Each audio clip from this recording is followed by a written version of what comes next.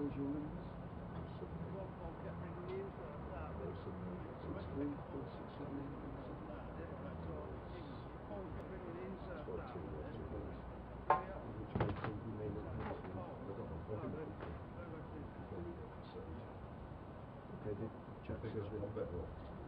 The stream is starting. Checking the audio. It's good, yeah, the center.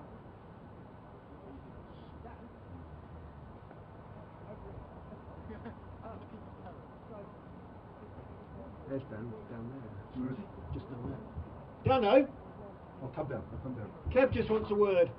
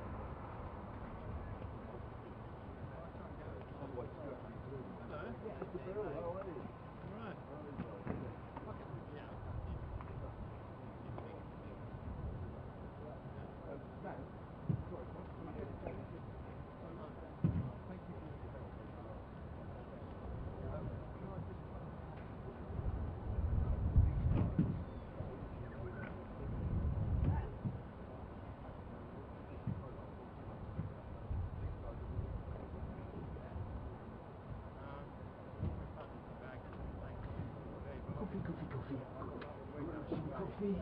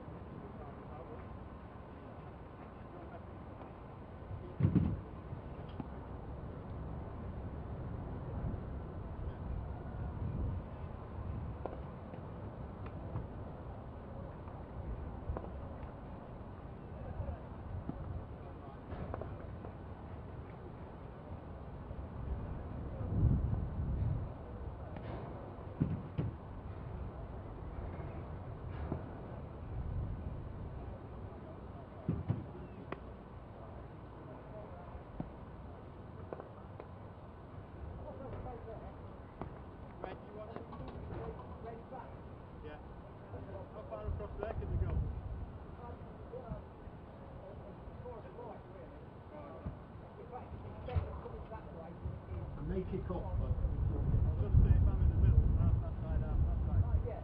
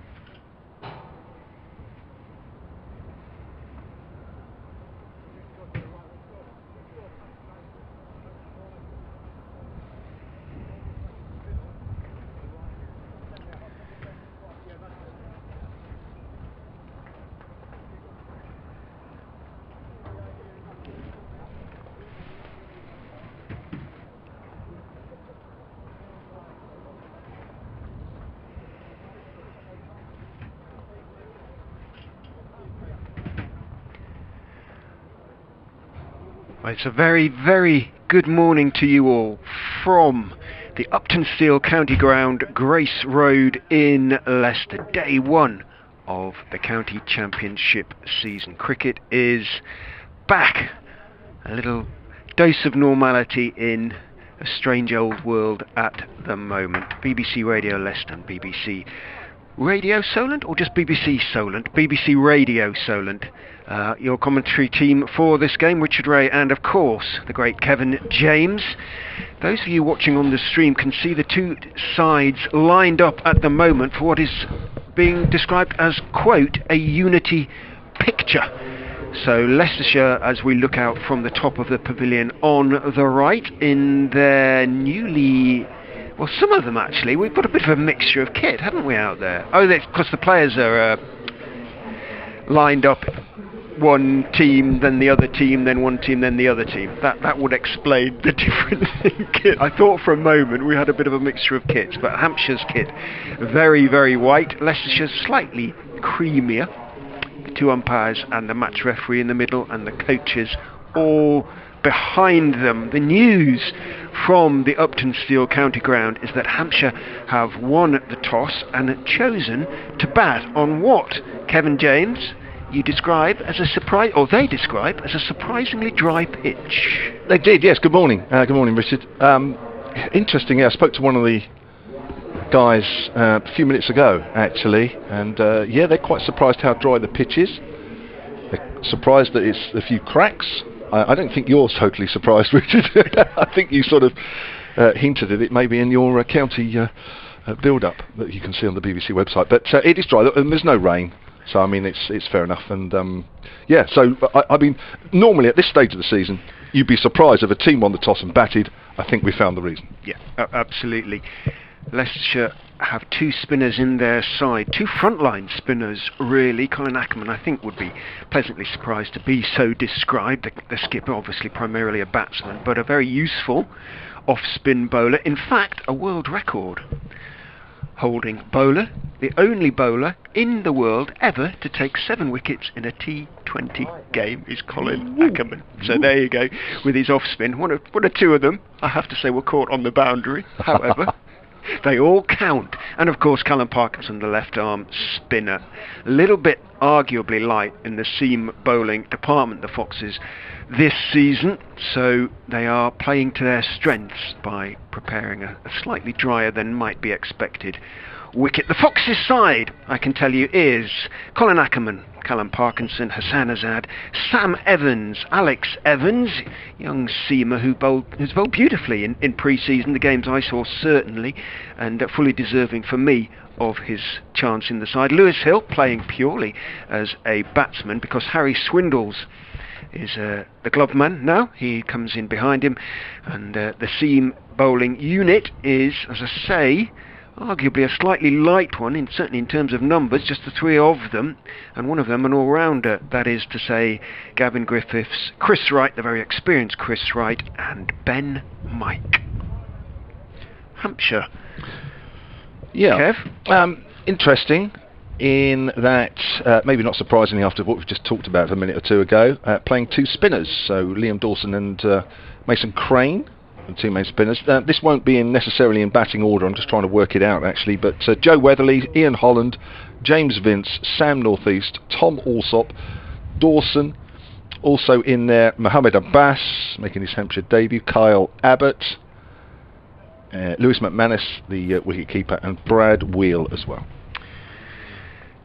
It is dry here in Aylstone, a mile or so to the south of Leicester city centre, but it is very, very cold. A few hands plunged deep in pockets, no doubt clutching onto hand warmers. I would think out there Chris Wright is going to open the bowling for the Foxes, or the running Foxes as we now refer to them, from the Bennett end down what slope there is here at the Uptonsteel County Ground. 3 slips behind the batsman, who is Joe Weatherly, of whom we hear great things. I say here because it's the first time these counties have met, as Kevin reminded me when we came in, for 7 years in the county championship. Incredible, isn't it? Where's that time gone? I know, because I remember those games quite well. Certainly I remember Angus Robson scoring a very good 100 Yep. down at what was then the Rose Bowl, Mhm. what is now the Aegeus. Chris Wright then to open the bowling, as I say, for the Foxes. Down the slope he comes. First ball of the season to Weatherly. Wright is in, bowls outside off stump, carries through at no great pace to Harry Swindles behind the stumps. The ball is left by Weatherly. Something rather appropriate about that. A nice leave first up. First ball of the season, a nice leave. That's what you want. A gentle introduction to 2021. It was. Best way to get in touch with us, as ever, probably really, is Twitter.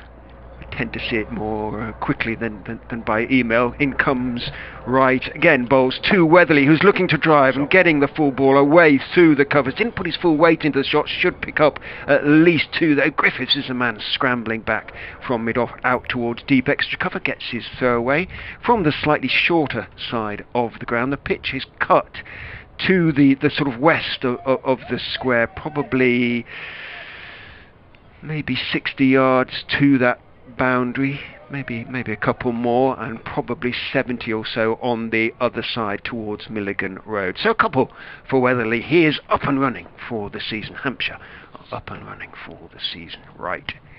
Long hair bouncing as he comes in, bowls to Weatherly. A little bit of shape away from him as it pitches outside off stump, swings away a touch, and he lets it go through. He's what's Chris Wright now? 35. He's been around ages, hasn't he? Done well for you guys, hasn't he? He has. Yes, he has. Just check his age. He is 35. He will be 36 in July. Contracted to the end of the season, shouldering a fair old burden in terms of the seam attack, and he goes, bowls to Weatherly, and I think he had a little feel for that one. Did leave him a touch. Don't think he was playing deliberately inside the line. I might just have left him. Well, we do have a stream, but I'm not getting pictures at the moment, and I'm not sure why. I'm getting a big scoreboard. I wonder why not.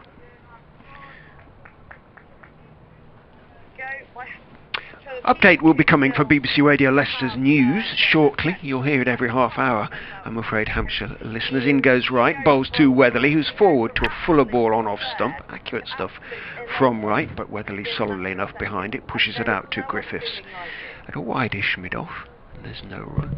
A new community allotment is being prepared at Rutland Showground, which will be run by local volunteers. Alex Wilby is from Root and Branch, who set up the scheme and says they'll have a New voice to me on news, that, this season. Is it? Yes, absolutely. Sort of developing it. We're just going to do a small corner of it this year, and then we've got sort of 5 years. Wright to turns. 1.5 acre site. In he comes, bowls to Weatherly, straighter ball.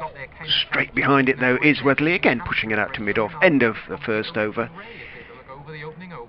Hampshire won the toss, chose to bowl chose to bat, I beg your pardon, slightly surprisingly first up, but the pitch is a little bit dry and there should be some turn in it for the Leicestershire spinners.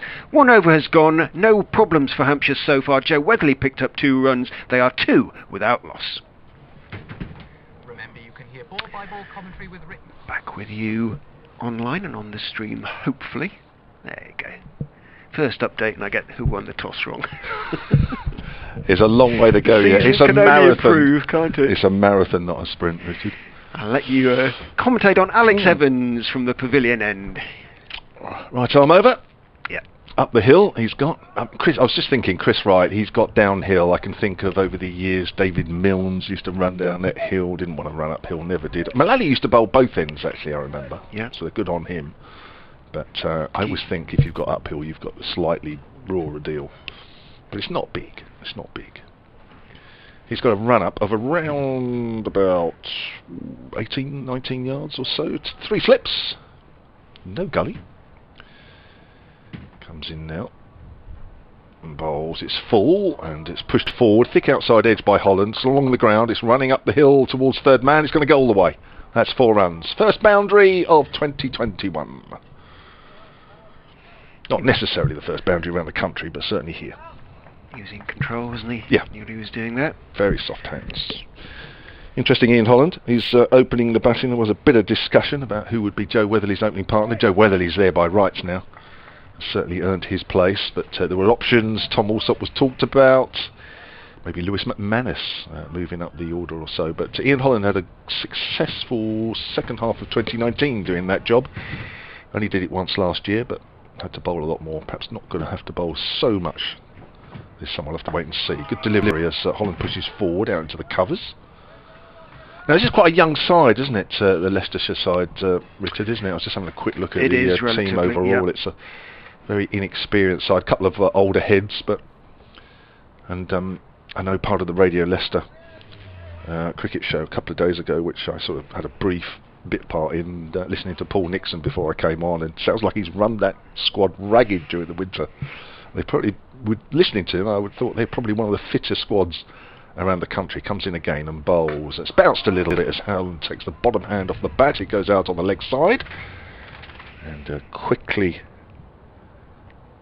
in on the leg side. Who was that? That was Sam Evans. Yeah, Alex Evans is only 20. Emphasises the point, doesn't it? Mm-hmm. Has he come through the... I know there's quite a few come through the academy and He has, the youth yeah, systems. he has. I'm just trying to think. I think he was at Bedford school, which Alistair Cook's alma mater, but I'll check that. Comes in again and bowls. Again, that's length. Doesn't bounce quite so much. Played into the ground by Holland. Again, very watchful and almost has quite a bit of time. Not a lot of pace on that delivery off the deck. What he's particularly impressed in pre-season is his famous last word, of course, but accuracy. When he opened the bowling against Nottinghamshire last week, his first 6 overs were maidens. And they were genuine maidens. They weren't, sort of spraying it around maidens. Comes in again, then runs away from us. That's outside the off stump. Bounces in front of keeper Swindles, who palms it past first slip. Takes a lot of the pace off it, but they'll come through for a bye. I think that'll be a bye, yeah, not a wide. I think that might just have swung a little bit, actually, as the ball went past the batsman. Breeze there is. It has been from the north in recent days, but I think it's swung round a little bit. Certainly chilly, isn't it? We're looking, as you know, sort of south-southwest from the top of the pavilion, across towards the electronic scoreboard. Just looking at the players' whites. They're all held into place by hands clamped deep in pockets, aren't they, at the moment? So. Yes. Just watched a replay, actually, of that delivery. It went down to third man. It did swing. Wrapped on the pad there, big shout. Ball just seemed to hold its line as it goes out behind square on the leg side. That's another leg by signalled. Hampshire's total will move on to 8 without loss. 2 overs completed. Hampshire winning the toss and batting first. The umpires, Billy Taylor is one, isn't he, former Hampshire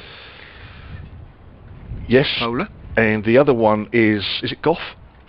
He looks tall enough. They're Michael also wrapped Goff, up, aren't they? But I think it's Michael Goff. Yeah, it is, yeah.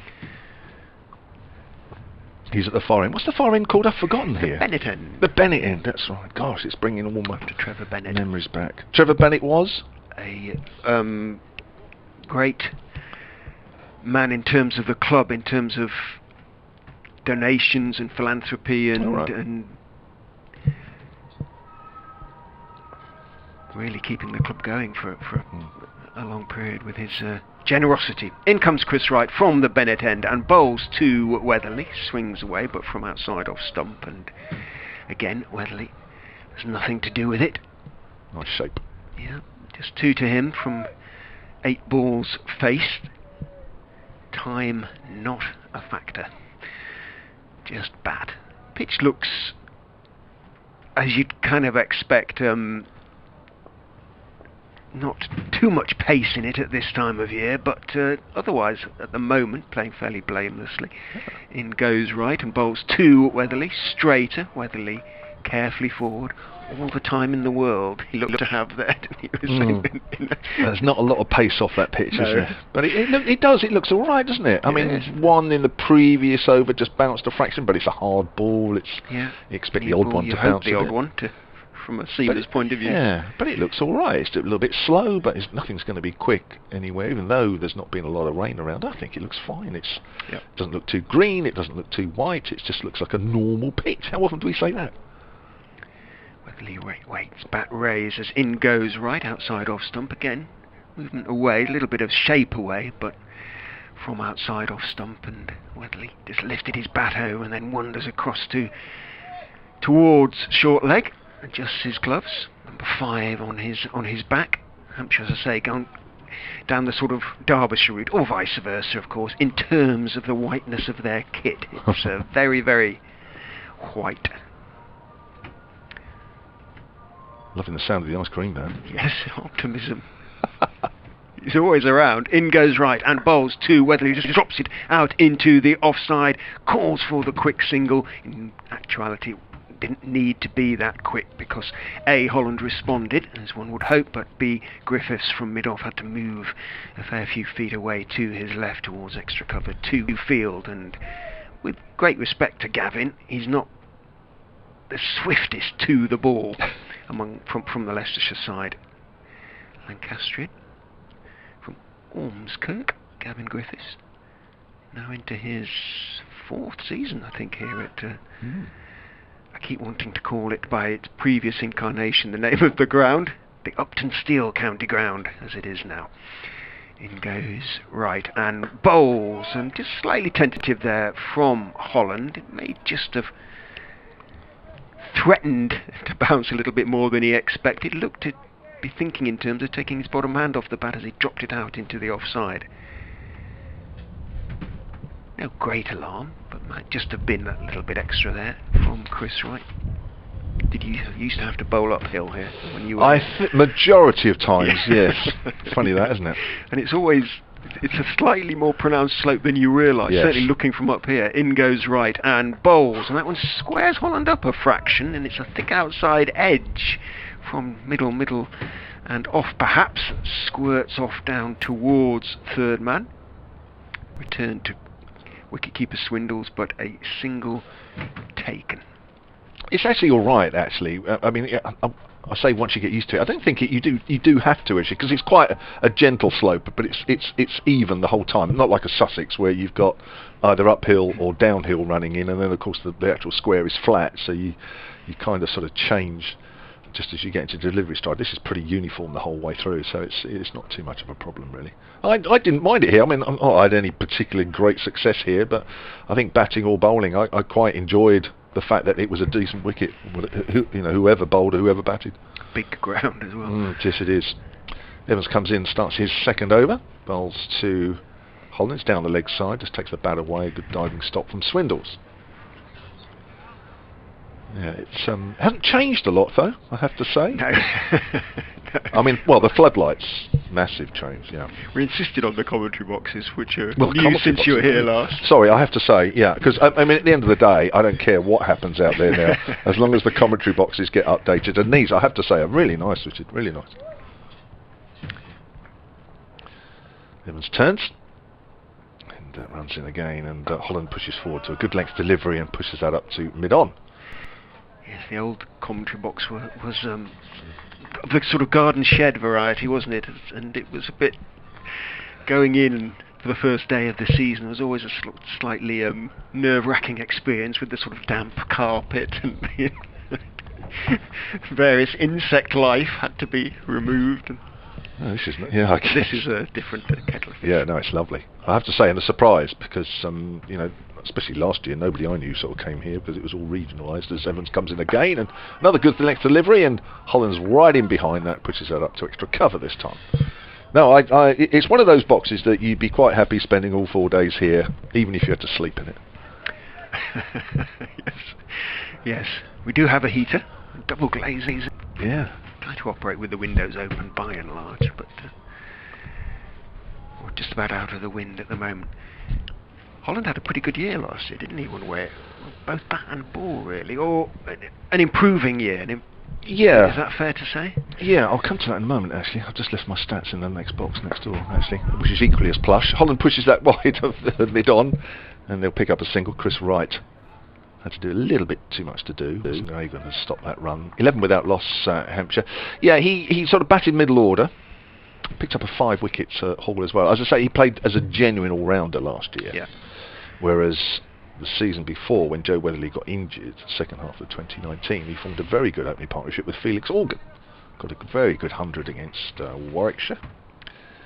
And actually, it did more than just a good job. It was almost as if he was a proper opener playing normally, as it pushed out square on the offside by Weatherly this time.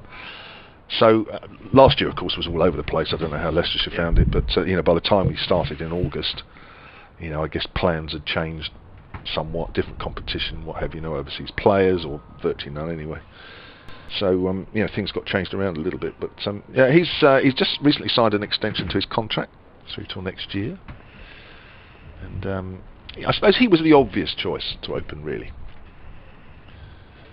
11 without loss as Evans comes in again. Right arm over and the thick outside edge as Weatherly pushes that through the vacant gully area. It's racing up towards third man. It will be stopped 2 or 3 yards inside the rope. They'll turn for 3 as the throw comes into Swindles. And Hampshire's total moves on to 14 without loss at the end of that over. Few alarms. Little bit of shape on the ball from Chris Wright. Couple from Evans have just moved off the straight, but generally it looks a good toss. And I hope I'm not eating my words in an hour's time, but you would say after the first 15 minutes or so, it doesn't look a bad toss to have won. Good morning to Springsteen Cricket, to Mike Jelfs. They're all the tweets are coming in now. Those who are listening, pleased that cricket is back, of course. Fango down in Melbourne, Australia, that is, not Derbyshire. Is there a Melbourne in Derbyshire? Yes. Is there? I think it's named after Lord Melbourne, isn't it? The English peer, the city. In goes Wright and bowls. Driving is Weatherly. She might just pick up 4. Griffiths is chasing after it. Might just drag it back. Rolls and does drag it back. Good work by Gavin Griffiths. Saves his side.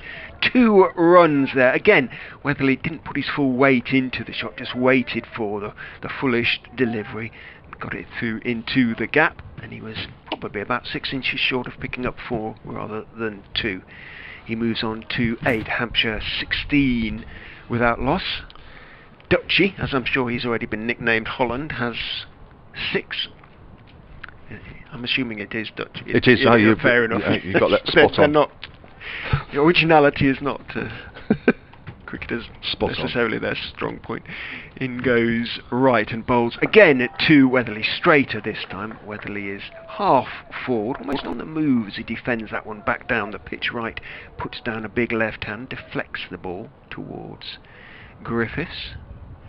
And there is no run. 16 without loss remains the score. 3 slips. Susanna's ad is at first. The skipper, Colin Ackerman, is at second.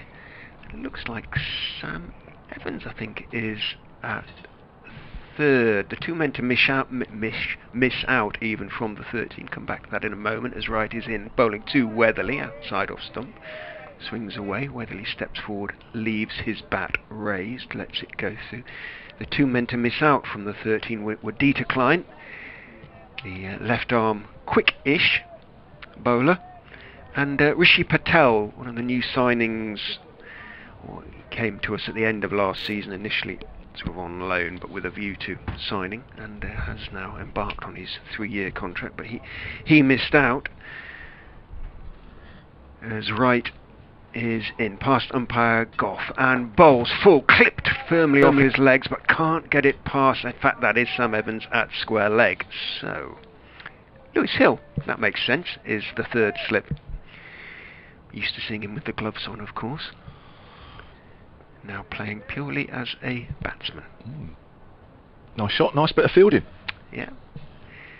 As you say, that the very least you expect from a young-ish side is fitness and alertness and good fielding, isn't it? Yeah. You've got to compete on that basis at least. In goes Wright and bowls, and again Weatherly's got that through the covers, and I think that's going to go.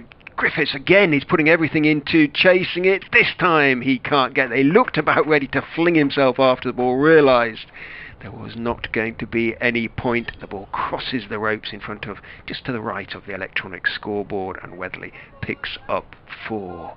Impressed by the fact he's not launching himself at any of these. He's playing every ball on the merit. That was just full enough to push away and time nicely through the covers, and there's a big gap there. And he took full advantage. He moves on to 12, into double figures then. 12 off 18 balls.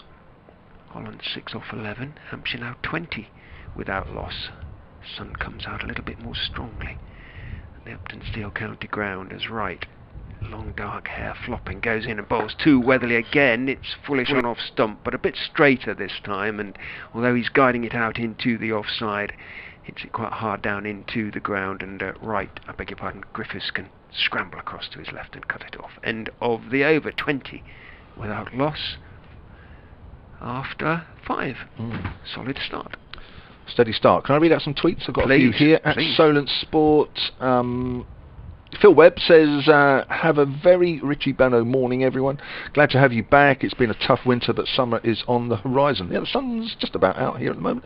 Mark Bunn says, do you think we will stick with Holland opening throughout the season, barring injuries and form, alongside Weatherly? I think that's very much the idea, as Evans comes in again, and he's pushed forward again as Holland pushes out square on the offside. Or do you think we will rotate with Organ, depending if we want a 4th spin option? We might yet need another spin option here from what we've heard before the game, but we'll have to wait and see. Alsop looked in good form at number 3 in pre-season friendlies. Neil Monnery says, great to hear the voice of Kev again, coming through headphones. It's cold and miserable outside. It's not too bad here, actually. So very much early season county championship weather, loving the extra cameras on the live stream too. Yeah, so are we. Helps us out. Evans bowls, bounces, and he takes the bat away late. Maybe the ball had gone past, I don't know, but it cut back as well. That looked a very decent delivery, but I think it was quite well played. Yeah.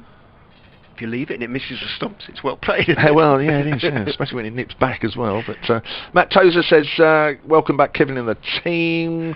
Umpire Strikes Back says, great to have you back. Paul Williams, morning, Kev. Yes, slightly surprised to see us batting. Very glad to see Mason playing. Hopefully a sign of wanting to press on this season. I think that is, but also the fact that this pitch would probably at some point suit 2 spinners. We'll have to wait and see. That's what Leicestershire thinks. So again, that's a good delivery, which is pushed out into the covers by Ian Holland. Both these batsmen getting well forward, which is the trick. It's a trick at any stage of the season, but especially in early April. It actually was a good leave there from Weatherly, that delivery we were talking about, because it did miss by a good 6. It did come back, but it was a good miss, so to speak. It wasn't too close. 20 without loss, 12 to Weatherly and 6 to the man on strike, Ian Holland. Evans again, right arm, medium, so it's pushed away, slightly too straight as it goes down towards quite a square fine leg. Easy single for Holland, moves on to 7, 21 without loss. Steve Grant says, I actually posted a picture of the ground at the start. We're slightly to the left of the playing area, but it's not too bad. Richard, is it really? We can see plenty, and of course the live stream helps. Long off, aren't we, at the moment? Really, yeah, pretty much. We are, aren't we? We're almost directly behind Callum Parkinson, who I'm sure will see bowl quite a bit in this game. He's at a widest mid-off. Yeah. Evans up the hill again. Bowling to Weatherly. He plays and misses. That's a good delivery. Again, that's nipped back, I think. Slightly difficult to tell on this angle, but it looked as though it is. A couple of decent deliveries in this over. He is quite tidy. Evans gets the ball in the right areas, which is the trick. Yes, Steve Grant, earlier I posted a picture of the ground just before the start of play and said you can get in touch with us, tweet. I mean, we actually have an email address, but don't worry, Richard, I'll just mention it, solentcricket@gmail.com, and he says, could the BBC really not extend to getting you a legitimate BBC email address? Well, we just set that one up because we thought it would be quite good and handy. Obviously, for Steve, that isn't. Here it is. Evans again, and that's just held its line, thick outside edge, but played with soft hands. It rolls all the way up the hill for 4 through third man. Good delivery, well played, 4 runs, takes the total on to 25 for that loss.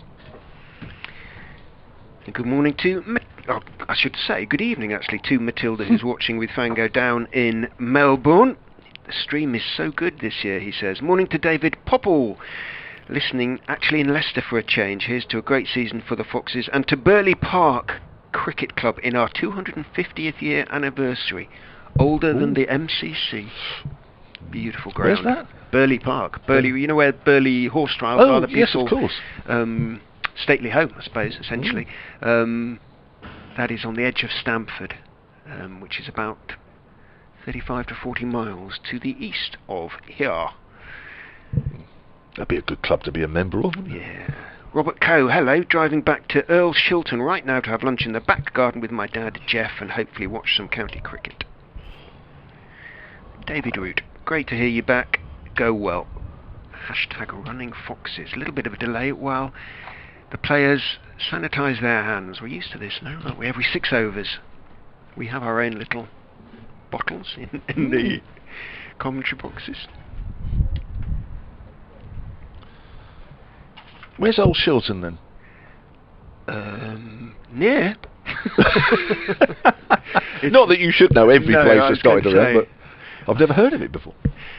Chris Wright down the slope from the Bennett end, bowls, and a little bit of bounce again. Holland taking his bottom hand off the bat as he plays it around about hip height, off the back foot obviously, out into the offside. Then he holds up his hand to indicate to Joe Weatherly there's not a single to be had. Weatherly, I don't think, was even contemplating such a dangerous manoeuvre. He was looking down and adjusting his gloves at the time. 25 without loss, Hampshire. Sun goes behind cloud. Plenty of blue around above, though milky blue. In goes Wright and bowls, and half forward, leaning forward, weight on the front foot, no great stride as he defends that one. Holland again, all caution. He's waiting for it just in case it does something off the pitch. Not many deliveries have so far, if any. Still got the 3 slips in Ackerman. All wearing their caps, Leicestershire. Their racing green caps. Nice to see. With their various colours of fox upon them. In goes Wright and bowls, edged past third slip. Is he going to get their third man? He is. Good sliding stop from Callum Parkinson, running to his left, so just to the right of Lewis Hill. I don't think it was at all a chance, in that A, he couldn't reach it, and B, it bounced well before it would have got to him, but it was an edge. Yeah, good delivery. Yeah, a little bit of movement from Wright, former Essex and Warwickshire, of course, Chris Wright. Down the slope he comes.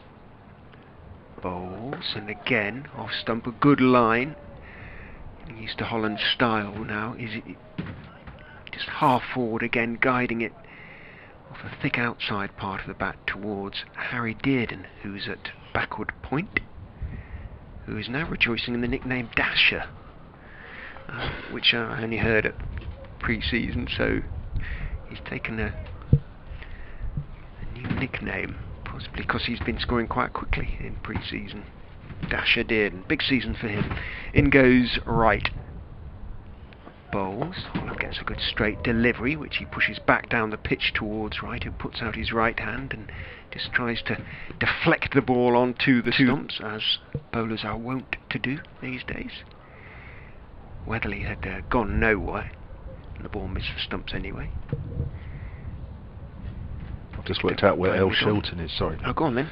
It is 5 miles from Hinckley and 10 miles from Leicester. There we go. Okay. Population of 10,000 in 2011. Over to the west then. In goes Wright. Bowls. Just dragged his length back a bit, but didn't really get up as much as he would hope, and Holland again, that just leaning forward defensive press rather than stride. Drops it out into the onside this time. Wright picks the ball up, throws it to his skipper because it's the end of the over. Walks off, picks up his cap and sweaters from Parkinson coming in at third man. 4 overs he's bowled, none for 12 for Chris Wright. Whether that's it for him for now. He could have a lot of bowling over the next day or two. Kevin's got to go and update BBC Radio Solent, with the news that Hampshire have made a pretty solid start, so I'll continue with Alex Evans from the pavilion end. In he goes and bowls foolish onto middle and leg and clipped nicely away by Weatherly. Again, he waited for it, just picked it off really, got it away through mid-wicket. No chance at all for Sam Evans, moving to his left to cut that one off, runs away down towards the meet, around 10 yards. It crosses the ropes to the left of the meet as we look at the old building. So Weatherly going nicely. He's moved on to 20 off 22 balls actually, so his scoring rate's pretty impressive as well. Holland's 9 has come off 21. Weatherly continuing to make the good impression. Update coming for BBC Radio Leicester as well, as Evans goes in, bowls to Weatherly, thick inside edge as he goes forward. Evans raises both hands into the air in anticipation of it, just thumping into the front pad perhaps, but bat, lots of it. Means he has to lower those hands. No point in appealing. Umpire Taylor having a long chat to Ian Holland. Both umpires with their sort of white Panamas with black ribbons, as Evans is in and bowls. That's a good line on off stump. Solidly forward though is Weatherly, back down the pitch to Alex Evans, picks it up in his follow through, momentarily threatens to hurl the ball at the stumps, doesn't bother doing so, but good aggressive attitude from Alex Evans. Here comes an update for BBC Radio Leicester. And Hampshire won the toss and chose to bat on what they describe as a surprisingly, in quotes, dry pitch, indicating it might just turn a little bit later for the Leicestershire spinners. But at the moment it's the seamers who are operating and the pitch is playing blamelessly. They have yet to take a wicket, the Foxes. Hampshire are 31 without loss. Joe Weatherly has 20 and Ian Holland has 9. Missed just one delivery if you were just listening to us as opposed to watching the stream, which has bounced through outside off stump from Evans, allowed to go through. Giving it everything, Alex Evans. 17 from his 3.4 overs so far. 72 on his back as he goes in and bowls outside off stump. It's a good line, but just a fraction, an inch or two too wide, and Weatherly stepped forward, let it go through, but then indicates to Ian Holland at the other end that there was still a little bit of movement for Alex Evans. Mop of blondish hair. I don't know what it's down like in Southampton in terms of the what's available to be open, as Evans bowls outside off stump, but a little bit too wide. It does swing away, but again left by Weatherly. But the hairdressers and the barbers have all been closed in Leicester for some time, and it rather looks like it out there. There's plenty of hair on the Leicestershire players. 31 without loss, Hampshire. Weatherly has 20. Holland has 9, and no alarms, no chances given. 1 or 2 thick outside edges, you would surely expect that the first half hour of the season. By and large, the openers in control. Right is to continue from the Bennett end. 4 overs, none for 12 for the veteran. Looks at the ball. Ready to go now. In he comes. Bowls. Length a little bit shorter. Ideally, and up on his toes is Holland. Doesn't really get up too much, but he defends it solidly off stump. Out into the offside, into the ground, so plenty of time for Dearden and Griffiths to combine to complete the fielding, make sure there's no chance of a quick single. 31 without loss remains the score. The old scoreboard. Away to our left as right goes in and bowls. Fuller this time, but straightish, and initially looking to drive, I suspect there, Holland. Ended up blocking it more than driving it back down the pitch towards right. And again, Weatherly just wanders down, has a quick word with his more experienced but I get the impression from his body language that Joe Wedley is a confident young man. I think he's getting confident. I think he's actually starting to believe he can play. He can. That is for sure. As Wright is in to Holland on off stump. Good line. Solidly played in defence. Pushed out to Griffiths at mid-off. Griffiths will be the next seamer you would think to bowl, unless Ackerman immediately goes to a spinner. You see all the... Sorry. No, go on, I'll say he might do. Yeah, it's you might have to think a little bit out of the box, Ackerman. But Griffiths, I'm sure, would like the ball to have still a little bit of shine on it. Yeah, It'd sure. be hard enough to have a little go with it. Right. In he comes. Bowls again. Good line on off stump. Off to middle, really, and playing slightly across the line, pushing it back up the pitch on the on-side. Is Holland. Plenty of middle of the bat on it, though. I see Griffiths is starting to bowl the odd delivery at mid-off or wide mid-off now. None of the trees that surround this ground, in leaf, of course, at the moment. Well, one or two just away next to the Bennett end on the other side of the car park, just beginning to show a little bit of green. As Wright is in and bowls stump this time, well covered again by Holland. Good probing over, though, from Wright, at least making the batsman play. I think they've both bowled pretty steady, haven't they, really? They've got it in the right area. I mean, you just know Paul Nixon, don't you? You can imagine, you know, if nothing else, bowl every ball in the right areas, be disciplined. And I think both bowlers this morning have been quite disciplined. You know, they probably would have expected a little bit more to have happened. But if it's not, and if you can't get any more movement and find something, then just be accurate, and they both have.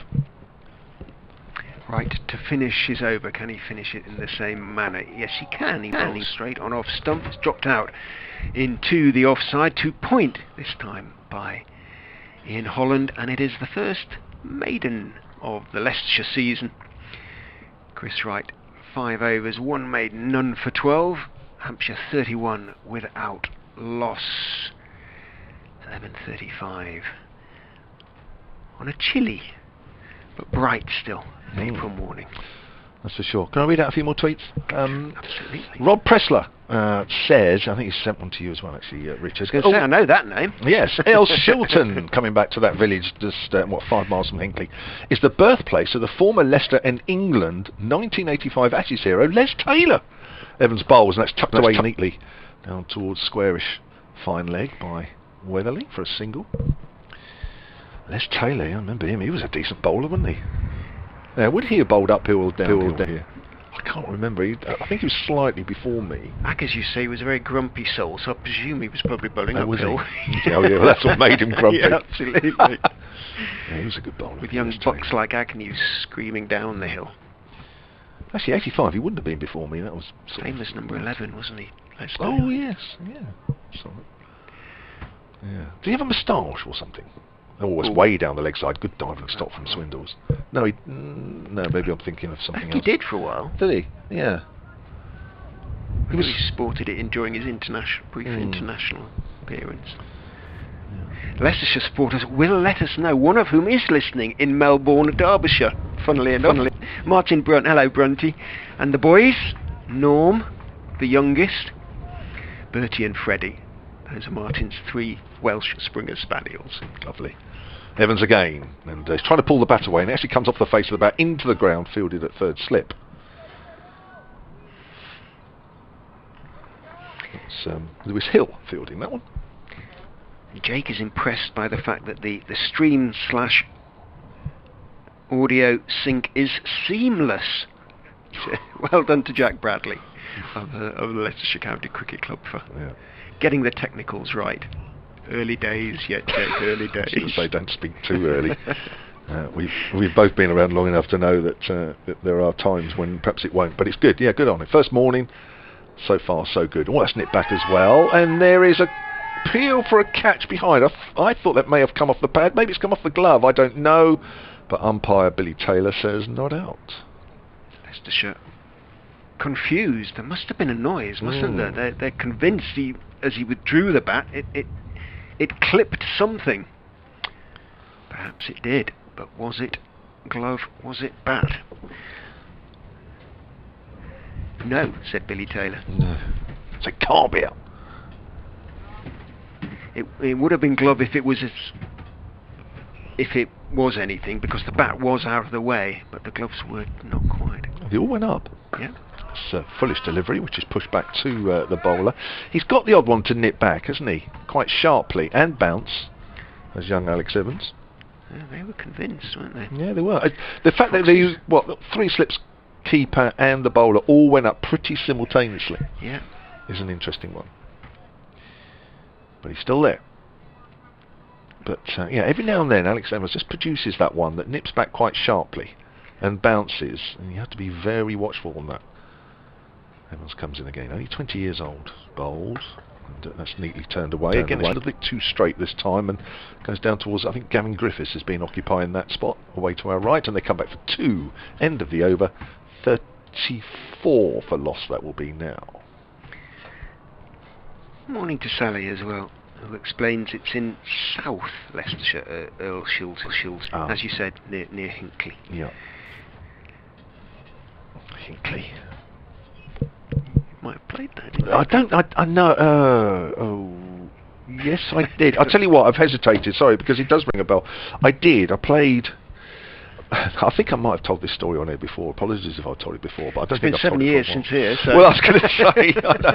You're all right. Believe me, Hinckley was way back in the future. I think it was in my Middlesex days. It was actually playing a second team game, and we were staying at a hotel. Isn't there a main road that goes through Hinckley? An A something. Do you not? You know Hinckley? I don't know it well, I'm afraid. I'll have to look at the map, but from my recollection, there is a main road, and I think there was a main road from the ground to the hotel we were staying in, and halfway along this road was a fish and chip shop. So we played on this particular day, this second game against Leicester. Chris Wright to continue from the Bennett end. In he comes and bowls. That one goes through low outside off stump, allowed to go through by Joe Weatherly, taken around about ankle height by Harry Swindles behind the stumps. No run. And we are talking a long time ago, so there was none of this sort of, eat properly sort of stuff, whatever that there is now and that sort of thing. We very much, on the whole, ate what we wanted. But in my early days at Middlesex, we had a formidable second team coach, Don Bennett, who was actually a very good guy to have learnt under, but he was a stickler for eating properly. Right is in, bowls again outside off stump, little wider this time. Might just have swung away, a touch taken by Swindles, almost jogging in front to first slip. Again, no run. And I think we'd had a bad day in the field or something like that, I can't remember, and I think a few of us just thought, you know what, there's a fish and chip shop on the way back to the hotel, let's stop there and order some fish and chips. But we knew that we were running the gauntlet a little bit, because this was the only road out of the ground to the hotel. We knew that the coach would be driving past, so we just prayed that he wouldn't drive past at the time that we'd parked outside the chip shop. Unfortunately he did. In goes right and bowls. That one is just drifting on towards leg stump, and off the back foot turned neatly by Weatherly down towards wide long leg. Young Evans is down there, gets his throw away, but he had a lot of ground to make up to get to the ball, so a comfortable 2 for Weatherly. He moves on to 23, Hampshire 36 now without loss. But we didn't know, because we were inside the chip shop. Did you have your tracksuits on? Were you readily identifiable? I can't remember, but he would have just known. He Okay. knew the car and that sort of thing. But anyway, but we didn't know he'd driven past. Anyway, we went back to the hotel. We thought we'd take the fish and chips up to the room, because then we couldn't be seen, blah, blah, blah. And it was only the next morning. Right. In. Bowls. Edge. No, doesn't edge, but beats Weatherly outside off stump. For a second I thought he'd taken the outside edge with the excitement of Wright and the movement, almost of the guilty movement of Weatherly there, wasn't he? As he stepped away towards square leg. But he was genuinely beaten on that occasion. Good delivery, as Gav said. And it was only the next morning when we were down at breakfast, and the coach made a particular point of going around everybody, asking them what they ate the night before, and you just knew why he was doing it. And I think I was about the 6th or 7th person that he was coming round to, so I had time to think about what I was going to say. Right, bowls, and just dropped out into the offside, behind square by Weatherly. He's going to pick up a single, because Dearden has to move 8 or 10 yards or so to his left, so Weatherly does pick up that single, moves on to 24, 37 without loss. I thought I'd better come clean because I knew why he was doing it, and I thought I just said, "Look, Don, I'm sorry. Yes, I had some fish and chips." And he wasn't particularly happy because he thought that was, he was a good guy. He was a hard guy. He was a Yorkshireman. Were you the first to break the omerta? Were all your teammates looking at you? I can't remember if I was that brave enough. James, you grass. In goes right and bowls. Edge is caught. Yes, he's gone this time. He did got the outside edge. Holland just perhaps didn't need to play at that one really, but it's been good build up to that by right. He's been accurate, he's been getting a little bit of away movement, and that was a decent catch by Swindles. It was a good height, but he had a fair bit of ground to make up. Took it two-handed, diving away to his right. Ian Holland goes. First wicket of the season for the running Foxes, that of Ian Holland. He goes for 11. Caught Harry Swindles, bowled right, Hampshire 37 for 1. I'm just watching the replay actually on the live stream. You can watch it at the Leicestershire cricket website or via the Hampshire cricket website. That actually looks quite a decent delivery. Actually, that looks it's going in towards straight. I think he's making Holland play, but the ball has just seamed away a fraction and just caught the outside edge. I think that is a hell of a delivery, if I'm honest. I think Holland looks very disappointed, as he would be. He's battled quite hard at 45 minutes or so, but I think that is a class delivery. I haven't seen the replay. I take your point, but I'm going to make. I'd say that I think he's crossed because he knows he didn't. It wasn't on the stumps. He could have left it. No, I agree. But there was movement. You're right. Yeah, no, I agree. I mean, if you want to be really sort of, I think you're right. I think there's probably a little bit of a a reach, but it was a good. And I say the bowling up to that point from right over the last couple of overs is. The last over in particular was a good one, and but Holland, understandably, having worked pretty hard for a good 45 minutes, and got himself in, very disappointed. There are runs in the pitch, aren't there, today? Definitely. You feel? I think it is. I mean, if Chris Wright had been swinging the ball back a bit as well, I think it is a line that you would be looking to play. And then, of course, if it then sort of just moves away a fraction, then like there, you're in trouble.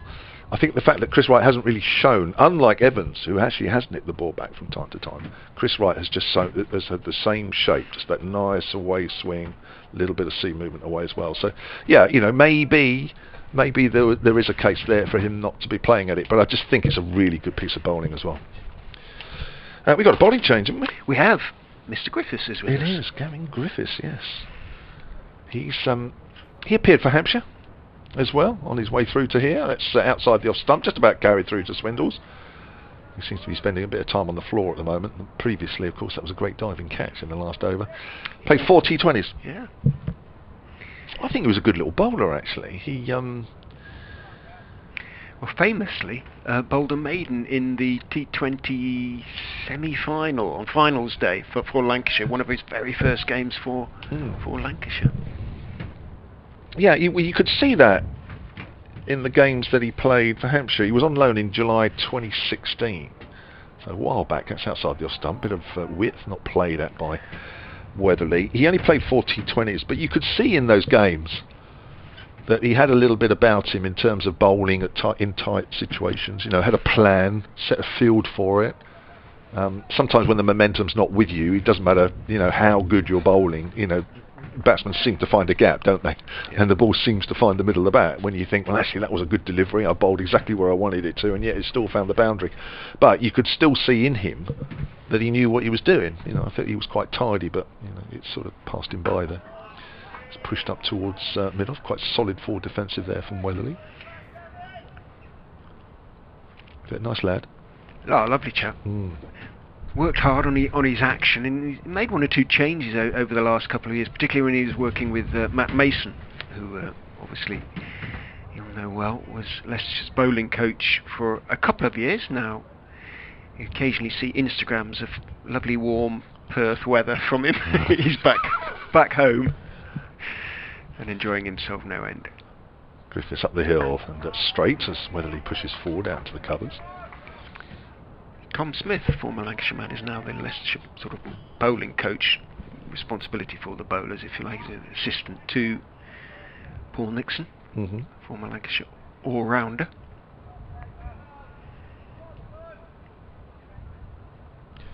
Oh, I've got some tweets. Can I read some tweets out of this? Yes, a few here. Dave Allen. Loads coming in. Morning to you, Dave. He says, welcome back. Shame about that wicket. Our third best first of the season opening partnership in the past 12 years. Wow. Only 37. That's a bit of bounce outside your stump, but left alone. And the best was only 47. Thank you for that.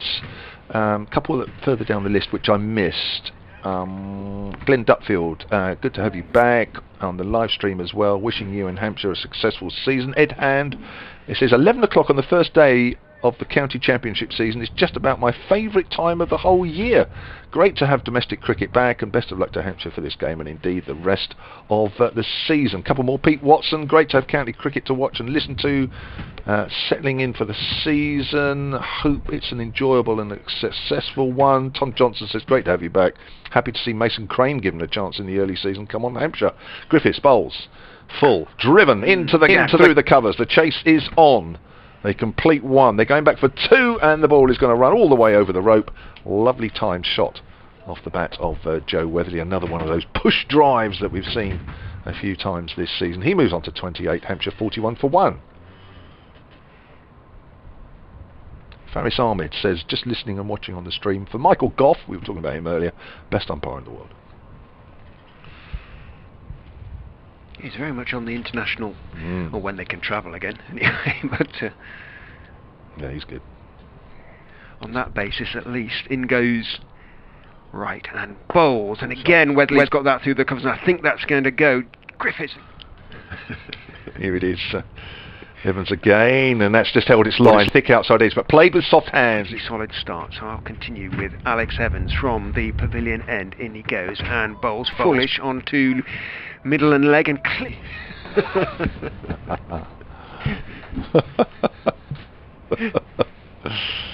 Dr. Ray? No.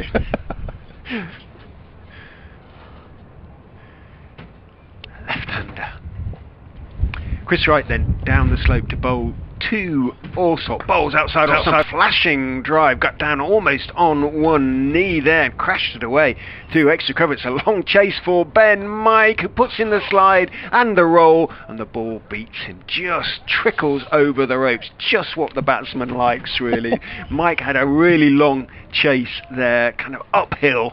The ball just slowing all the time, had to give it everything, couldn't quite get there. What a nice way to get off the mark, your first ball.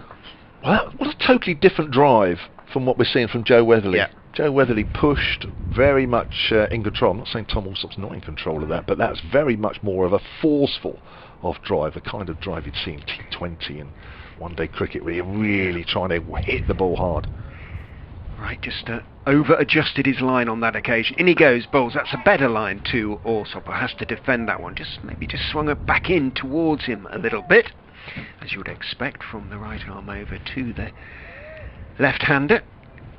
Quite a diminutive young man, Tom Alsop.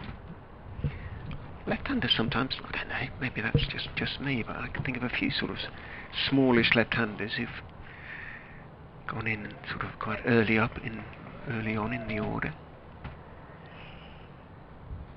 He's playing as a batter now. Yeah. He's got manners keeping, so There's something beautifully wristy about that drive as well, watching the replay. Posterior extended as he waits for Wright, who bowls to him, and then he's almost bouncing on his toes as he defends that one as it swings back in towards middle and leg, drops it out into the leg side. And there's no run. Right, lifted clearly by that wicket. 1 for 19 for him. 6.3 overs. he's bowled as you would expect Chris Wright to bowl, isn't he? Nice action, good line, good length, bit of movement, giving himself a chance at every opportunity to take wickets. He looks like the experienced seamer that he is. In he goes, bowls, 2 Alsop outside, off stump, goes on, doesn't really swing back in, and Alsop lifts his bat high up on his toes, lets it go through to Swindles behind the stumps. No run. 45 for 1 Hampshire. BBC Radio Leicester, BBC Radio Solent. Are there any other stations to which you broadcast down? With some counties you have about 5 or 6, don't you? Yorkshire lot, yeah. Yorkshire, imagine doing Durham that all the time. and people like that. Spend all your time doing updates. No. Forget the cricket. Dave Callahan used to, bless him. Dave, a very fond memory. Miss him. Still, in goes right, and bowls fullest, looking for the Yorker. Might just have swung back in as well. Alsop equal to it. Dug it out, played it firmly back down the pitch towards right, and there was no run. Yeah, clever piece of bowling that as well, isn't he? Deliberately pitched that ball up to give the ball a chance to swing. Well played by Alsop. It was. Yeah, he's probably no more than 5'5" at the most, really. He's not the tallest, is he? He's not. And the way he crouches makes him look even smaller. In goes right and bowls to him. Good line and length and solidly played. In forward defensive press by Tom Alsop, out to mid-off. End of another good testing over from Chris Wright. Good stuff from Leicestershire's most experienced bowler. He has 1 for 19 from 7 overs. Hampshire are 45 for 1 after 13. Joe Weatherly is 28 not out. That was his 465th first-class wicket earlier this morning. Ian Holland's wicket. All taken at an average of 32, which I'm slightly surprised at, actually. Yeah, you'd have him down for someone in the late 20s, wouldn't you, really? I agree. Yeah. He got a 50 in pre-season. Did he? Batting, yes, which all Leicestershire's bowlers are going to have to contribute, one feels, this season. With the bat, that is. Gavin Griffiths again with his right arm medium pace, and it's pushed into the gap by Weatherly. My word, we've said that a few times already this morning, and that is racing down the hill. That's going to beat the fielder. Well, that was no more than a push. We wasn't even a push drive, that was a push forward defensive. My word, what bat is he using? Ball just seemed to gather speed down the slope, didn't it, really, there? Both Ben Mike and Callum Parkinson were probably no more than a yard or two from the ball when it passed them. It was one of those, and then they sort of set off chasing it, Parkinson in particular thinking I think they were going to get it, but it's one of those you had to cut off at source or you were finished. Or just give up, just wave it through. Lovely piece of timing. Weatherly's on 32. Very sweet. Yeah, 49 for 1. It's Griffiths bowls again, and that's a better length. Always bounce, and that's nipped back as well. We saw that with Evans bowling from this end earlier on. There is a ball there, isn't there, from time to time that's just on or just outside off stump, that bounces a bit, and that was well left. Especially from this end. That's often the way of it, funnily enough. We have 4 of those hybrid pitches now on the square. Obviously, we don't use it for the red ball. But 2 more were laid over the winter. From the distance, it's pretty much impossible to tell. I was going to say, whereabouts are they? That's Griffiths bowls away from us. So it's full, and that's driven, and that's going to be 4. And this time it's gone to, is that Ben Mike there? It's gone to his left side in the covers, and he isn't really chasing that, and he's quite right not to either. Super shot. 4 more. 50 up for Hampshire in the 14th. I think that they're all fairly central for TV stroke white ball purposes. So there is a pitch that is slightly short, cut away fairly centrally. And I think it's maybe the 4 on the left of that, but groundsman Andy Ward will no doubt let me know which to look out for. Griffiths has just got to drag that length back there a little bit. I think we know now that Weatherly can play off the front foot okay. 36 off 42, which is good scoring rate at this time of year, that's for sure. Without taking any undue risks either, really. Looks very solid, doesn't it? Bat and pad pushing forward, his body weight coming forward as well, which is a secret of playing that shot well. There's a better length, slightly wide though, and left alone, and unlike a couple of balls ago, that's died on Swindles. So the 1 wicket to fall after 43 minutes of play this morning. Ian Holland, great catch by Swindles behind the wicket, diving to his right off Chris Wright. Little away swinger, which Holland had a little nibble at. He went for 11, 37 for 1 was when that wicket fell. And here we are coming up to an hour's play on the first morning, 53 for 1 now, Hampshire. 2 slips and a gully here for Griffiths. Very similar pace to Evans. That's a good line which is pushed back to him by Weatherly. Morning to Steve Roberts. Good morning to both of you. He says, can we have the first bang bang of the season, or is that being a bit too greedy? Was that sent 11 minutes ago? You have your answer. You have your answer. There's a banner. That's a new banner. Where's that? Hanging in front of the playground over there. Oh gosh, yeah. Square one. Piratical, almost. Griffiths again runs away from us. That's a good length, and Weatherly again is well forward and smothers that up towards mid-on. End of the over, 53 for 1. We have a biking, I don't know what the actual collective noun is for a group of bikers. Gang? I don't know, but they have a sign on the side of one of the houses. Big motorbikes, and occasionally on a Sunday morning they'll all gather before disappearing off into the Leicestershire countryside somewhere. Okay. It's quite open on that left-hand side now as we look, isn't it? There used to be a brick wall there. Correct, yes. That was one of the improvements. The former Chief Executive Officer, Wazim Khan, who you played against. That was one of the improvements from his era. He felt it just gave the ground, cut it off from its surroundings, and he feels it's more felt it was more open now. Probably going to fall down, to be honest. It was a very old wall. Chris Wright is off. Ben Mike is on, bowling onto the leg stump of Tom Alsop, who just waited for it, clipped it away around the corner. Fine of long leg. Callum Parkinson, no chance picking it off. Might have been a bit of in-swing, but it was a misdirected delivery from Ben Mike to start with, coming down the slope and picked off by Alsop, who has dealt only in boundaries so far in terms of scoring shots. He has 2 of them. He is on 8 off 7 balls, and both in their own way played with, from Leicestershire's point of view, a concerning degree of certainty. Wristly as well, both of them in their own separate ways. Looks a good player. 57 for 1. Mike down the slope, bowls 2. Alsop again down the leg side, this time slightly shorter of length. He just tried to help it on its way, but without any great intent. Doesn't get anything on the ball. Harry Swindle dives away to his right, takes it two-handed, and there is no run. Now Ben Mike might be a familiar name. Should be. You'll have played against his dad, Greg. Oh God, I did. Yeah, I forgot about that. Go. Yes. There you go. Gosh, Gregory Mike. Yes, I did. There was another thing I was thinking of though, because he was on loan at Warwickshire, wasn't he? Yes, he 2 was. seasons Did ago. very well in the first version. In he comes and bowls 2. Also again onto leg stump. Again, it's clipped away. This time, more or less straight to Gavin Griffiths, who's down there now at wide long leg. Gets a good throw away. Griffiths just a single on this occasion for Tom Alsop. He moves on to 9. Well, it was Ben Mike the batsman, actually, rather than Ben Mike the bowler, that made a name for himself at the Aegeus back in 2019, because he, along with Sam Hain, actually earned Warwickshire a draw where it looked like Hampshire were going to win. They finished on 347 for 8, and Mike achieved his best score at number 8 of 72. Batted really well that day. He has an awful lot of potential as an all-rounder.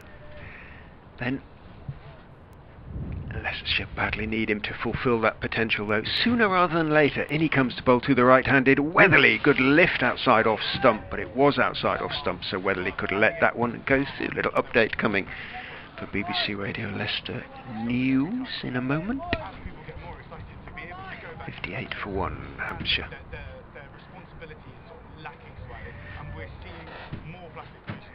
Just the 2 slips for Mike, bowling to Weatherly. Their Caney Championship season underway. They're facing Hampshire at Grace Road, and our cricket commentator Richard Ray is there. They've picked up their first wicket of the season, that of the Hampshire opener Ian Holland, who was caught behind by wicketkeeper Harry Swindles off the bowling of Chris Wright for 11. That made Hampshire 37 for 1. They've since moved on to 58 for 1. Joe Weatherly's batting very nicely. He is 36, not out. He's been joined by Tom Alsop on 9. Foxes could do another breakthrough or 2 before lunch. At the moment, Hampshire are 58 for 1. And remember, you can hear ball-by-ball commentary with... Missed just one delivery that went through outside off stump. If you're not watching the stream, was allowed to do so by Joe Weatherly. He sounds almost like he's from the West Country, doesn't he, that newscaster? It is a bit. In goes Mike, and bowls very wide. This time not wide enough to be so signalled by umpire Goff, but certainly wide enough for Joe Weatherly to treat with a certain amount of disdain in the way he was walking away from that one before almost it was past him. Just showing the replay of that right dismissal of Holland. He was disappointed with himself, cross with himself. He walks off there. He looked up for the decision, despite the fact he nearly hit the cover off it, didn't he? Habit, isn't it, I suppose. He worked hard for that 11, that's for sure. He did. Paul Dowling has emailed soundcricket@gmail.com. He says, wonderful to see cricket again. Great to watch the live stream and a major advantage of working from home. That's for sure. Nice to see us playing Leicestershire again, as it's been so long since we played them. Yes, we've mentioned it a few times already. 7 years since the last time these two squared up to each other in the Championship. One of the reasons that I must admit I like the idea of this sort of conference system. Hopefully they'll give it a year or two to see if people are happy with it. It beds in. Here's Griffiths again, short outside the leg stump, and Alsop sort of thinks about pulling it away and then actually pulls out of the shot altogether. Good take again by Swindles. You're a fan of this new style? I've never liked the two divisions, I must admit, because it felt increasingly like them and us in terms of, simply because of resources. It's hard to see Leicestershire getting out of the second division in the near future, that is. At least this way it mixes it up a little bit, and you go into the season with a chance of winning the county championship. Griffiths again to the left-handed Alsop. That's on the line of the middle stump, which is turned to mid-wicket, and that's well fielded there by Harry Deard. And for me, it therefore makes it less likely that, or, well, I don't know if less likely, but hopefully players won't necessarily leave because they feel they have to play in the first division if they're going to have any chance of sort of catching any selectors' eyes, so to speak. You know, they're going to be playing against top sides like Hampshire and Somerset and Surrey. Yep. So from that point of view, I like the idea. It remains to be seen a little bit how it goes. But yeah, he's round the wicket, Griffiths to Alsop. It's on the line of leg stump. Legs whipped away quite quickly down towards fine leg. That'll be a single. 59 for 1. Nice sound of the ball off Alsop's bat. Quickly moved on to 10 off 12 deliveries. Yeah, it's an interesting one, isn't it, really? Because I think it's split opinion, isn't it, really? I think there's quite a few people that think the same as... I know one or two of the Hampshire boys have said to me that, you know, they quite like the idea in terms of going to grounds and playing against teams they don't usually or haven't played against for quite a while. And the way things were going, there were several counties that, you know, you think, well, we'll never go there again, and well, certainly not in the near future. So, I mean, from that point of view, I think it is good. I mean, I have to say, and I'm not just saying it because I don't agree with it, if I'm honest. But no, fair enough. That's you know, listen, we've all got opinions, that's for sure. Here comes Griffiths bowls. That's outside the off stump, and Weatherly leaves that one alone. Do you prefer the two divisions or just one division? Otherwise, I'd have gone back to one division. Yeah, well, I mean, kind of it's the same. Yeah, I mean that had its merits, didn't it? Really, I mean, gosh, it survived 100 years, didn't it, or whatever. So there was obviously something right there. I think we've kind of forgotten why two divisions came into being, and exactly for the reason, quite rightly, as you pointed out, was that I think they were trying to sort of narrow the sort of pool of players, weren't they, and teams of which to pick, you know, an England side from. As Griffiths bowls, well, it's bounced again, and whether he's well forward, it just wraps him on the top of the pad. I mean, if you think back 20 odd years when the two divisions were thought of, you know, came into being, and why they were there, it was because we wanted a good England side, and we wanted to sort of, you know, condense it so that you knew that players who came out of county cricket were good enough to play for England. I thought that worked. But yeah, I don't know. I just think it, you know, the last 20 odd years has been a bit of a waste, really. If that's what we've been trying to do, and rightly or wrongly, I'm not saying it's all right. Gosh, don't get me wrong. Griffiths bowl short, and it's pulled away by Weatherly. Kept it down well. Goes down towards fine leg. 60 for 1. I just think what has the last 20 odd years been about then?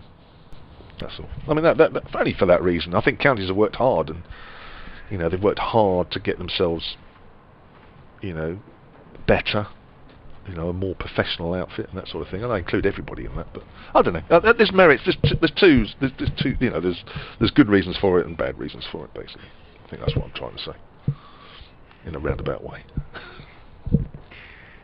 60 for 1 off 16 overs. I think Hampshire would have probably just about settled for that. after the first hour or so. I was saying when you were next door, there's a lot of hair around on most of the Leicestershire players. The hairdressers obviously have all been shut up in Leicester. It's been the lockdown has been slightly more severe in Leicester than some other cities. In goes Ben Mike, bowls outside off stump, tries to take it one-handed, Harry Swindles, as it swings away in front of Hassan Azad at first slip. Doesn't take the ball cleanly, obviously. Joe Weatherly again, who's left the ball well today. Had nothing to do with it. All of which will go down in the book as a dot. Callum Parkinson. No real signs of him warming up as yet.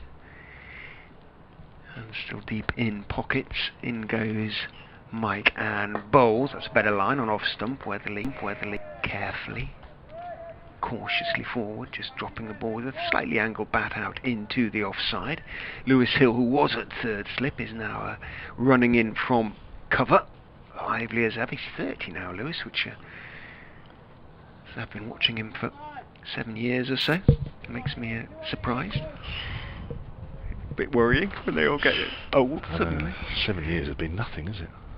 It's shot past, that's for sure. Mike bounds in and bowls outside off stump, swings away, and this time Swindles does take it one-handed, diving in front, almost in front of second slip by the time he got that one.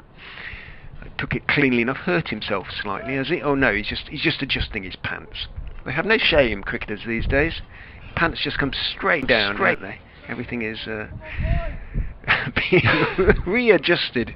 Just because there are no spectators in the ground, I don't know. For what's worse, a live stream now picks it up, doesn't it? I was going to say. Don't forget about that, Harry. He's still in the process of putting his inners back on. Now he gets his gauntlets. Lime green they are. White on the outside, lime green on the palms.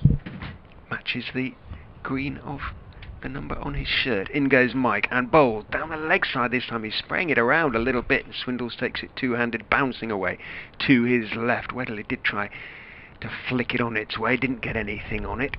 Almost impossible not to try and flick it on its way, isn't it, really? Didn't get anything on it by some margin. I was just watching the ball that Swindles dived to his right in front of the slips to take. That went a long way. I mean, Mike is getting the ball to really go, but he hasn't got quite the same control that Chris Wright had. He's a wicket taker, Ben Mike. He's capable of taking wickets in real bursts. In he goes and bowls. That's a straighter delivery, and Weatherly is carefully forward. Bigger stride than he's been wont to play in the first hour. Got almost to the pitch of it, defended it round the pitch on the onside.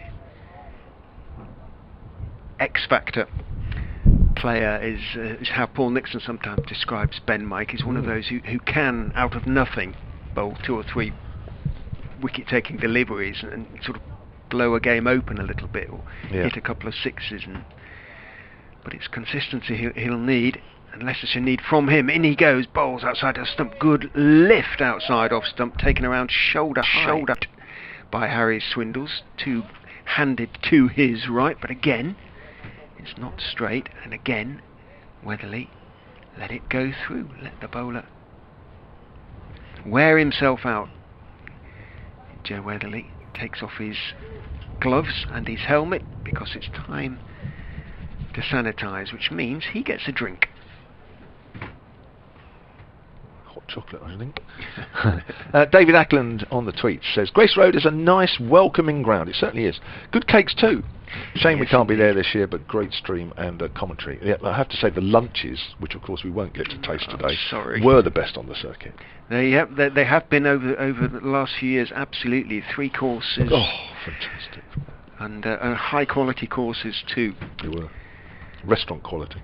They were. Literally. And you ordered, didn't you? You ordered for the next day. You did. You did. Miss all that. I've been into, I nearly said the name of the shop, to grab a ham and cheese baguette. Not quite the same, is it? No, it's not quite the same as what you would normally have here, which is a real shame, but never mind. Maybe what were they like when you were, because didn't have a particularly great reputation in the 80s from talking to guys who used to come and play here. No, they weren't great. Food-wise. No, but then the team here was strong, wasn't it? With the Gowers and the Willies and the Agnews, and it was a good side, wasn't it, for a while? Griffiths round the wicket to the left-handed Alsop and pushes that straightish delivery to mid-wicket, and there is no run. Yeah, at the end of the day, but we had to wear I remember we used to have to wear blazers in the lunchroom then. Yeah, one of the few grounds where we had to don blazers at lunchtime and walk into the. And that used to upset some sufficiently for them not to go into the restaurant. Alan Mullally used to annoy him so much. He used to come back to that in a second. Griffiths into his 4th over now. He's conceded 14. Round the wicket again to Alsop. Shortish on the line of leg stump, and Swindles takes. Big Phil Wright of fond memory, who died just over a year ago or so now. You will remember who was the doorman and used to look after the players. Oh Big God, Phil. Yeah, he was brilliant. Yeah, he's no longer with us, sadly. Is he not? No. I was looking around for him earlier today to wonder if he was still around. No, unfortunately Phil passed away. And hopefully, I'm certain he's watching, but managed to get something into Wisden. Griffiths bowls, it's on the line of leg stump again, Yorker length. It's dug out by Alsop. They'll pick up a single as the ball goes out in front of square on the leg side.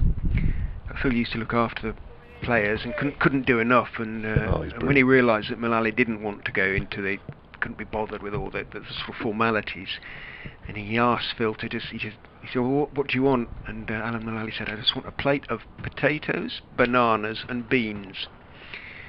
And Alan said that the next day, when he went in at lunchtime, by his place in the dressing room was a big plate of potatoes, bananas and beans. Gosh. Which he just sat and ate in the dressing room. Griffiths to Weatherly, pushing forward out into the covers. Phil was great. I mean, he was the best on the circuit when I was playing here, and he did it for years, didn't he? The dressing room. He did. He used to lock up the ground. He used to do everything, didn't he? I think he opened the ground up, didn't he, and locked it. And he was superb. He used to come to the away games as well, usually wearing the shirt. When he used to kind of relax a bit in the away games and tell a series of appalling jokes. He was miss him very much. Yeah, he was the ground, wasn't he, really, in a lot of ways, isn't he? Epitomises everything. Low full toss, which is steered into the gap through the covers by Weatherly. Again, he's not trying to hit it too hard. He's gone for placement. He's gone for timing. He's got both. Beautifully put away. Just shows, and it just with a delivery like that, didn't really need a follow through. Just place it. It's. I always found it difficult when you watch players sometimes, especially opposition players, that seem to just caress the ball into the gaps and hit it as hard as, sort of like somebody like me would do, trying to really sort of, put some power in the shot, and it makes the game look easy. When you play shots like that, you think, wow, batting's easy, isn't it? It isn't, of course. I mean, full tosses are slightly easier to put away than other balls, but just the way he puts it away. Class. 41 not out, 65 for 1 as Griffiths comes in again, and that's a better delivery, straighter, much better length, and Weatherly just pushes that out quietly into the offside end of the over. Alsop, Weatherly's partner, has 11. Talking about hair on the Leicestershire players, Brunty, it isn't just the players who are sporting extensive amount of hair at the moment. The last time I had as much hair as I have now, I was wearing new romantic pantaloons. Goodness me. Did you really? I don't believe it. Pantaloons? Well, they could be. He's from Coventry, so I think they're still wearing them. Cov. Sky blue shell suits.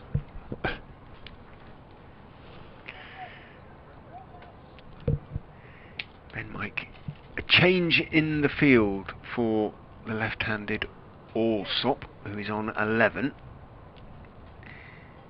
Just trying to see what it is really. There's a change of personnel. We had players swapping positions, but I think pretty much the same field. In goes Mike and bowls. That one just swings in towards middle and leg from middle and turned calmly by Tom Alsop out towards deep mid wicket. There is a sweeper out there now on the square leg boundary. I think that's Sam Evans out there.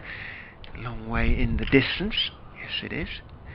Had a long way to run to get to that one, so an easy 2 for Alsop. He moves on to 13. Hampshire 67 for 1.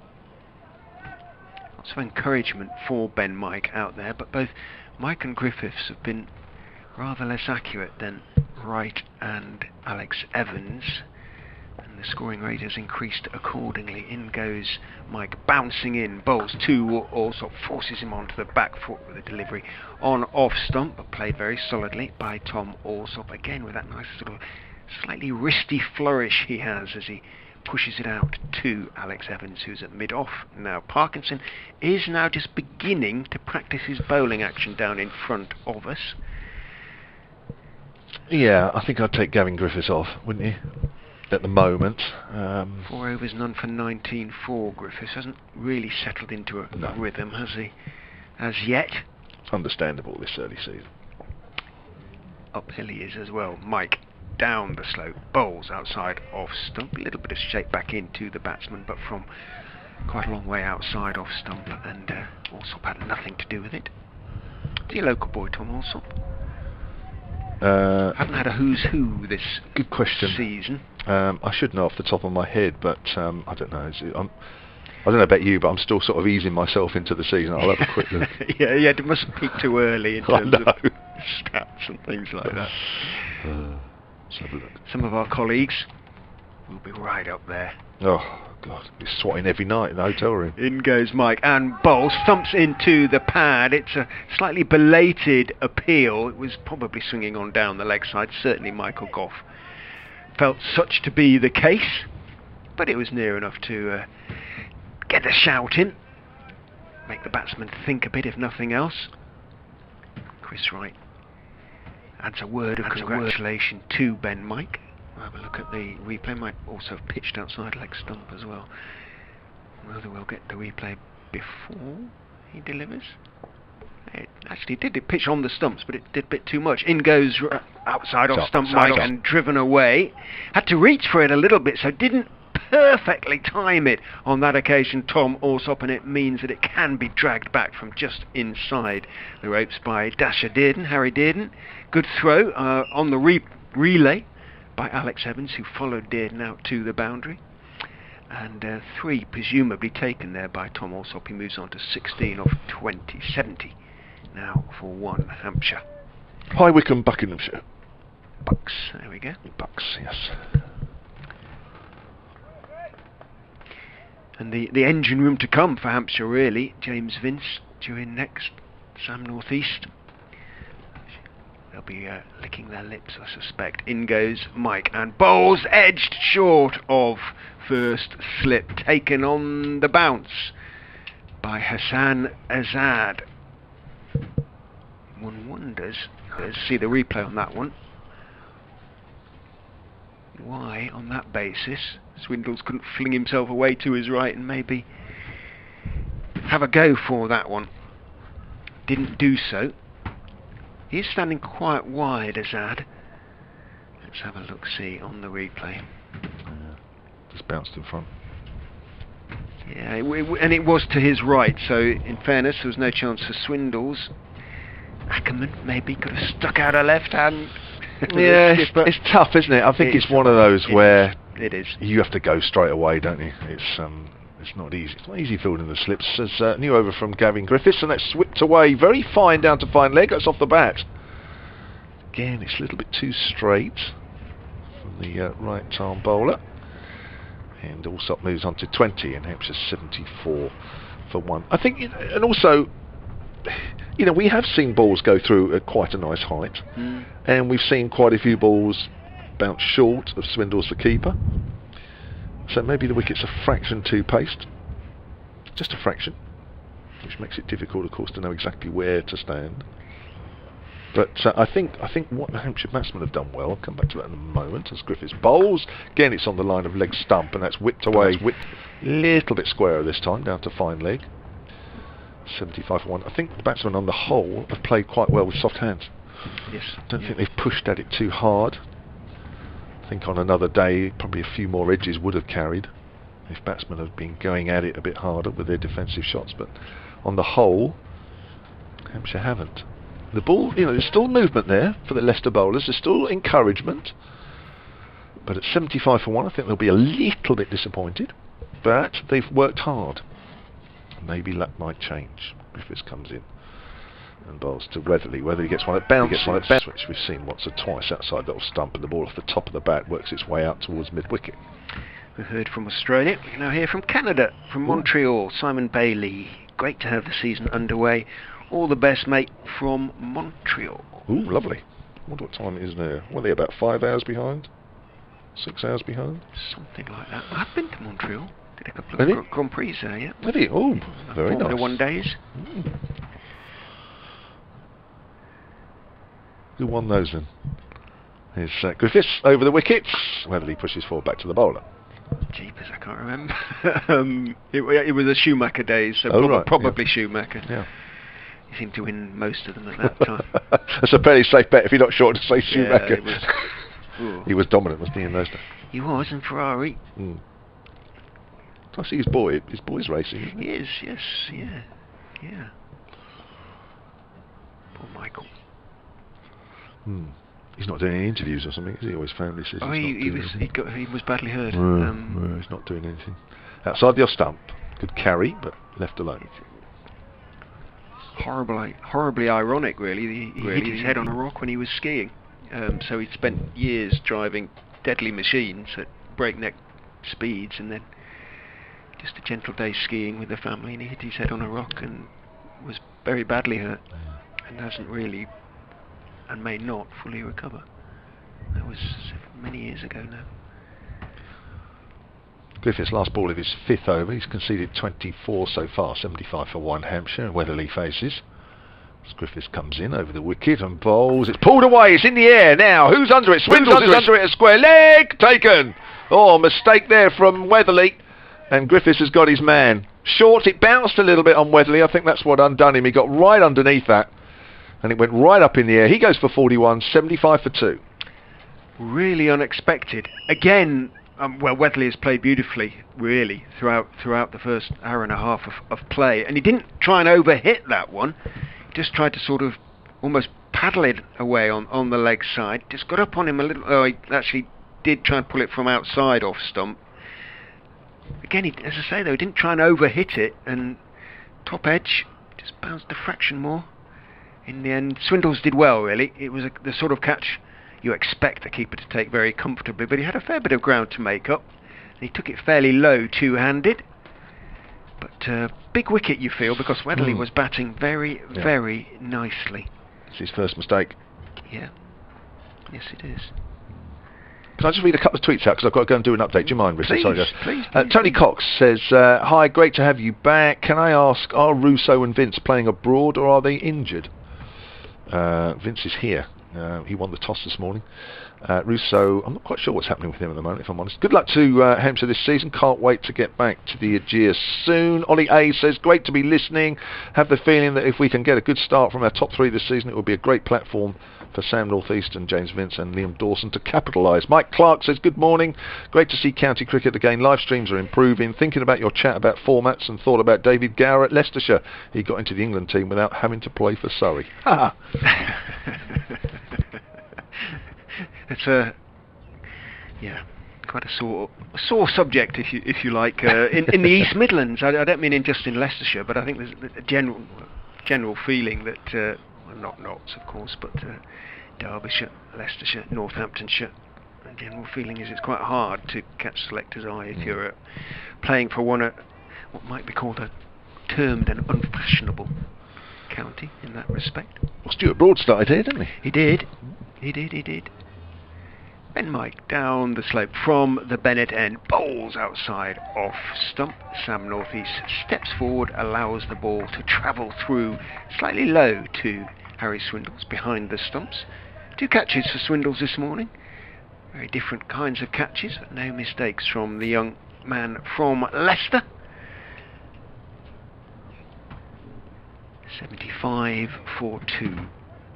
Leicestershire can pick up another one before lunch. They'll be even 2. They'd be reasonably happy with their morning work. I think. The sun comes out again as Mike is in and bowls up on his toes. Is North East, just slightly short of a length delivery, deflecting it deliberately down towards third man in control.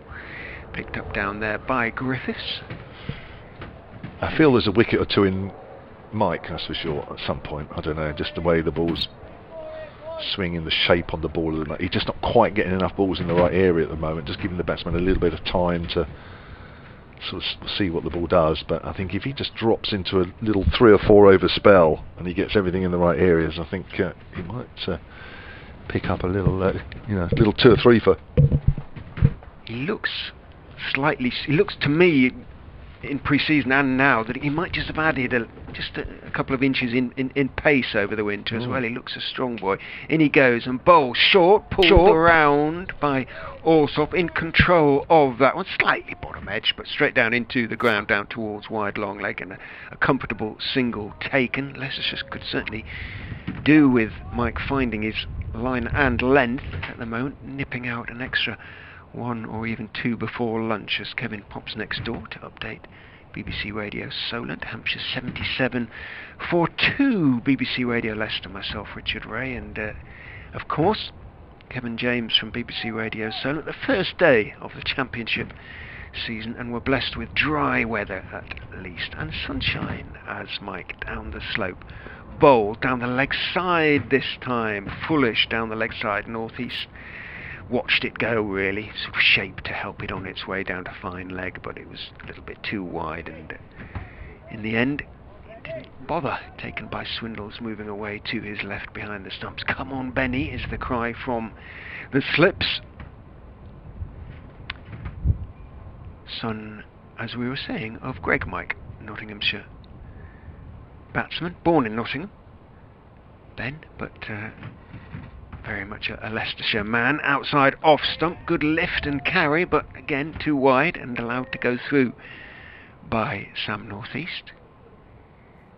Taken up on his toes by Harry Swindles, away to his right.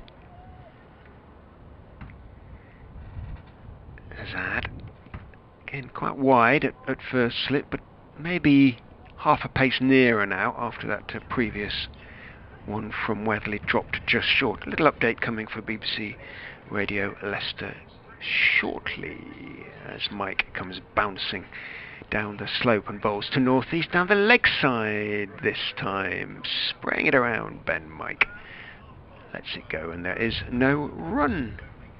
End of the over. 77 for 2.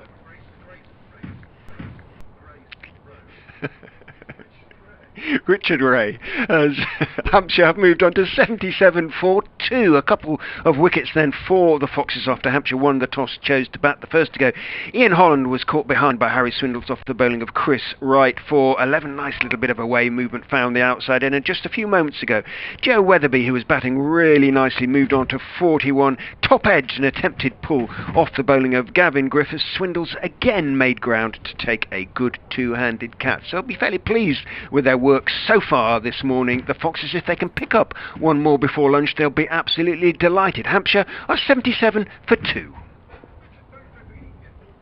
In goes Griffiths around the wicket, bowls to Alsop. A little bit of shape back into the left-hander, who is behind it a little uncertainly on that occasion, hence the cries of encouragement, if you like, from the slips. Just the 2 slips for Griffiths as well. Now Ackerman, who bowls a little bit of bowls a lot of off-spin for Leicestershire, to be quite honest these days, is also warming up. So it may be he's anticipating a double change. This is Griffiths' 6 over, 5.1 overs, 1 for 24. Had he not taken a wicket in his previous one. In he goes and bowls foolish, steered firmly back towards him by Alsop. Griffiths sprawls slightly as he stops it in his follow through, but stop it he does. There is no run. He's been wearing a sort of one can only describe as a sort of Alice band, I suppose, to keep his long hair back, Gavin Griffiths, but I don't think he's wearing one today. I saw a picture of him done by John Mallet, the club photographer, which Gavin commented upon, and his need for a haircut. In he goes and bowls outside off stump, rather dives into the gloves of Swindles behind the stumps, and there is no run. Gavin's back with us. those chimneys away to the left. Something coming out of the tools that will have been around in when you played here. Those chimneys have been here forever. Yeah. Blacker smoke in those days as well. Yeah. That looks I'm not cleaner over smoke. Yeah, still darkish, isn't it? I'm glad the wind's in that direction anyway. Put it that way. In goes Griffiths round the wicket and bowls a foolish delivery, looking to surprise Alsop. Alsop isn't surprised, plays it very solidly straight back down the pitch, but again indicates with his hand there's still a little bit there, a little bit of swing. I remember the one just to the left, sort of above the scoreboard to the left as we look, the thicker one, which has got writing on it, and I remember quite a few times staring at that while I've been in the field. I can't remember what the writing is on that. Splendid colours coming out of it. I say splendid to look at. I'm sure it's all perfectly good stuff. Let's hope so. Shall I finish this over? Yeah, sorry, whatever. So shall I do it? I'll do this you one. crack on then. Griffiths is round the wicket then to Alsop. Full. And Alsop almost goes underneath the bat, and the ball has literally just stopped just in front of his toes. Very nearly crept underneath. Griffiths almost picked up another wicket there, 77 for 2. But that's I remember both those chimneys. Yeah, that hasn't changed at all, has it, in 40 years? No. It's quite sad, isn't it? 40 years I've been coming here. Steve Roberts again. Bang, he says. And then in brackets, wait for it. Bang. Had to wait quite a long time for that bang bang. Griffiths again then. Comes in and bowls to Alsop, and that's driven up to mid-on, and there's no way through there, and that'll be the end of the over. Dieter Klein fielded that one, the 12th man. Just trying to see who is... it's Callum. So he's now jogging back on, Callum Parkinson. So whether he was putting on his bowling boots, if spinners have them, I don't think so. Springsteen Cricket ventures an early season controversial opinion on the subject of fashionable counties. Quote, this is just a quote, folks. For sure, if Tom Curran played for Leicestershire, Derbyshire or Northamptonshire, he'd be nowhere near the England team, says Springsteen. I have heard that opinion elsewhere as well, but a very fine cricketer. I'd be glad to have him, that's for sure. Gosh, yeah, I think anybody would. I think a few counties would sort of group themselves in that sort of, if he played for us, he wouldn't be playing for England. I don't know. Ben Mike in, bowls outside off stump. Again it's wide, and again North East has nothing to do with it, and taken by Swindles on the run between first and second slip. Swinging still? Yeah. No danger when it's out there, though. No. Hands on hips from Colin Ackerman, the skipper. Brings in Hill to third slip, obviously for the new batsman, for Sam North East. Callum Parkinson, who is the vice-captain this season. He's the newly appointed vice-captain, comes up and has a word with Ackerman as Mike is in. Bowls, hits North East on the pad, but not a convincing appeal from Ben Mike, who I think appealed in response to the wicketkeeper and slips going up on that occasion. Might have been, one thinks on that basis, a bit of bat involved. Looks straightish, but when the bowler doesn't go up or is a belated appeal from the bowler, sometimes it means that he's seen or heard a bit of bat that the slips might not have done. In goes right, and right, in goes Mike. Bowles gets a thick inside edge on that occasion, North East.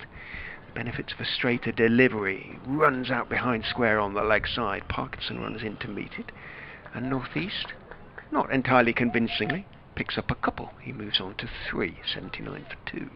Yeah, let's watch the replay actually of that previous LBW shout. It's probably a bit high as well, even if he didn't get any sort of bat on it, but it didn't quite look right. But he seems to get a bit more swing when he's pitching the ball sort of off stump just outside, which of course if it's outside off it goes too much.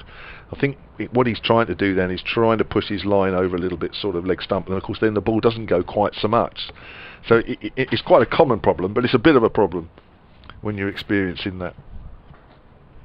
Mike is in, outside off stump. Good bounce this time through to Harry Swindles, but again the direction is awry in that North East can let it go through. Parkinson continues to warm up slightly more vigorously now. He may have had the word. His white's already green patches on them. He's thrown himself around a little bit. Bouncing around now. Definitely he's had the word, hasn't he? Dropping major hints to his captain. Yeah, that's about right now, isn't it? Mike is in and bowls. That's a good, accurate off-stump delivery, and North East advances to meet it, almost. Defends it back down the pitch. There is no run. Lewis Hill is warming up. Now, he is not going to bowl. I would stake what reputation I have on that at third slip. Just trying to think, over the last 7 years, I think I've seen Lewis bowl an over. I think he has in it. He'll be looking forward to his trip to the Oval next week. Last time he was there, he scored 100. His maiden 100. Mike starts his run up, but abandons it about 3/4 of the way in. But Lewis's 100 was rather paled into insignificance beside the 300 odd that Kevin Peterson scored that day. That much. Yeah, it's not ideal if you want to make headlines, but Peterson does that. In goes Mike and bowls. Good delivery on off stump. Just dropped out into the offside. Well played by North East. Just waited for it. Dropped it into the gap.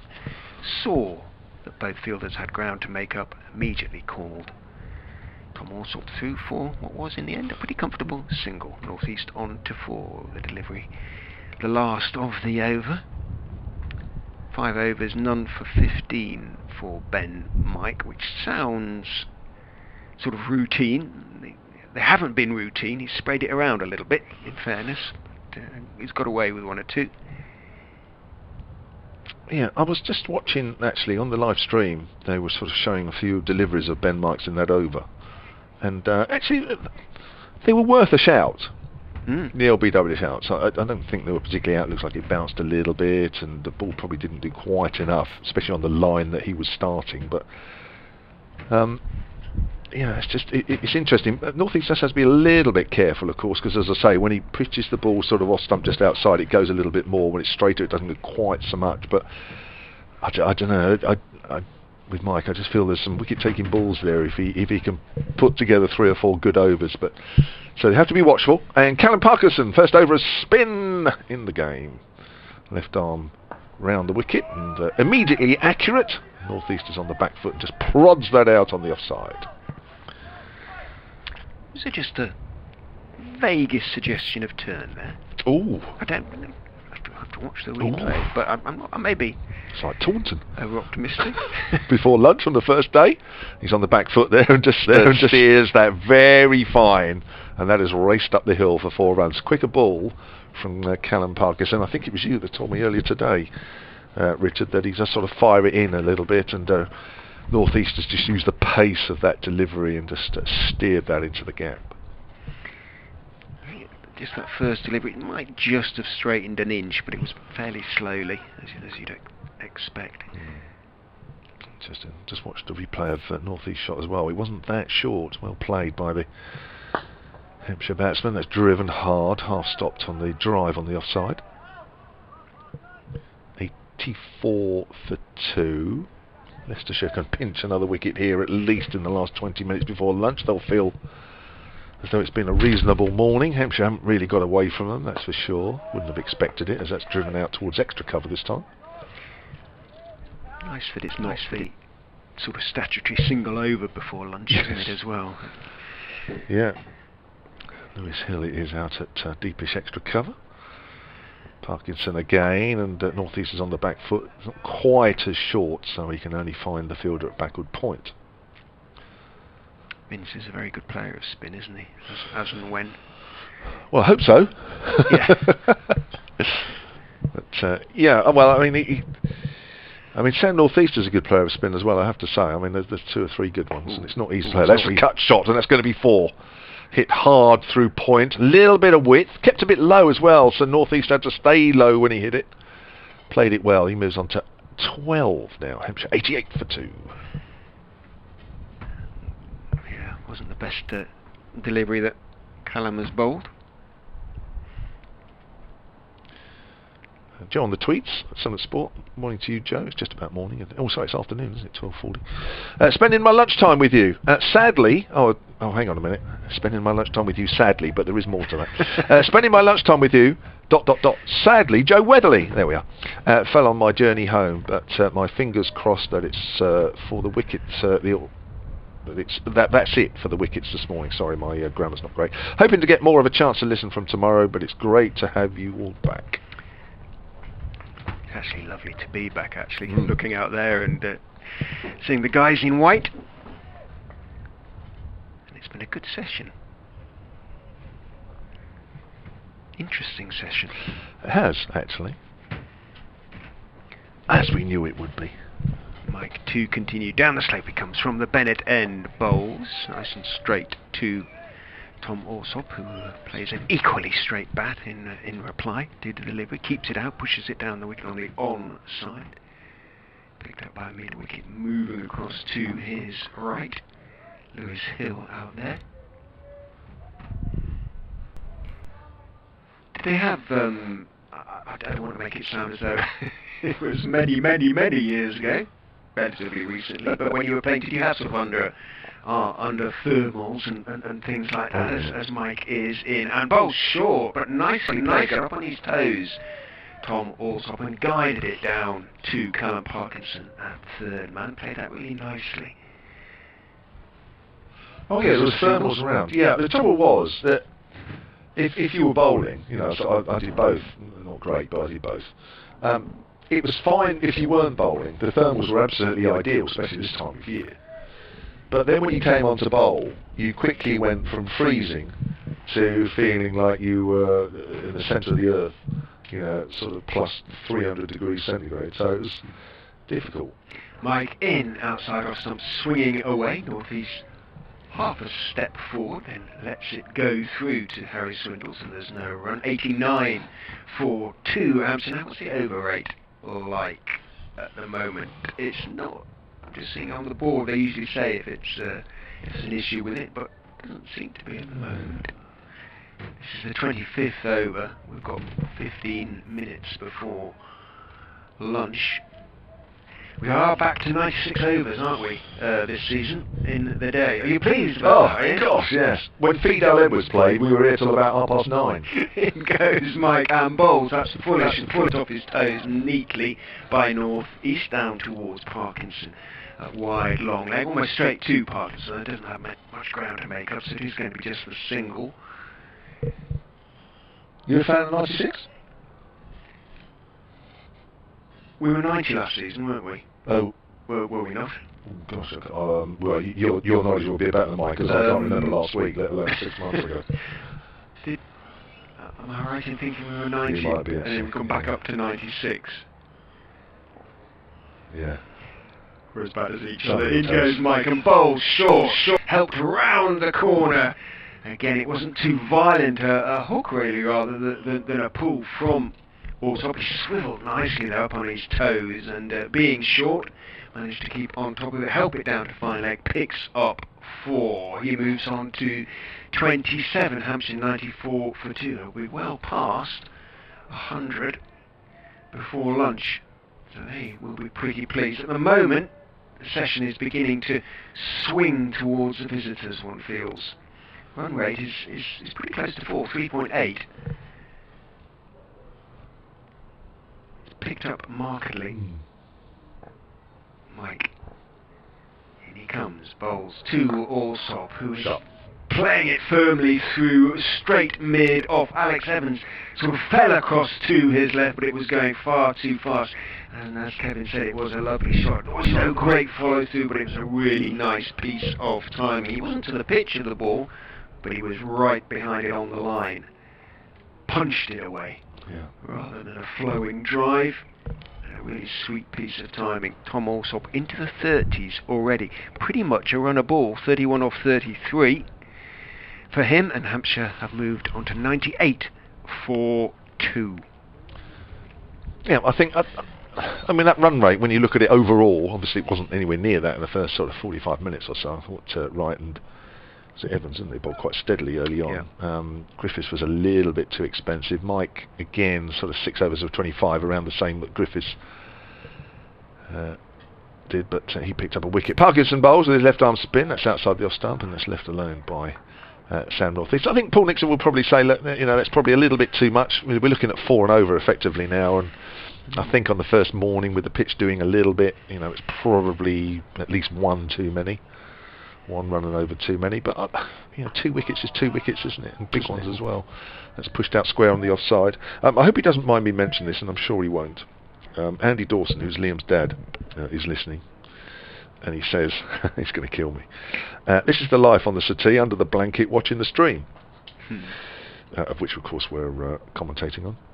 Is Northeast, who pushes it out to short extra cover. His wife Bev has done, hello Bev, has done a big fried breakfast and a nice cold bottle of champagne. He's polished it off. Come on, Hampshire, do the business. Oh yeah, they live like kings. Is it a day of particular special day? Well, celebrating the start of the championship. Just the start of the championship. Yeah, Liam's fit, which is good news as well, as Northeast off the back foot pushes it out square on the offside. Had a real tough winter coming back from a ruptured Achilles.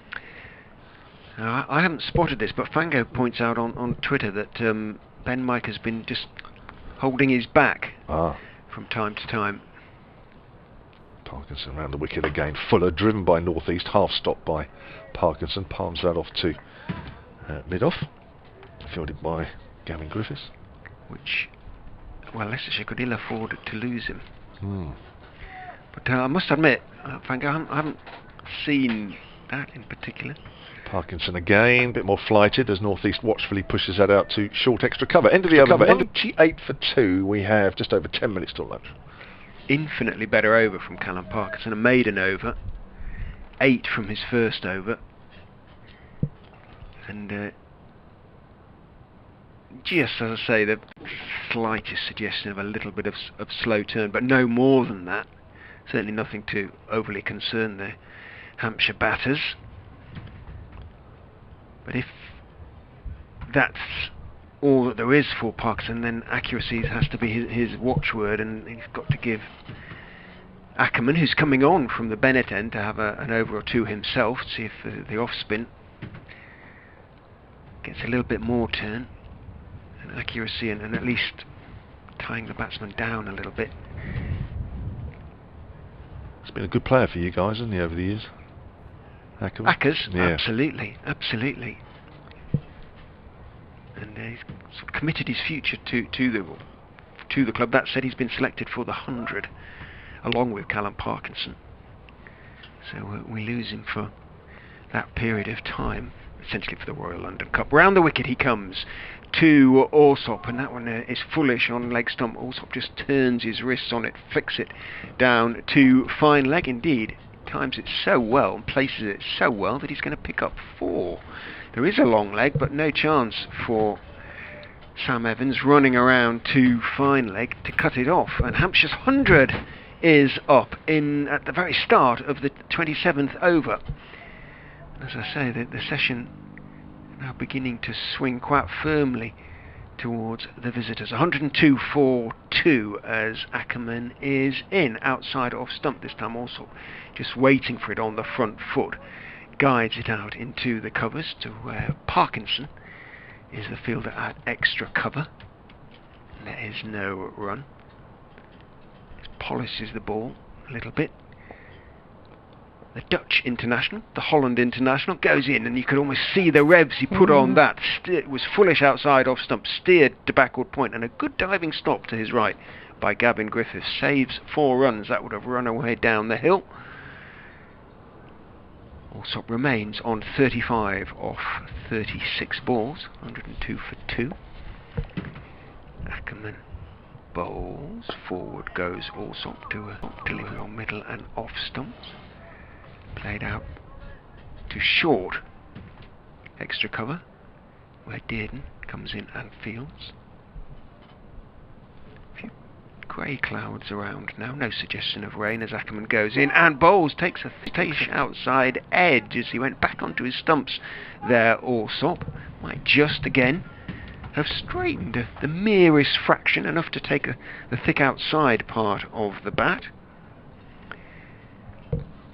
on the ground all the way, so no chance of a catch or anything like it, but fraction of encouragement perhaps for Ackerman. Yeah. We thought as much, didn't we? We learnt before the start of play that the pitch is dry. There are some cracks in it already before it got started, so interesting to see how things progress over the next day or two. Hassan Azad goes in at short leg as Ackerman, his captain, bowls to the right-handed northeast, who goes back to deliver and steers it to backward point. And there is no run. Hassan Azad's Twitter handle is BatPadman, so he has accepted his fate, basically. If he has any sense, he'll try and get out of there as quickly as possible. You need to change your Twitter name. Yes, you do, yeah, like Deep Fielder or something. You mentioned about the progress Hampshire were making this morning, Richard. It looks, I've had a quick scout around the other games that are going on at the moment. It looks like Hampshire are the first team to reach 100 plus this morning. Middlesex not too far behind them. Latest score 97 for 2 against Somerset. I think they are just about the closest. Durham were 84 for 2 at Nottinghamshire, so they're the sort of higher scoring teams on this first morning of the first day of the season. Callum Parkinson will come over the wicket to the left-hander Alsop. Short leg is in, fly-ited. Alsop pushes forward, out square on the offside. David Hutchinson, what are your thoughts on the pitch and the balance of this Leicestershire side? Typical Foxes fan, I'm already worrying about following on. It's not lunch on the first day. Well, it's a bit of a worry, isn't it, really? You wait 6 months and then a bit of a worry already. That's pushed out on the leg side. I mean, you have to remember, the bottom line is, no matter the reputations of the relevant sides and players and what have you, that 90% of the players out there, probably more than that, have hardly played in the last year or so. And then to ask them to suddenly go into 4-day cricket doesn't matter. It doesn't matter all the pre-season games in the world. Games that are pushed away behind square on the leg side. Alsop wants a single sent back by North East. That I know it looks like Leicestershire have had more of a pre-season in terms of games than Hampshire have had. But even so, once you get into this situation, it's fairly alien for a lot of these players. They've hardly played anything in the last year or so. So. That would tend to even things up a little. Players are going to spend a few games, trying to get back into the groove. That's nicely turned away by Alsop behind square on the leg side, and that is racing away. One thing that is quite good this morning, from a batting side point of view, not so much from the bowling side point of view, is that it's fairly quick over this ground, isn't it? Even up the hill. You would expect, early April, the ball just sort of pulls up all the time. It's actually been racing the whole time, hasn't it? Once it's beaten the infield, more often than not, it's found the rope, and they aren't small boundaries here. No. One of the biggest differences to the Aegeus, that isn't it, which can be with the sort of way it is in the bowl like that, a little bit slow the outfield. Yeah, it can. Yeah. Puddingy. Yeah. It's on the line of leg stump, and also just pushes out quietly on the leg side, fielded by Dearden. But yeah, that's been an impressive feature this morning. There's been lots of impressive stuff. The bowling on the whole has been tight. The batting has been good, but the outfield has been almost July-esque. That's pushed out square on the offside by Alsop. 107 for 2. Alsop has 4. North East has 13. The two batsmen have gone this morning. Holland for 11 and Weatherly for 41.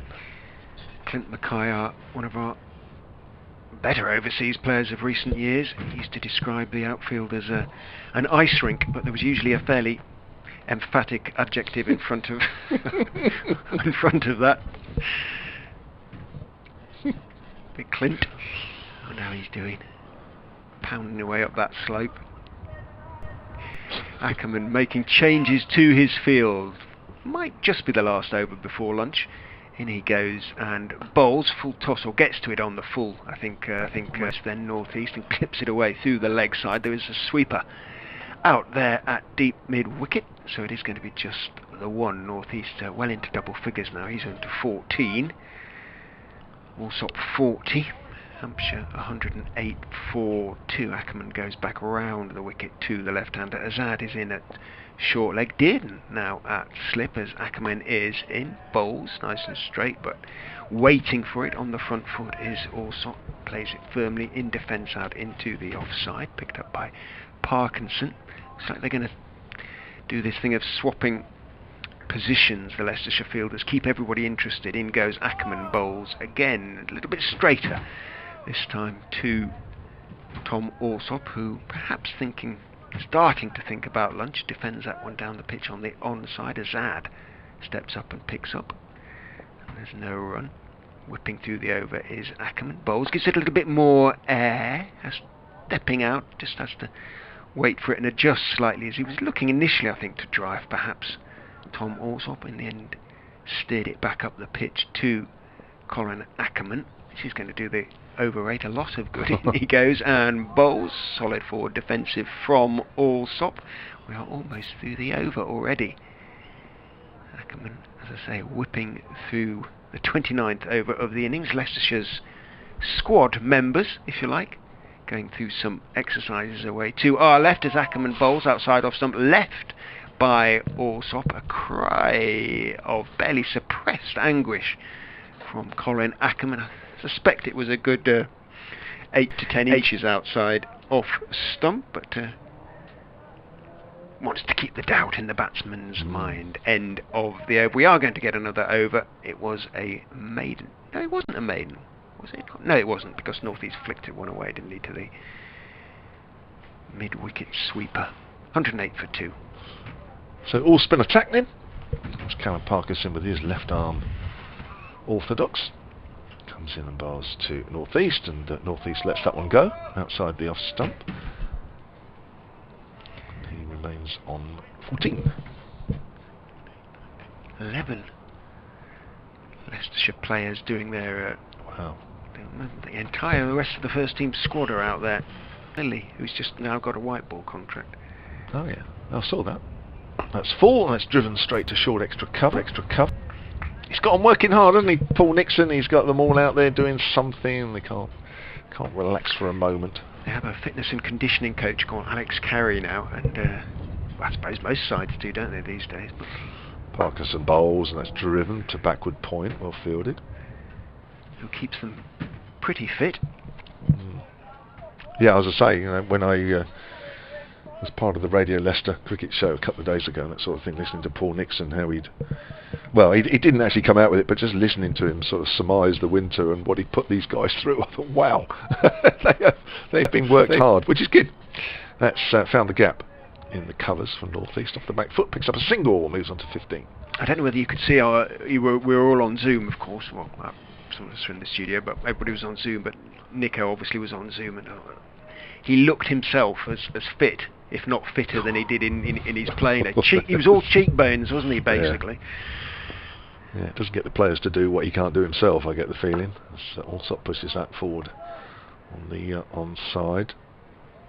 But you know, with such a young squad on the whole, isn't it? You know, looking at it right across the spectrum, and that, you know, I would say, yeah, Paul Nixon's ideal to sort of have them all come together and work them, you know, and make them understand that, you know, actually by working hard in many areas, as Alsop again is forward, that's out the other side, and that will be lunch, that you can actually, you know, get the most out of the players. That is it for the first morning of the first county championship match of this season. 109 for 2 Hampshire after 30 overs. Sam North East has 15, but Tom Alsop batting well on 40, just one behind the top scorer so far, Joe Weatherly, who made 41, Ian Holland 11, Chris White has picked up a wicket, Gavin Griffiths has picked up a wicket. From a Hampshire point of view, I would say they'll be reasonably happy. It's always good in these early season conditions to get over 100 in the first morning session. Probably a little bit disappointed that Joe Weatherly was out, because he was batting very, very nicely indeed. From a Leicester point of view this morning, Richard? Obviously they'd have liked another wicket. I think then had Hampshire been 3 down, then I think they'd probably said just about evens. As it is, I think it's a little bit in favour of the batting side. Looks to be, to me, a good toss to have won, actually. If it's going to stay dry, and the pitch has started a little bit dry, it's possible it's going to be good to bowl on as the game goes on for the likes of Dawson and Crane. So I think Hampshire and James Vince will be pretty happy. Update coming for BBC Radio Leicester, and we will then go and have some lunch. I'm sure you will as well. And if you watch, comes in now and bowls, it's full and it's pushed forward, thick outside edge by Holland, it's along the ground, it's running up the hill towards third man, it's going to go at least. In goes Right, and bowls, and again Wedley's got that through the covers, and I think that's going to go. Griffiths again, he's putting everything into chasing it this time. Here it is. Evans again, and that's just held its line. Thick outside edge, but played with... Won the toss and chosen to bat on 109 for 2. They'll be pretty pleased with that. The visitors, Leicestershire, would have liked another wicket. They did pick up 2. Those of Ian Holland, caught behind by Harry Swindles off the bowling of Chris Wright. A good diving catch away, two-handed to his right. A little bit of a waist swing for Wright on that occasion. And then Joe Weatherby, who batted very nicely in going to 41 before top-edging an attempted pull outside off-stump off the bowling of Gavin Griffiths, and Swindles had to make a lot of ground but did so to catch this. Comes in now and bowls. It's full and it's pushed forward, thick outside edge by Holland. It's along the ground, it's running up the hill towards third man. It's going to go at least. In goes Right, and bowls, and again Wedley's got that through the covers, and I think that's going to go. Griffiths again, he's putting everything into chasing it this time. Here it is. Evans again, and that's just held its line. Thick outside edge, but played with soft hands. It rolls all the way up the hill for 4 through third man. I'll continue with Alex Evans from the pavilion end. In he goes, and bowls foolish onto middle and leg, and clipped nicely away by viewed grass. In goes Right, and bowls, edges, caught! Yes, he's gone this time. He did got the outside edge. Holland... a chance in the early season. Come on, Hampshire. Griffiths bowls. Full, driven into the gap through the covers. The chase is on. They complete 1. They're going back for 2. Down the slope to bowl 2. Alsop bowls outside. Flashing drive, got down almost on one knee there and crashed it away through extra cover. It's a long chase. That is. Gavin Griffiths again with his right arm medium pace, and it's pushed into the gap by Weatherly. My word, we've said that a few times already this morning, and that is racing down the hill. That's going to... I was going to say, whereabouts are they? Griffiths bowls away from us. It's full, and that's driven, and that's going to be 4. And this time it's gone to, is that Ben Mike there? It's gone to his left side. Very old wall. Chris Wright is off. Ben Mike is on. Bowling onto the left, the leg stump of Tom Alsop, who just waited for it. Yeah, he was the ground, wasn't he, really, in a lot of ways, isn't he? Epitomises everything. Low full toss, which is steered into the gap through the covers by Weatherly. Again, he's not trying to hit it too hard. He's gone for placement. It's not easy. It's not easy fielding the slips. As new over from Gavin Griffiths, and that's whipped away very fine down to fine leg. That's off the bat. Again, it's little. As Griffiths comes in over the wicket and bowls. It's pulled away. It's in the air now. Who's under it? Swindles is under it. A square leg taken. Oh, mistake there from Taunton. Over optimistic. Before lunch on the first day, he's on the back foot there and just steers that very fine. And that has raced up the hill for 4 runs. I mean, Sam Northeast is a good player of spin as well, I have to say. I mean, there's 2 or 3 good ones, and it's not easy to play. That's a cut shot, and that's going to be 4. Hit hard through point, little bit of width, kept a bit low. Yeah. Whereas batters each other. In goes Mike and bowls short. Helped round the corner. Again, it wasn't too violent a hook, really.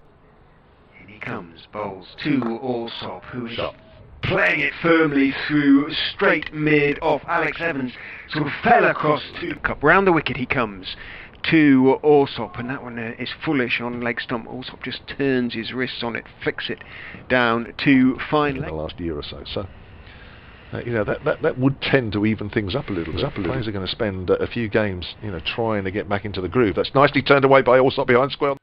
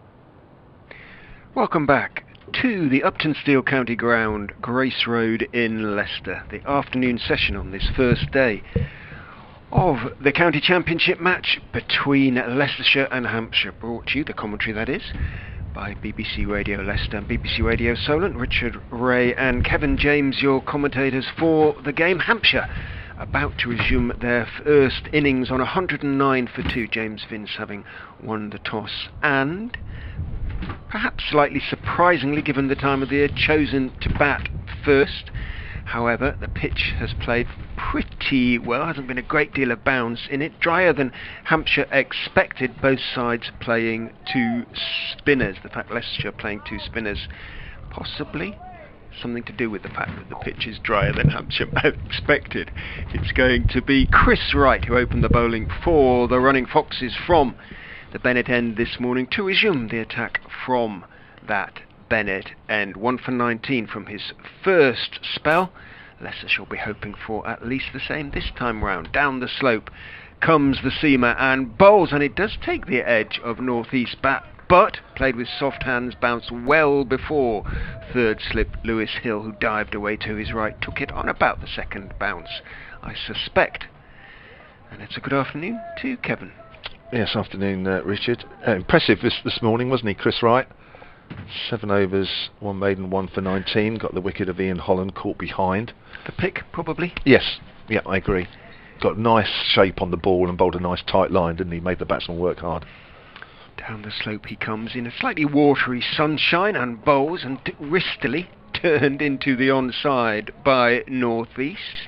Looked a little bit surprised. Perhaps it did a little bit more than he expected in terms of a fraction of out swing, and there was a little bit of a soft shoe shuffle from northeast as he went back and turned his wrists on the defensive shot. Went out towards mid-on. Ben Mike, the fielder, out there.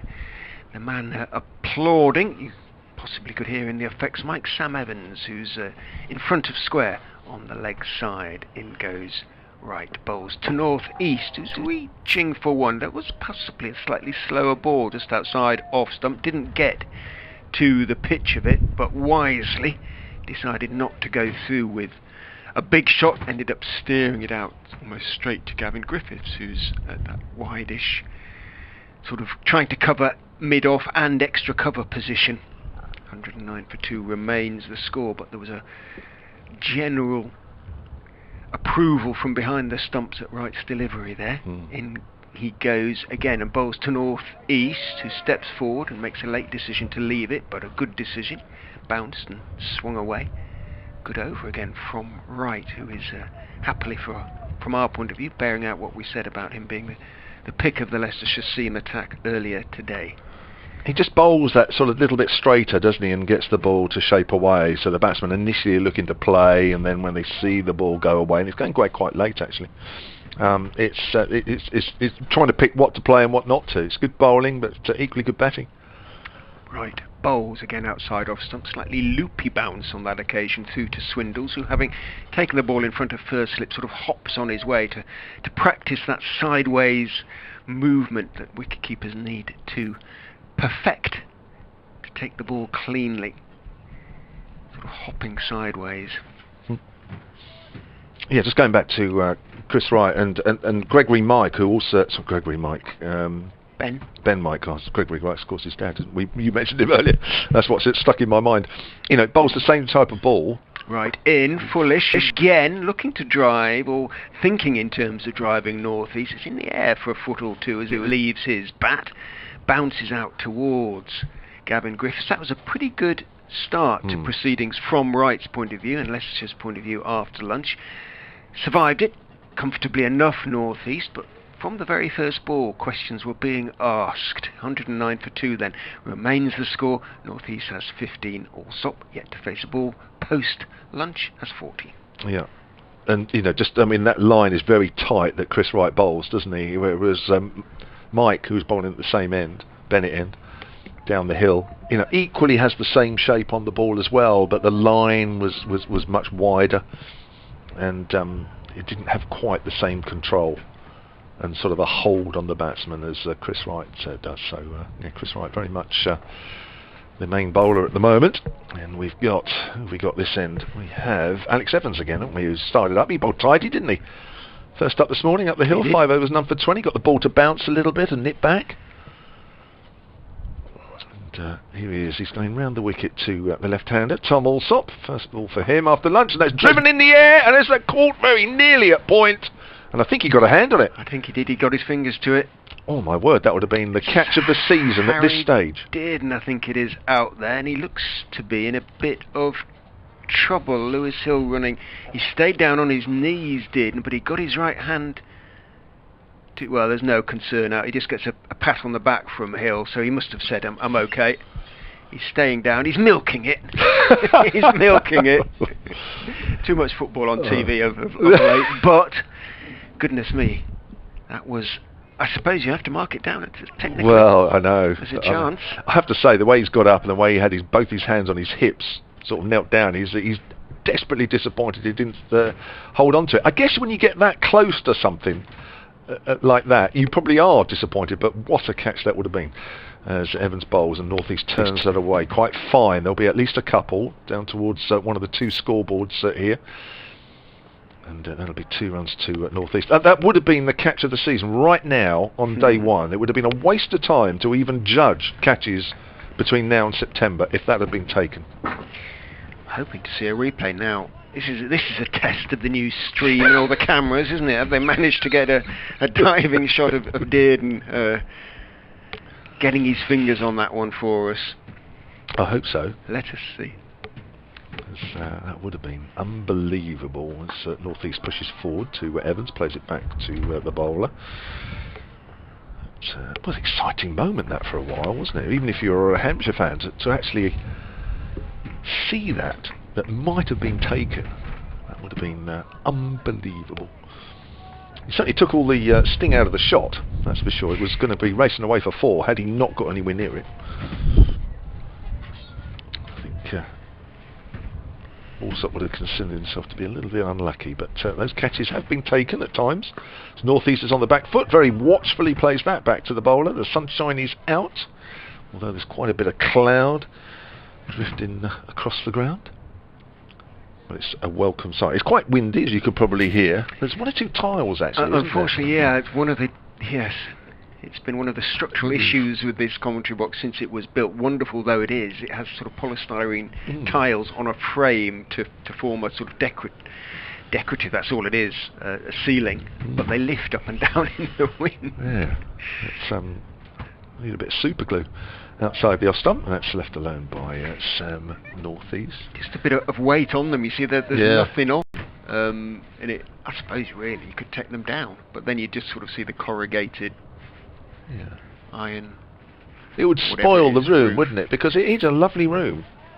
All 3 of them, actually, aren't they? They are lovely commentary boxes. They are. It is a huge improvement. It is.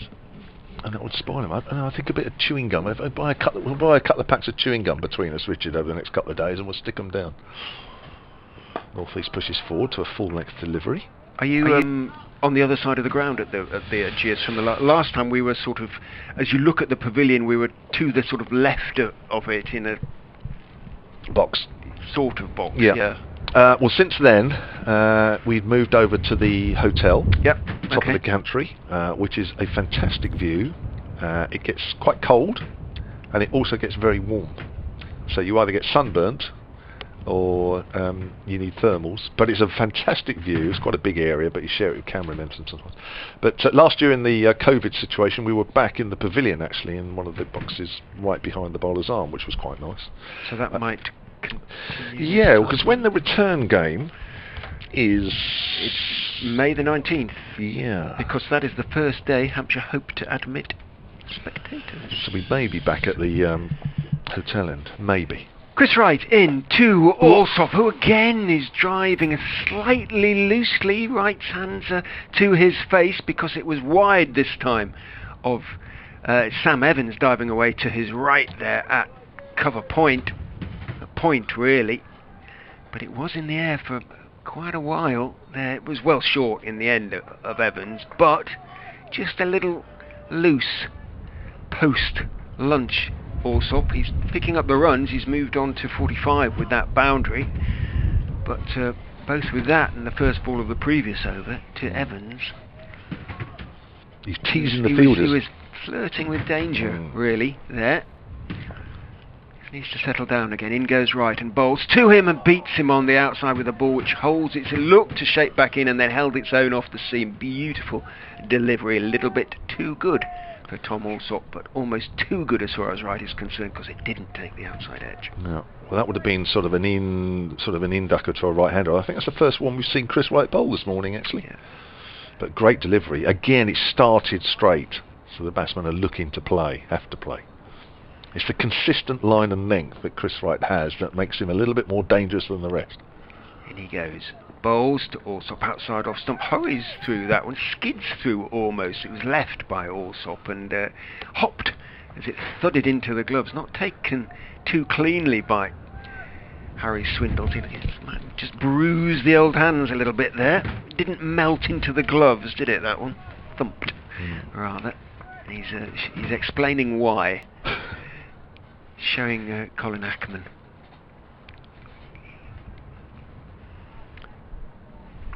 45 off 55 for Alsop as Wright is in. Bowls to him. That one is a little bit too wide, and Alsop hopping slightly as he raises his bat and leaves it raised. Lets it go through to Swindles. 116 for 2 Hampshire.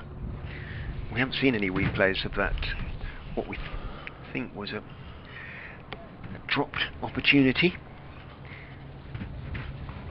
or perhaps better to say just a brilliant attempt to it was. Fielding by Harry Dearden.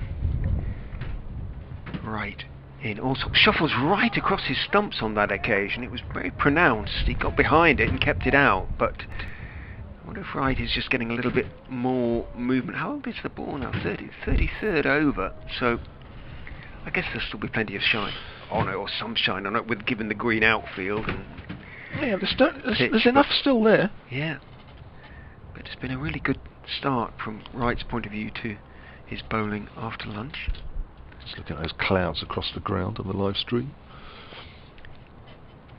Right, bowls again, grunt of effort as he bowls, but solidly forward. Right behind it on off stump is Tom Alsop, playing it out to mid-off. End of Wright's over. He basically continues on his way, Chris Wright, heading down towards what will be third man, I guess, because North East will be on strike. Well, yes, he will, but he won't be third man for Wright. It will be mid-on. 116 for 2. Mike Martin, afternoon to you. Silent Sport, he says, so good to hear cricket back. Difficult winter for all of us, I suspect, but everything is better when Hampshire are in action. Hope the young batsmen blossom this season. High hopes for them. Great to have you back. It's 20-year-old Alex Evans, who's coming in again with his right arm medium pace. Bowls to North East, who pushes that to mid-wicket, fielded by Dearden. Seems okay now. He's got over his piece of fielding, which was smart work, but almost. He needs a bit of super glue earlier for those tiles. He could have done with a bit of super glue on those hands earlier. Another Lancastrian, Harry Dearden. He's from Bury. Oh. One of 6 Lancastrians in the Leicestershire squad. First team squad. Yeah, 1 or 2. Did I see? I'll tell you what I was going to ask you. That's push drive, which actually is off a thick outside edge down towards third man. No gully there, so it's safe. 117 for 2. So Ed Barnes was signed during the winter. Was he another one? I know you're talking about Rishi Patel, Yorkshireman. Yeah, sorry, yeah. But it just sort of reminded me when you said about players that had sort of come over. Obviously, Rishi Patel, I guess, would have been disappointed not playing in this, having come from Essex to get some opportunities. But Ed Barnes, would he have been expected maybe to have played today? He played in most of the warm-up games, but kind of everybody did, if you know what I mean. Yeah. Well, that's the whole. I guess that's the whole idea. Outside the off stump, and that's left alone by Alsop. It's almost sort of different teams on different days of those games. I think he might have been disappointed not to be in the squad. I don't think he really did enough in the warm-up games to justify a place certainly in the starting 11. Okay. In fact, none of the new signings are in the team, which might be disappointing slightly. Early days, but yeah. So Evans comes in and bowls. He's been quite impressive today as he pushed out towards square cover. One man who will be in the side fairly shortly, hopefully, is Marcus Harris, the left-handed Australian international opener, who has been signed for the first part of the season. He is coming over on, I think it's Sunday, his flight, but he will, because of the quarantine, he won't be ready for the Surrey game. As well as a low full toss, which also gets off the bottom of the bat, doesn't time that, almost as if he didn't quite pick it up, played up to mid-on. But they are hoping will be available for the Somerset game, which is the next home game after this. Because is he still playing Sheffield Shield, or yeah, was? They've finished now, I think. Western Australia. He was playing some one-day, playing very well in the one-day cup as well, getting good runs. Josh English is another who's playing very well, who's coming over for the T20s. Evans again round the wicket, and Alsop drives, doesn't time that either as it goes out to extra cover. End of the over, 117 for 2. Alsop has 45-18 to North East. Yeah, it's a wicket-keeper batsman, isn't he? Yes. English? Yes. Yeah. Funny enough, he was Yorkshire-born as well, but he went over to Australia at a fairly young, I think he was 10 or 11 or something like that. So he's now got a really curious accent, a sort of mixture of Western Australia and broad Leeds. Just having a look at the players practicing over in those outdoor nets away to our right. I remember those as well, years and years ago, being in there for a few hours. Good nets, those. Yeah, they were. High quality nets. Yes. Much favoured by touring teams who often base themselves here for the first week or so. Chris Wright from the Bennett end bowls to North East, who goes forward and then goes back, picks the length and defends it off the back foot out into the offside, rehearses a slightly more forceful back foot shot than that he played, but having to be watchful at the moment, playing himself back in after lunch, and also knowing that he's up against Leicestershire's at the moment leading seamer in terms of the threat he's posing. Big game between India and India A. India will base themselves here for the first week or so of their tour. As Wright goes in and bowls, North East is leaning forward with a slightly angled bat, gets it past the diving Dearden, past his diving left hand, and Parkinson running on from third man completes the fielding, but not before North East has picked up a comfortable single. He moves on to 19, Hampshire 118 for 2. Quiet little period, isn't it, since lunch? Wright is accurate, and Alex Evans, as he was in his first spell this morning, accurate as well, so the scoring rate is just dropping a bit. He still looks a bit sort of almost teenagerish, doesn't he, down there, Evans, with his sort of mop of hair and his slightly gangly, sort of not entirely in control of the body as yet appearance. He's asking, do I go a bit, do you want me to be a bit wider?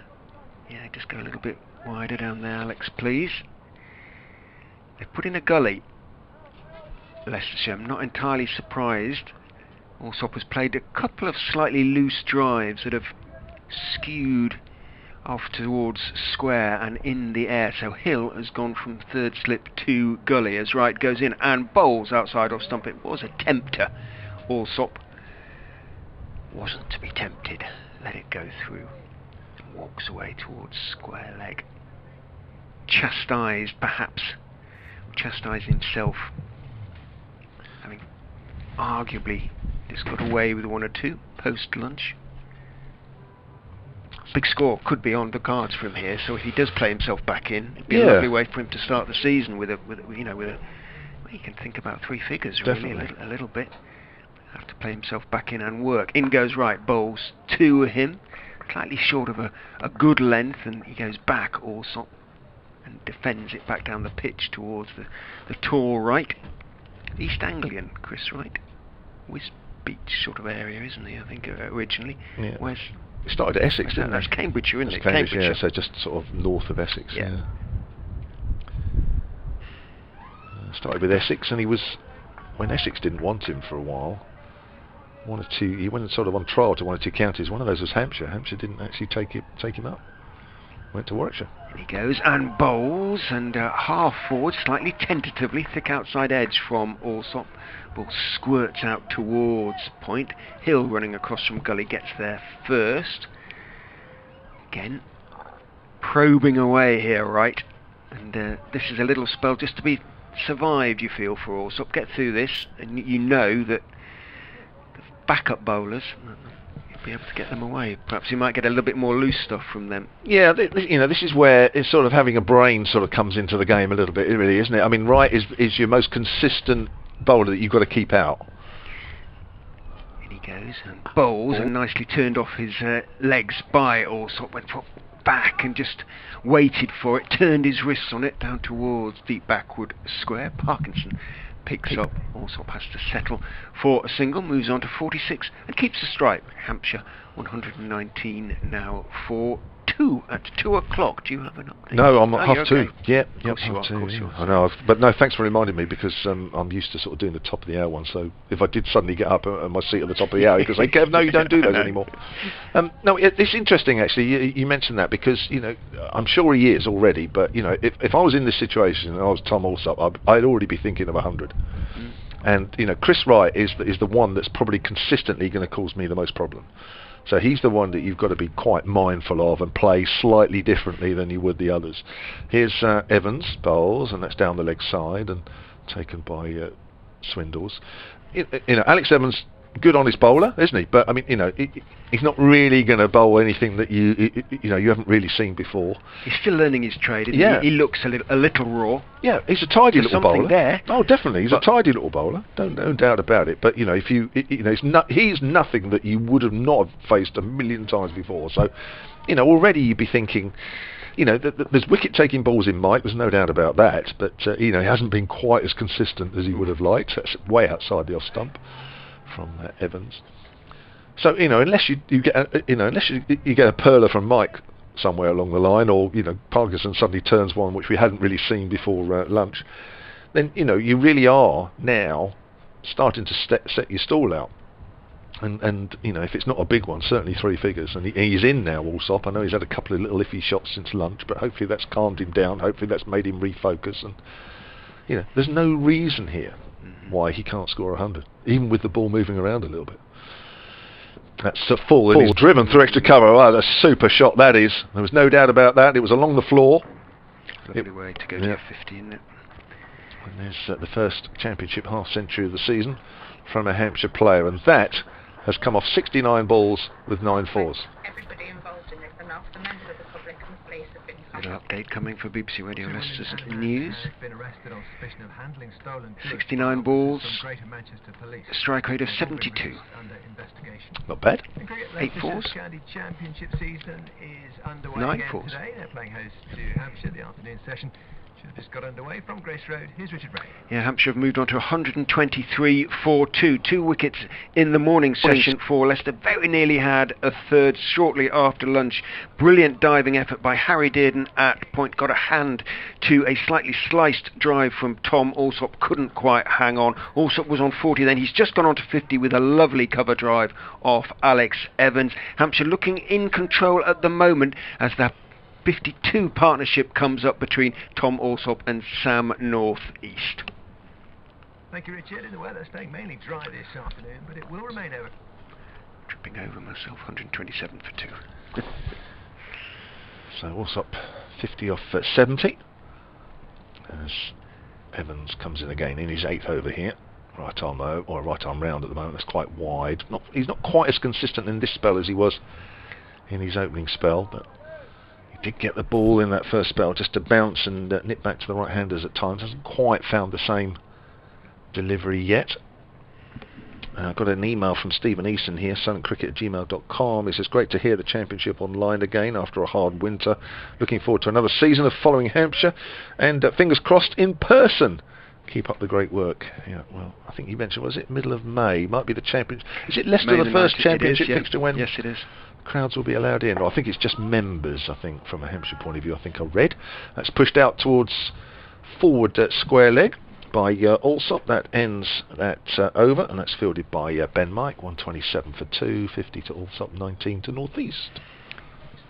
This is where young Evans is really learning his trade, isn't it? Really coming back for your second spell. There'll be a third later on. You know, he'll be expected that maybe after tea to have another burst, and you're looking at 15, 17, 18 overs during the day, and wicket when there isn't a massive amount in there for you. You just got to keep coming in.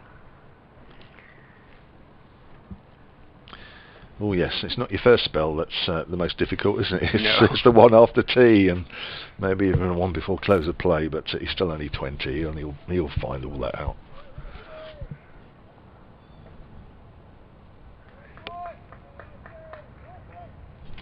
Could do with a wicket, the Foxes here. 50 partnership. Ominous. 127 for 2. Also 50. North East 19. James Vince to come. Right down the slope. Bowls to North East. A nice late leave from North East. Lifts his bat over the line of the ball in that sort of parabola that batsmen favour. Some batsmen favour. Is that the Hampshire coach walking around the boundary? Can't quite see. A.D. Burrell, was it? He's so wrapped up that and hatted and anoraked. Was it Giles White? I can't remember. Oh, well, the director of cricket might be him. I think it's more Giles White than AD actually, but I couldn't be certain on either. That's not helped, has it? That's fine. Right. Bowls and hits North East. He appeals for the out before, and he gets it, and he clenches his fist in triumph. May just have come back in a fraction to North East, who was barely forward. Not too much foot movement from North East, and I suspect from his lowered head before he looked up, he knew his fate a little bit there. Thought about it a bit, Michael Gough, but Leicestershire, I was saying that they badly needed a breakthrough. Chris Wright has got them that breakthrough. Sam North East goes leg before wicket for 19.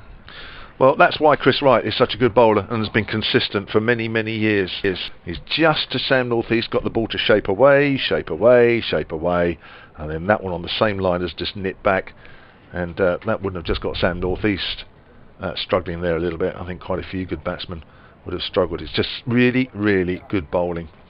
And it's quite difficult to play when you've got a ball like that that's going away all the time, and you're looking to leave, you're not looking to push at the ball at all. And then all of a sudden one just jags back like that. That's very, very difficult to play, and that is good bowling. Partnership of 52 for the third wicket. Pretty solid partnership. Chris Wright now 2 for 25 for him. Key now. Alsop very well established on 42. Out comes James Vince to join him. Just proves, doesn't it? From time to time, there's wicket-taking balls out there. You know, unfortunately, as a collective, they haven't bowled quite enough in the right areas. They've been all right. Don't get me wrong. They've been all right, but they've been helped by the fact that the ball is still moving, and we are what, sort of 2.5 hours into play, probably a bit more. And you know, not at any stage has there been a period where we say, "Oh, it's all going to go quiet out there." It hasn't. So there's always a wicket-taking ball out there. It's just what you do around it. Leicestershire would dearly love to get James Vince early, that's for sure. 3 slips behind Vince as Wright bounces in and bowls to him, edged just short of Ackerman at second slip, taking on the bounce. Wright was almost celebrating. Almost celebrating. How close was that to carrying? Wright actually started to shout in triumph. Almost first bowler. Another look at that one. Oh, 6 inches. Cool. Sure. Yeah, I know. And I tell you what, Vince has played that magnificently, because it bounced, it moved away, but you look where the angle of his bat is. He's played it late and he's played it with soft hands. That's got him out of jail. Right, in again to Vince, who is slightly unconvincing as he waits for that one outside off stump, dabs it away with the bat slightly away from the body down to third man, and I suspect with some relief picks up a single. Let Alsop have a look. He'll have a look from the less dangerous end for a ball or two, James Vince. Wow, some good balls there to Vince straight up. Vince is lucky to still be there, but you know, it's a combination of some good technique there. Unfortunately, you know, and probably not for the first time. You think, oh, the slip's a little bit too deep. It's I wonder, a few times, isn't it? They've done that now. In goes right and bowls. A late decision to leave from Alsop. Indication from him that there was a little bit of movement again. I'm not sure there was, but anyway, it was pushed across him, yeah, and it looked to sort of maintain its trajectory. Predominantly, he's bowled balls across to Alsop. It's quite interesting, actually, isn't it, really? I mean, you keep thinking, well, where's the one that's going to swing back into him, like the balls that he's been bowling to the right-handers away, but hasn't bowled too many of those to Alsop. Comes in to finish his over. Bowls, that one might just have been a bit of shape back into the left-hander, but he played it very solidly. Tom Alsop, he remains on 50, having pushed the ball back down the wicket to right, who finishes his over, gets a fist bump from Lewis Hill, and deserves it. He's bowled really well, certainly post-lunch, Chris Wright. He's now got 2 for 26 from 11 overs. To be honest, this is as well as I've seen Wright bowl for Leicestershire for some little time. 4 overs, 1 for 7 since lunch. And yeah, very, very good spell, and I think Hampshire will be quite pleased to see the back of him as and when. Figures which reflect the quality of the bowling. Needs a backup though, needs bowling partnerships as well as batting partnerships. Exactly what I was thinking. Exactly what I was thinking. And Alex Evans just needs to drop back into that groove that he had in that first spell this morning. He's still been tidy, but probably hasn't quite backed up Chris Wright in a way that, say, Paul Nixon would want. Was way outside the off stump, and Vince, even though he likes a cover drive, isn't going to play at that. So 128 for 3. Leicestershire, you just feel Leicestershire just sort of hanging in there, really, aren't they? In terms of Hampshire sort of threaten. Oh, it was a wide. Didn't realise actually it was called a wide. Hampshire not threatening to run away with it, but threatening to be in a position where you think, well, they probably really shouldn't be. Not really. But Leicester just sort of pick up a wicket, and you think, well, okay, they're not too far behind here, but probably Hampshire just got their noses in front. Again, that's wide of off stump, but a bit fuller this time. He's struggling with. Yeah. Maybe a bit of wind and the ploughing up the slope.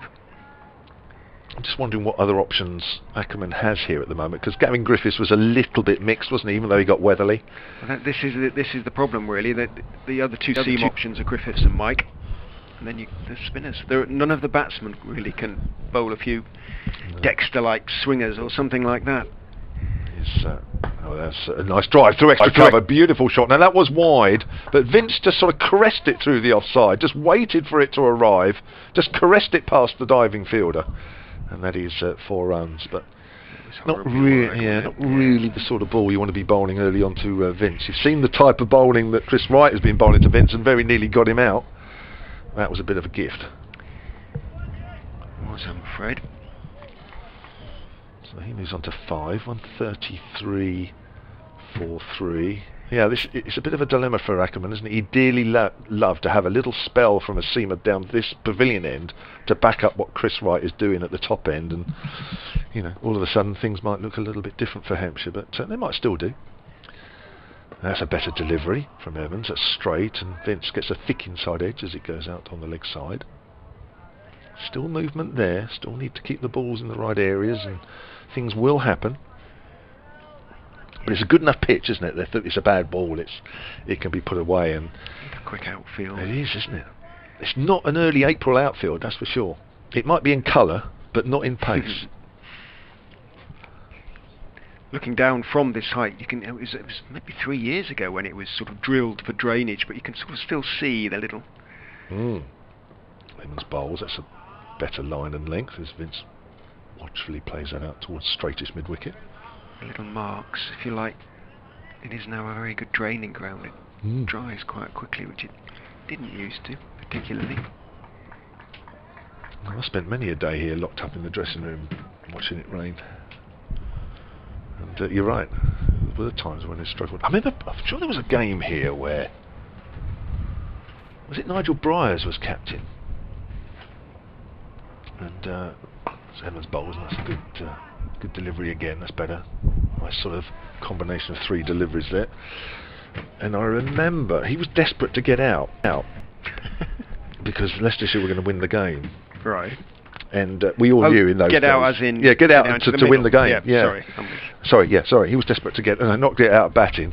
He might have looked at it at times, like most of us, but he was desperate to get out there. And the ground staff, they suddenly swelled in numbers from however many to suddenly they about tenfold. All sorts of people. The gatemen were in trying to get the ground dry, and they were struggling a bit.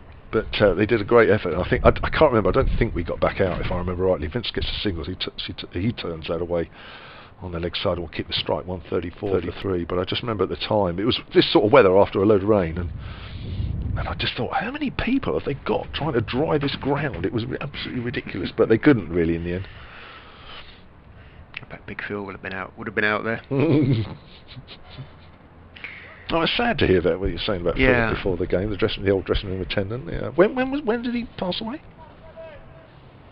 It was before the start of last season. Oh, was it? So it was about this time, 12, 13 months ago, maybe 14 months, bless him now. Leicestershire have, amongst various tributes, commissioned, maybe already have arrived, a new bell. At the bottom of the pavilion steps. In goes right and bowls outside of some good line, good bounce, but wide enough for Vince to let go through to Swindles, and he does. I think Paul Nixon rang it this morning, so it may be that is Phil's bell. Okay, that's good. Oh, that's nice. He used to ring an old bell, didn't he, at the restart time, when it was time for the restart.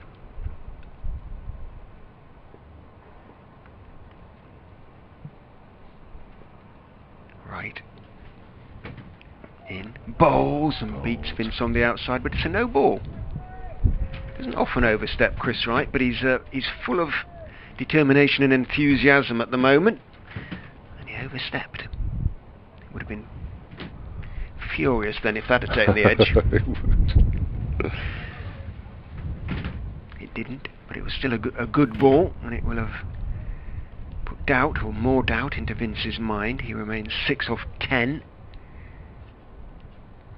2 different games at the moment, depending on which bowler you're facing. In he goes, right. Bowls and waiting for it.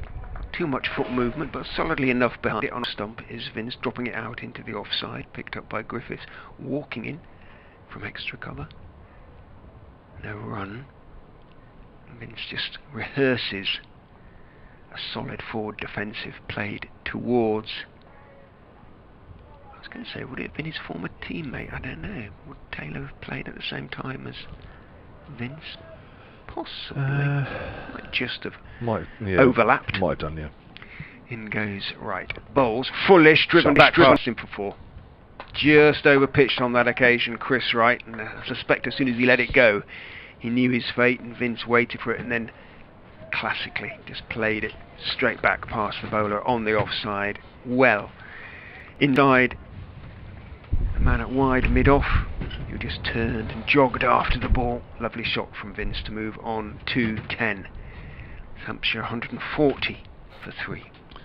Good to see the Vince off drives haven't been put away for 2021. In good nick actually where he was. Did well in the Big Bash during the winter. Cut the 90s in the Sydney Sixers last 2 games, including the final. Nice. Right, in, bowls to him, beautifully turned off his legs this time for 4 more. Just again, the line wasn't quite right from right, drifting on towards the legs of James Vincent. Far too good a player to miss out. No real pace, as we were saying, in the wicket. You wouldn't expect it too much. Timed it sweetly though. Yeah, it's about leg stump, that one. I don't know if Wright was expecting that one just to sort of swing away or straighten up to Vince or not, or whether it was the one that he deliberately sort of pushes into the right-hander, but either way it started too straight and didn't in the end do that much. Consecutive boundaries to James Vince, 14 off 13 balls for him, and already The man at square has gone back to the boundary, so the single to be had on the leg side as right goes in and bowls, but he's going to pick up 4 on the offside instead, because that's 2 full outside off stump, and just leaning forward, right makes it a hat-trick of boundaries. Just pushes it away through the gap in at extra cover and picks up 4 more. 3 hugely convincing and I'm sure confidence-giving shots for James Vince, all straight off the middle of the bat. Just a bit of width on that occasion outside the off stump. Yeah. Ball did straighten a fraction, but the damage was done with the length of delivery. It was just a little bit too full. James Vince has this uncanny knack of making balls that are probably not quite half volleys, looking like they are. That he plays this ball so late. A bit like Joe Weatherly really this morning. Those sort of punch drives through the offside are just great to watch. Finish the over, right, is in, and he's going to concede more runs there as that's whipped away through mid-wicket. It's a long old chase for Evans. He is going to get there, Sam Evans that is. Flings himself to his left and gets his throwaway against the wind, but it's going to be 3 for Vince. So 15 off the last 4 balls of that over. That has done right figures some damage. It's brought up the Hampshire 150 off 39 balls, and having had a tricky few overs after lunch, the half hour after lunch, suddenly they are up and running again in some style. 151 for 3. Yeah, it suddenly changed, doesn't it, the last few minutes or so. Momentum very much back with Hampshire after a very quiet spell after the break, where Leicestershire bowled well, particularly Chris Wright. And I'm just wondering if Chris Wright probably just got a little bit tired there in that last over or so. Just the line wasn't quite as tight as he's been bowling. 12 overs he has now in his spell. 2 for 43. It was 2 for 27 4 balls ago. Amazing how quickly it changed, like T20, isn't it? Evans bowls, and that's on the line of leg stump, and Vince whips that away to backward square leg. And he will move on to 22, making it look very easy out there, James Vince. I don't want to say too much at the moment, because I don't want to put the commentator's curse on anybody at this stage of the season. I'm sure I'll be doing that, maybe like Richard as well, and I'm sure all the commentators will say that we'll be doing that plenty of times over the summer. I don't want to be blamed for it on the first day. I was just thinking that they had so much time there, didn't they? Oh, amazing, isn't it? Got some class players, and you can see why they are.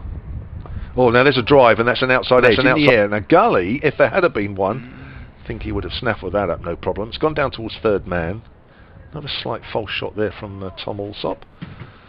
But he moves on to 51. Hasn't seen too much of the strike recently, actually. It seems to have been all James Vince. Maybe that was part of the reason for that edge there. 153 for 3. Talking about timing, of course, I don't need to remind any Leicester fans here. David Gower was probably the epitome of somebody that seemed to have so much time.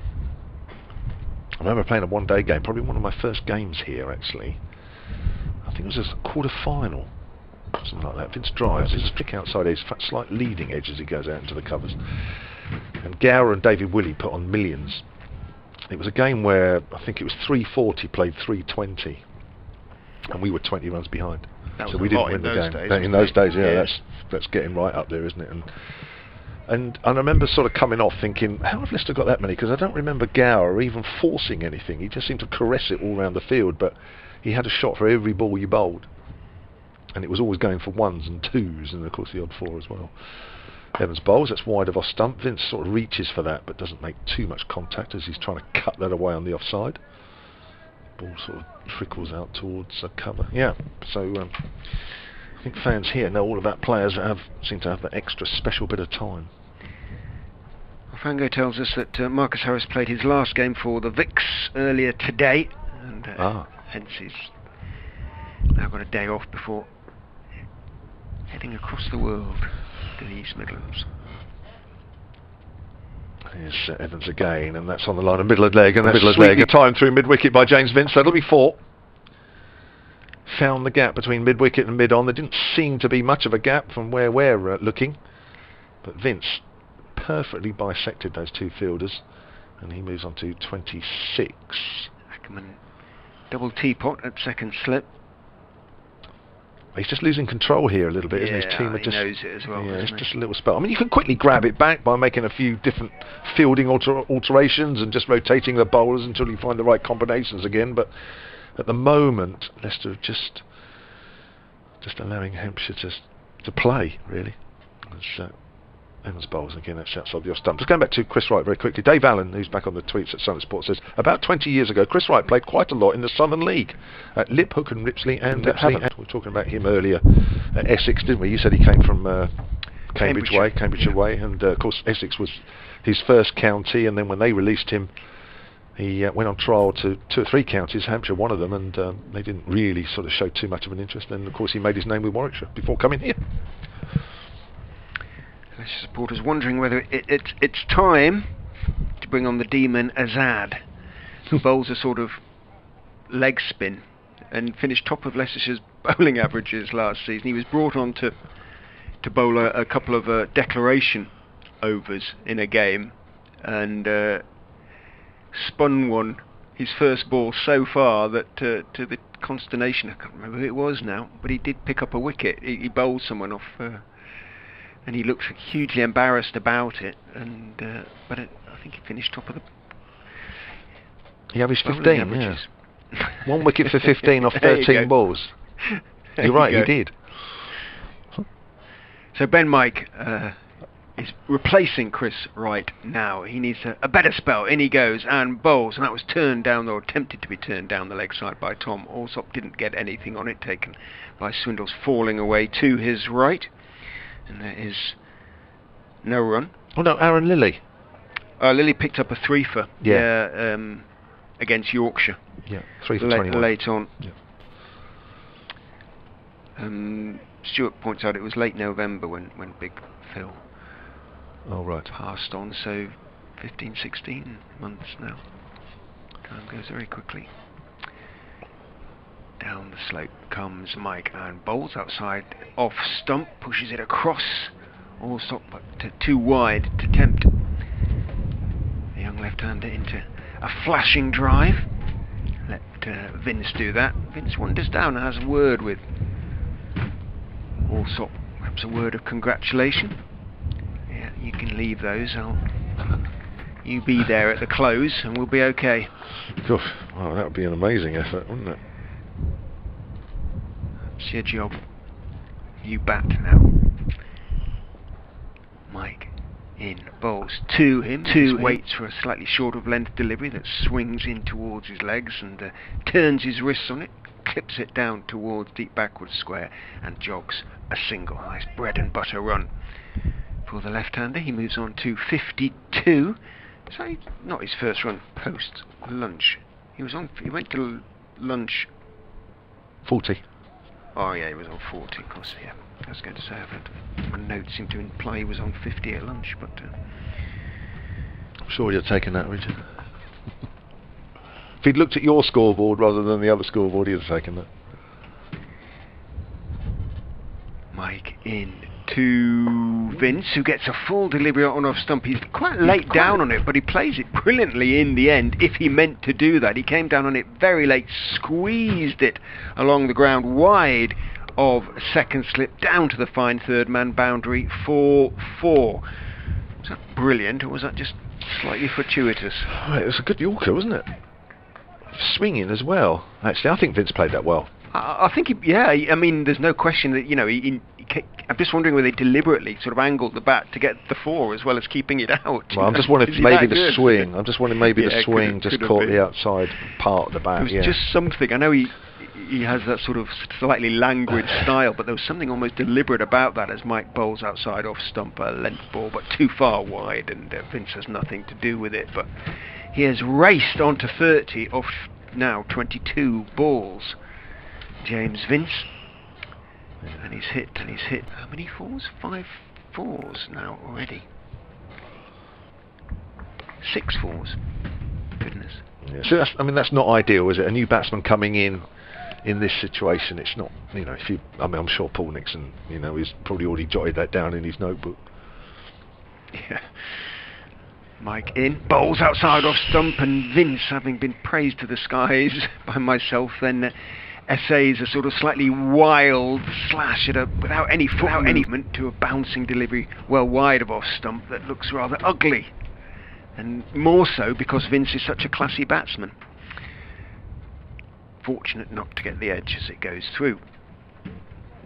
Kevin's going to update BBC Radio Solent with the good news that their skipper is now pretty well established and going nicely. He's on 30 off 23 balls now, and in an effort to regain a little bit of control of the scoreboard at least, Ackerman is turning back to Callum Parkinson, who's going to bowl from the pavilion end. 4 overs, none for 13 pre-lunch. Perhaps just the whisper of a suggestion of the odd ball slowly turning, but not much as you would expect on the first morning of the first game for Parkinson. He's going to come over the wicket to the left-handed Alsop bowls, and that one bounces very high, and well, from here I would have said that was 6 inches too high. He went for the appeal anyway, with a certain amount of support from Harry Swindles, but I can't imagine he really believed that was going to be upheld. In he goes again, bowls a little bit short down the leg side. It's paddled away around the corner by Alsop, but a good diving stop away to his left by Lewis Hill,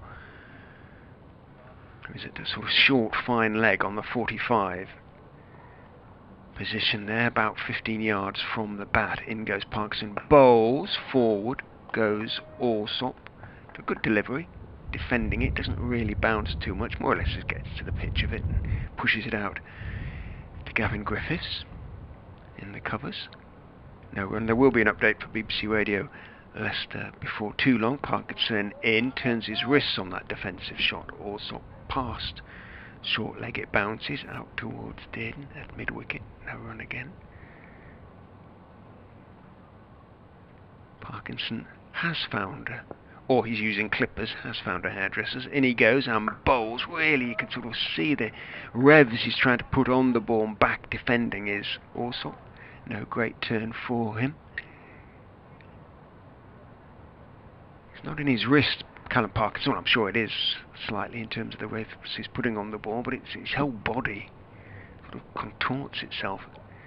In he goes and bowls, and fuller delivery, clipped away off middle and leg by Alsop, but only as far as mid-wicket. So, a maiden for Callum Parkinson, 162 for 3. Here comes the update for BBC Radio Leicester. Foxes have picked up their 3rd wicket of the day, and with it their first point in the county championship this season. It was that of Sam Northeast, who went leg before wicket to Chris Wright, who has been the pick of the Foxes bowlers. Northeast went for 19, made the score 127 for 3. James Vince, Hampshire's captain and star batsman, almost was dismissed very first ball, edged just short of Colin Ackerman at second slip off Wright. Since then, however, he has raced on to 30 off just 23 balls. Tom Alsop has his 50, he's on 52 off 84, and Hampshire are 162 for 3. I'm back with you on commentary. Mike is going to continue from the Bennett end. The sun has now completely disappeared. It's grey as Mike bowls very wide outside off stump, and Vince steps forward and then watches the ball through into the gloves of Harry Swindles. There is movement for Ben Mike. Hit the top of off, hit the top of off. I saw a stat when I was doing some preparation for the game. Yes, BBC Radio Leicester listeners, I do a little bit from time to time, that said that Mohammed Abbas and Kyle Abbott, Hampshire's opening attack in this game. In goes Mike and bowls down the leg side this time. Did it come off the hip or the bat? It came off the hip of James Vince. Runs away down to fine leg for 4 leg byes. No chance at all for Harry Swindles. The runs continue to flow post lunch, and having fallen to a rate of around about 3.4, it's back up to pretty much 4 and over now. Just to finish that point about Abbott and Abbas, that over the last 5 years in world cricket, they are the bowlers whose percentage of deliveries would most often hit the top of off stump, if that makes sense. The most accurate bowlers in that respect. And that's what Leicestershire need to do. just think about hitting the top of off stump. Mike pauses because square leg. He's going back to deep backward square, about 10 yards inside the ropes. Little stutter at the start of his run for Ben Mike before he gets into his stride and bowls, and attempted to be turned by Vince into the leg side, turned his wrists on it as he went back, but didn't quite place it where he wanted to, and moved to his right at mid-on to make the stop. I was just making the point, Kevin, that Abbott and Abbas over the last 5 years, according to a stat I saw, are the bowlers in world cricket whose highest percentage of deliveries would have hit the top of off stump. They are the most accurate bowlers in the world over the last five Wow. years. And there's something to be learned from that and their success as a consequence. In goes Mike and bowls outside off stump, trying to tempt perhaps Vince into a booming drive. He is not to be tempted, lets it go through. Yeah, I think a couple of bowlers this morning, and well, even now, really, you know, that would bowl in tandem consistently, bowling a sort of attacking the stumps, like you say. I think Hampshire would have been significantly more wickets down for a few less runs. I think Leicestershire have just allowed at times Hampshire to score a little bit too freely. Yeah, no control for Ackerman at the moment. In goes Mike and bowls short, pulled absolutely dismissively away to the mid-wicket boundary by Vince. Banged it in, Ben Mike, but Vince saw it all the way and hit it down, and goodness me, that the sort of shot which will make a bowler's heart break within him. I won't be dropping shorts again for a while. Exactly what I was thinking. I thought that if ever there was a ball put away with total disdain for the bowler and that delivery, that was one. Wow. You're going to have to get your bouncer much higher than that if you're going to bowl one at all, which might not be the best point.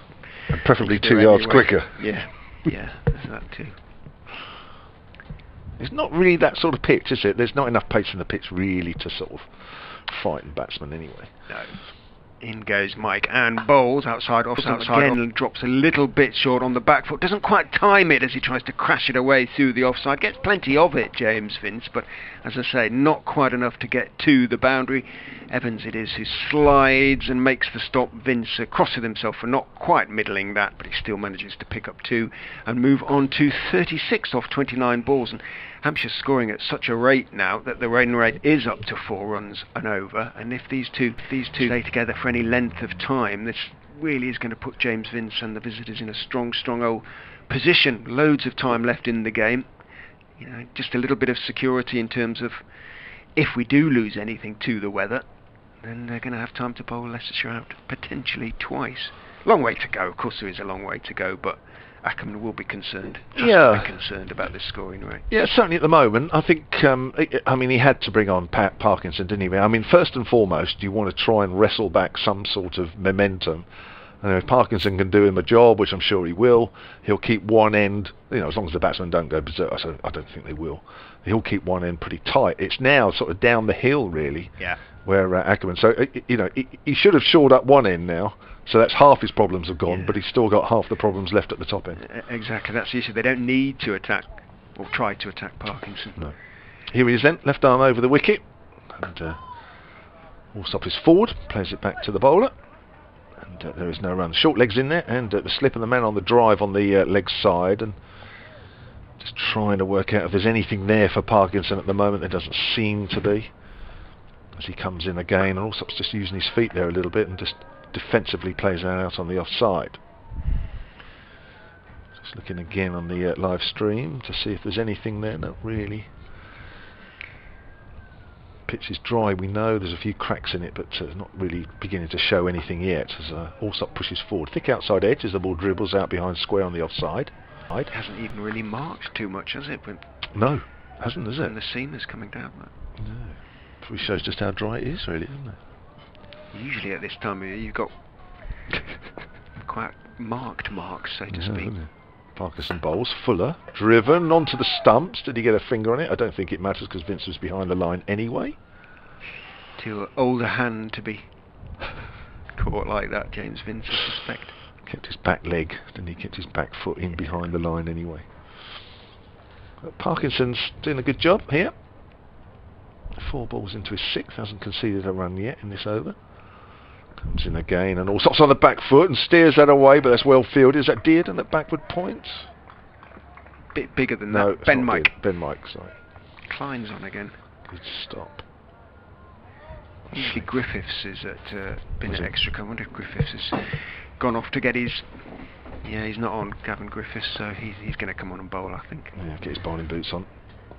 If he has, I don't know why he doesn't have them in the first place, but I'm sure that's not the case. As Alsop steers that away down towards fine leg. There's a misfield, and they'll come back for 2. He'll have to hurry. Swindles takes the bails off, but Alsop's home. If that had been a better throw, it might have been interesting, but well judged. Was. By Alsop. He had to be quick, didn't he? Those last few yards. There was a moment where you thought this could be a good contest. Alsop moves on to 54 then. That's come off 90. Hampshire 174 for 3 at the end of Parkinson's over. I don't think there was any rain forecast for today.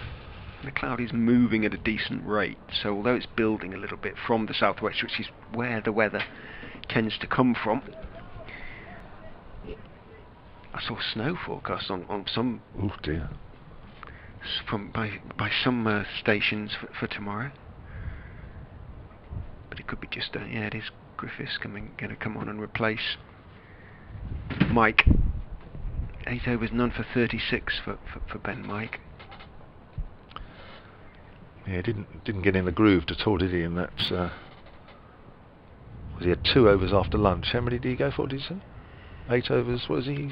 None for 36, I think. So 2 overs for 11. Yeah. Yeah, didn't really do the job that Ackerman wanted of him. So Gavin Griffiths will have a go and try and keep things tight for a little while. And of course, the odd ball will still move around. It's more than the odd ball, really. Just try and put a little bit of pressure on. Try and build it up again. In goes Griffiths and bowls, pushed out to backward point by Vince. Just having a look at a bowler he may not have faced before, one way or another. Maybe in the nets when he came briefly to Hampshire, but yeah. Sort of steady pace, isn't he? Really, yeah. Nothing more, nothing less. Yeah. He's got some nice variations. But it's not necessarily variations you want at the moment. Do you know? Let's just get it top of off stump and let the ball and the pitch do the rest. In he goes and bowls. That is off stump-ish line, slightly too full and leaning forward, steering it out into the gap between cover and point. Vince picks up a single, moves on to 37.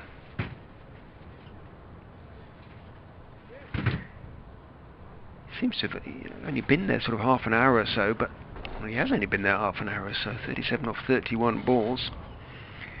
Hasn't missed out on any of the looser deliveries that Leicestershire have bowled at him, and there have been a fair few of those looser deliveries.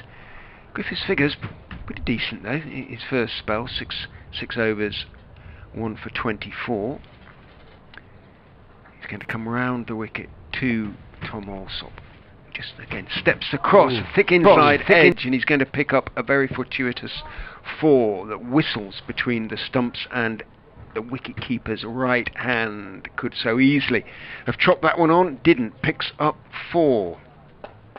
Well, the ball didn't seem to do too much off the pitch. I think Alsop was, I don't know, either trying to play that too square or that wasn't really coming down straight anyway. Yeah.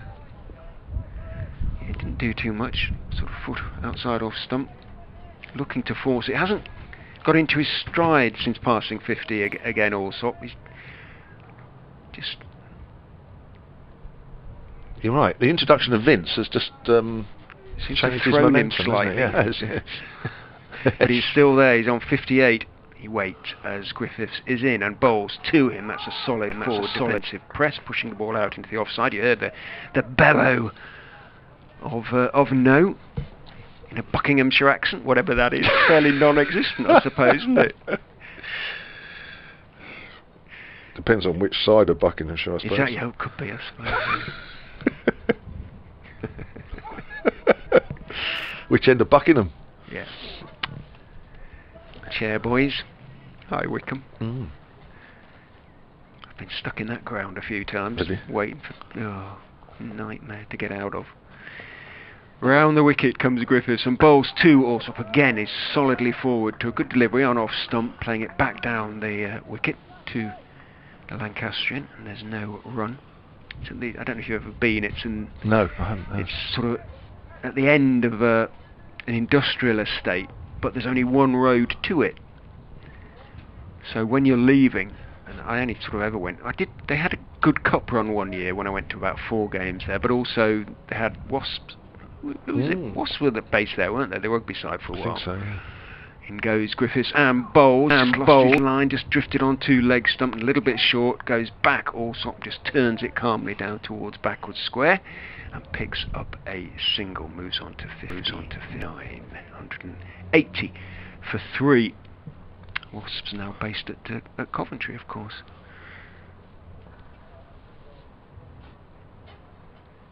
Got a couple of tweets here. David Ackland says, actually, Chris Wright was born in Chipping Norton in Oxford. Oh. Yeah. And went to school in Alton in Hampshire. The East Anglia connection is from his uni.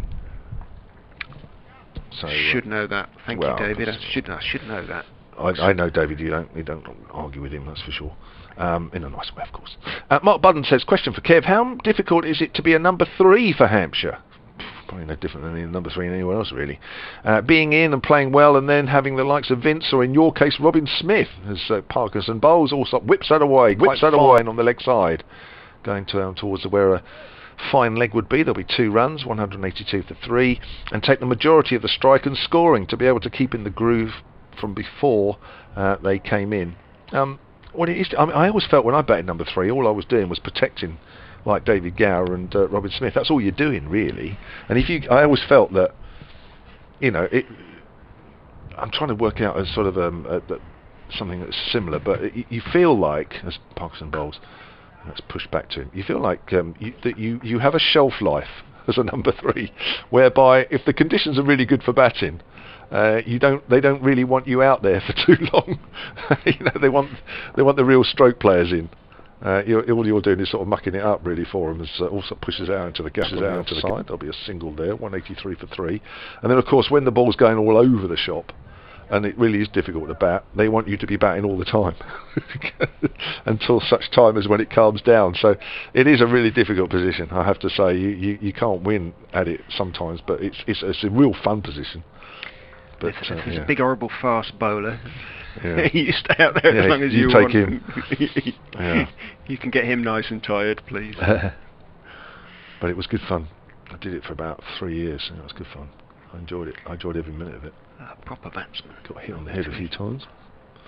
Well, that was life. Here's Parkinson again. Oh, has that turned? Has that turned to Vince? He's played either inside the line or it's gone past the outside edge. Now then. That has turned. Yeah. Just enough. Yep. Just enough. So, there he comes in again, buoyed by that, and Vince watchful as you would expect. Plays that out on the offside, and there's no run. Woodsy has just texted me. He was a plumber to the stars, as I always say. Does all the plumbing for the boys in the Hampshire team. I'm just going to read his text in a minute because I never know what he's going to text me, so I better read it first. That's a nice pleasant drive out into the offside, where it's fielded, and that is the end of the over, 183 for 3. Well, the last 2 deliveries were played with a certain amount of caution by Vince, having seen that one just straighten from Parkinson, straighten past his outside edge. And I'm sure in the Hampshire dressing room that will have given a couple of the bowlers a certain amount of encouragement, shall we say. I like a pitch that there's something there, it's not feather bed from the start. No. Round the wicket comes Griffiths and bowls to Alsop, who's hurried slightly on the back foot, maybe didn't get up quite as much as he thought he was going to, came down on it, kept it out comfortably enough, played it out to mid-on. There is the Leicestershire fitness and conditioning coach Alex Carey walking round the boundary, looking purposeful. Leicestershire's squad probably cowering in the meat somewhere. He's coming. Hide. I'm sure they're not. Nice blue plastic gloves on. Yes. Examination time, boys. In goes Griffiths and bowls and looking to drive. Doesn't time that one at all. Thick inside part of the bat for Tom Alsop. Squirts the ball out towards Ben Mike at mid-on. Again, Alsop having looked pretty fluent pre-lunch. Continues just to strive a little bit for his timing post-lunch. I don't know what that was served down there. I think they still have pretty good.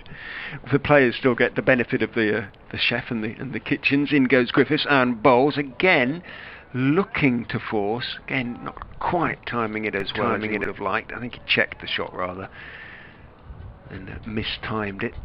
Tom Alsop to the same player, Ben Mike at mid-on. No run. Looks around him. Sees two slips.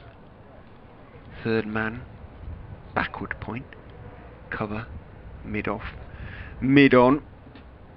Man in front of square, not quite mid-wicket, not quite square leg, Harry Dearden, and a long leg as Griffiths is in and bowls, and also drives, again doesn't quite time it. He's going to pick up a single as tumbling to his left. Sam Evans sort of stops the ball two-handed, but he can't pick it up cleanly and pushes it out towards Lewis Hill. Hill completes the fielding, not particularly cleanly, but does so it is going to be just the single to Alsop. He moves on to 63, 184 for 3. So it got colder. Exactly. Yeah, it has. Last over markedly colder. And a bit darker. Snow in the air. It does look a bit duller, doesn't it, above? Although the clouds are sort of a bit all over the place, aren't they, really? But a few hands being rubbed out there. Desperately trying to keep them warm. Griffiths goes back over the wicket for right-handed Vince, of course. In he goes, bowls, and Vince just waits for that one and turns it calmly off middle leg out towards mid-wicket. Knew there was going to be two there because Evans running across from deepish backwards square had a good 20 yards to go. Got there, but Vince, you heard the call of yes when he turned and saw that Evans hadn't got to the ball yet. He moves on to 35 balls, 186 for 3. Run rate still up at 4. Run still flowing nicely as far as the visitors are concerned. Just a single slip now. As Griffiths is in and bowls, and Vince drives without getting to the pitch of the ball.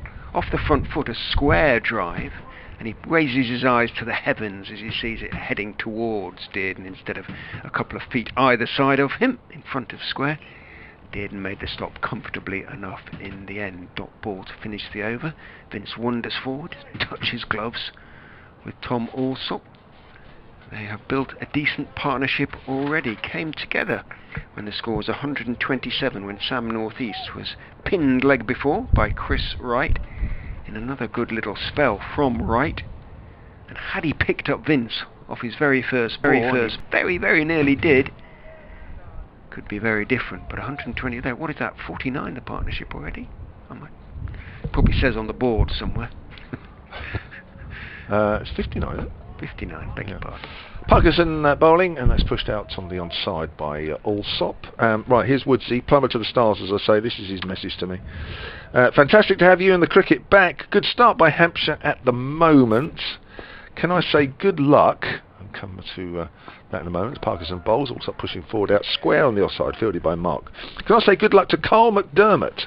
Of course, former Hampshire groundsman, now at Lords. Acker Jock at Lords. Yeah. Tom Cowley and Easel at the Aegeus Bowl. Also, can you say hi to my cricket wife, Jo Summerton, and tell her I can't wait to see her, Woodsy? That sounds like a love letter. That's pushed out square on the offside, and there is no run. I don't think Jo's listening at the moment, Woodsy, so she won't have heard that.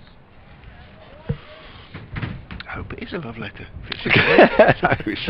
If you know Woodsy and Jo like I do, then no. Okay. Well, it might be. That's pushed out towards short mid wicket, and you never know. Fielded by Dearden. It's got a bit windier. Yep, the wind's getting up, and it is a cold wind, ladies and gentlemen. It's what I was expecting first thing this morning, but really wasn't. It was lovely. Alsop gets wrapped on the pad, trying to work that away on the onside. A little bit of flight there for Parkinson. From half shout, wasn't there really? Although, you know, Alsop had just come across his stump a fraction with the front leg, worth a shout. Just held it back a touch. Parkinson again over the wicket and bowls. Alsop playing that one straight. And that will be the end of the over. Parkinson is doing exactly what Ackerman wanted of him, and that's to keep one end tight. Griffiths is, it's just calmed things down a little bit as well. So I think Leicestershire will feel that after that spell where Vince and Alsop were just getting away from them a little bit, that they're starting to rein it back in. I shouldn't say rain because I feel that's not too far away, although hopefully far enough. You'll know better than me, Richard, don't you? Well, the clouds are moving. They're not scudding across the sky, but they are moving. But they are. Bill, we might be lucky. We might be lucky. Not ideal conditions in which to bat. No sign of the floodlights coming on though. It's they are available.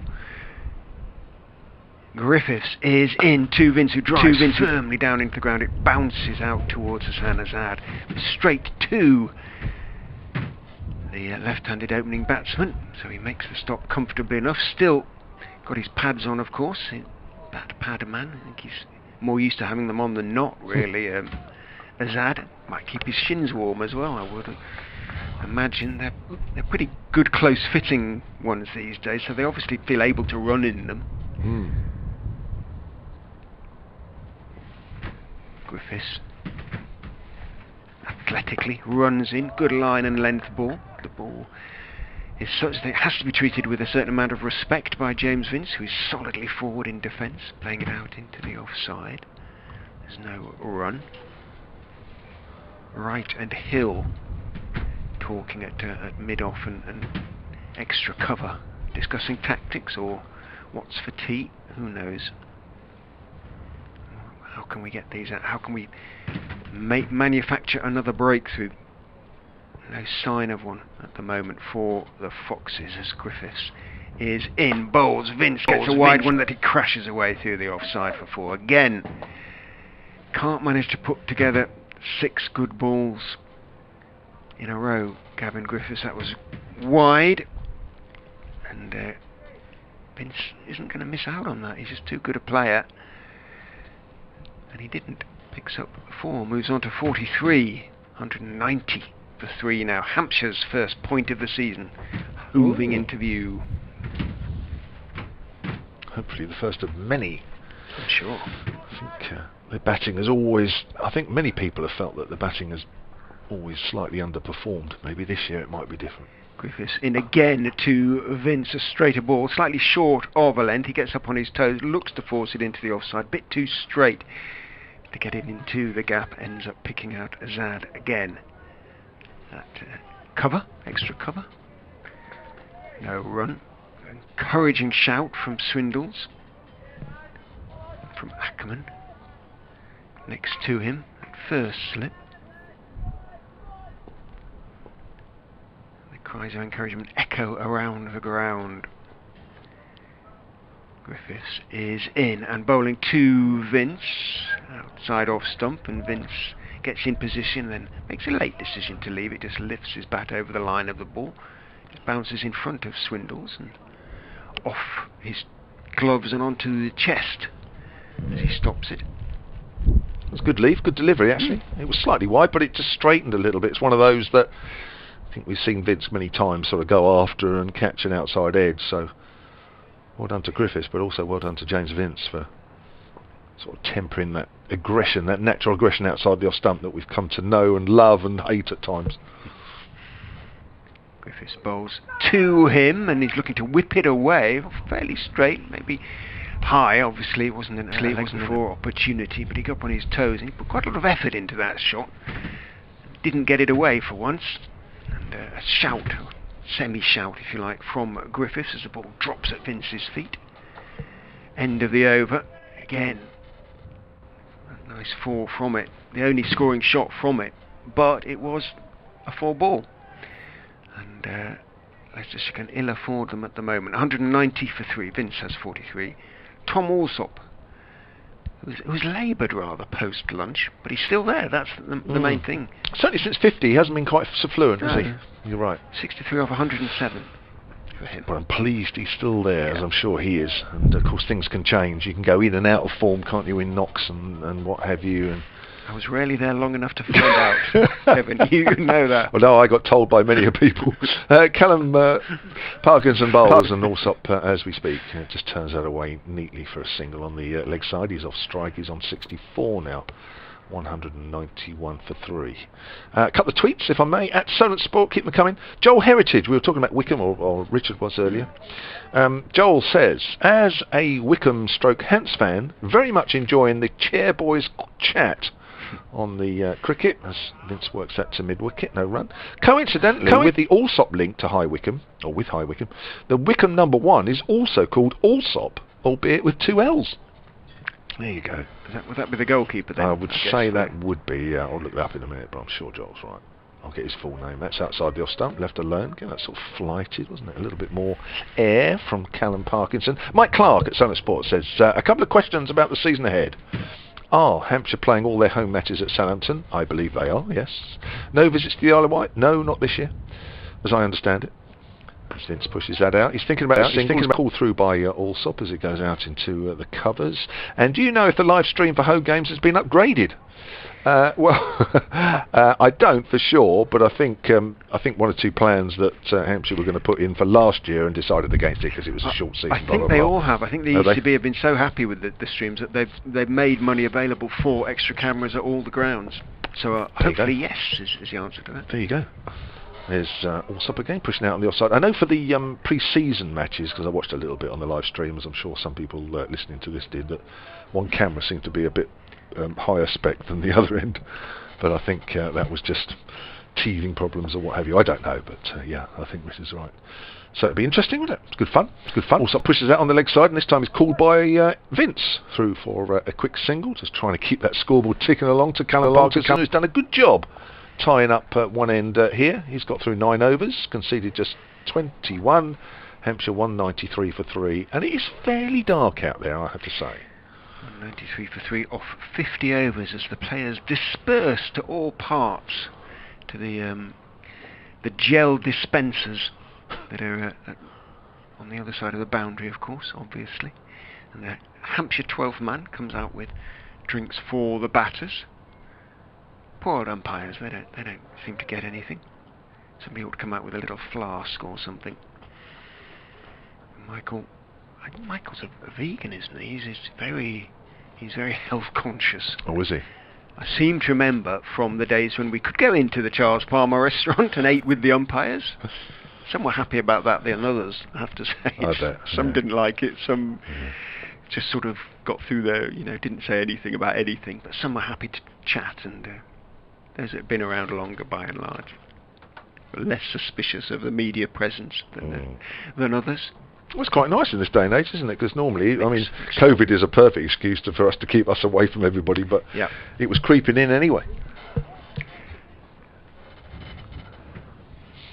Griffiths then to bowl the 10th over, his 10th over of the innings, that is, 1 for 37, as he comes round the wicket, bowls to Alsop, who looks to drive, but as we've been saying, isn't quite timing things at the moment, and hit that one hard down into the ground. Griffiths reached up a strong right hand and stopped the ball in his follow through. And there is no run.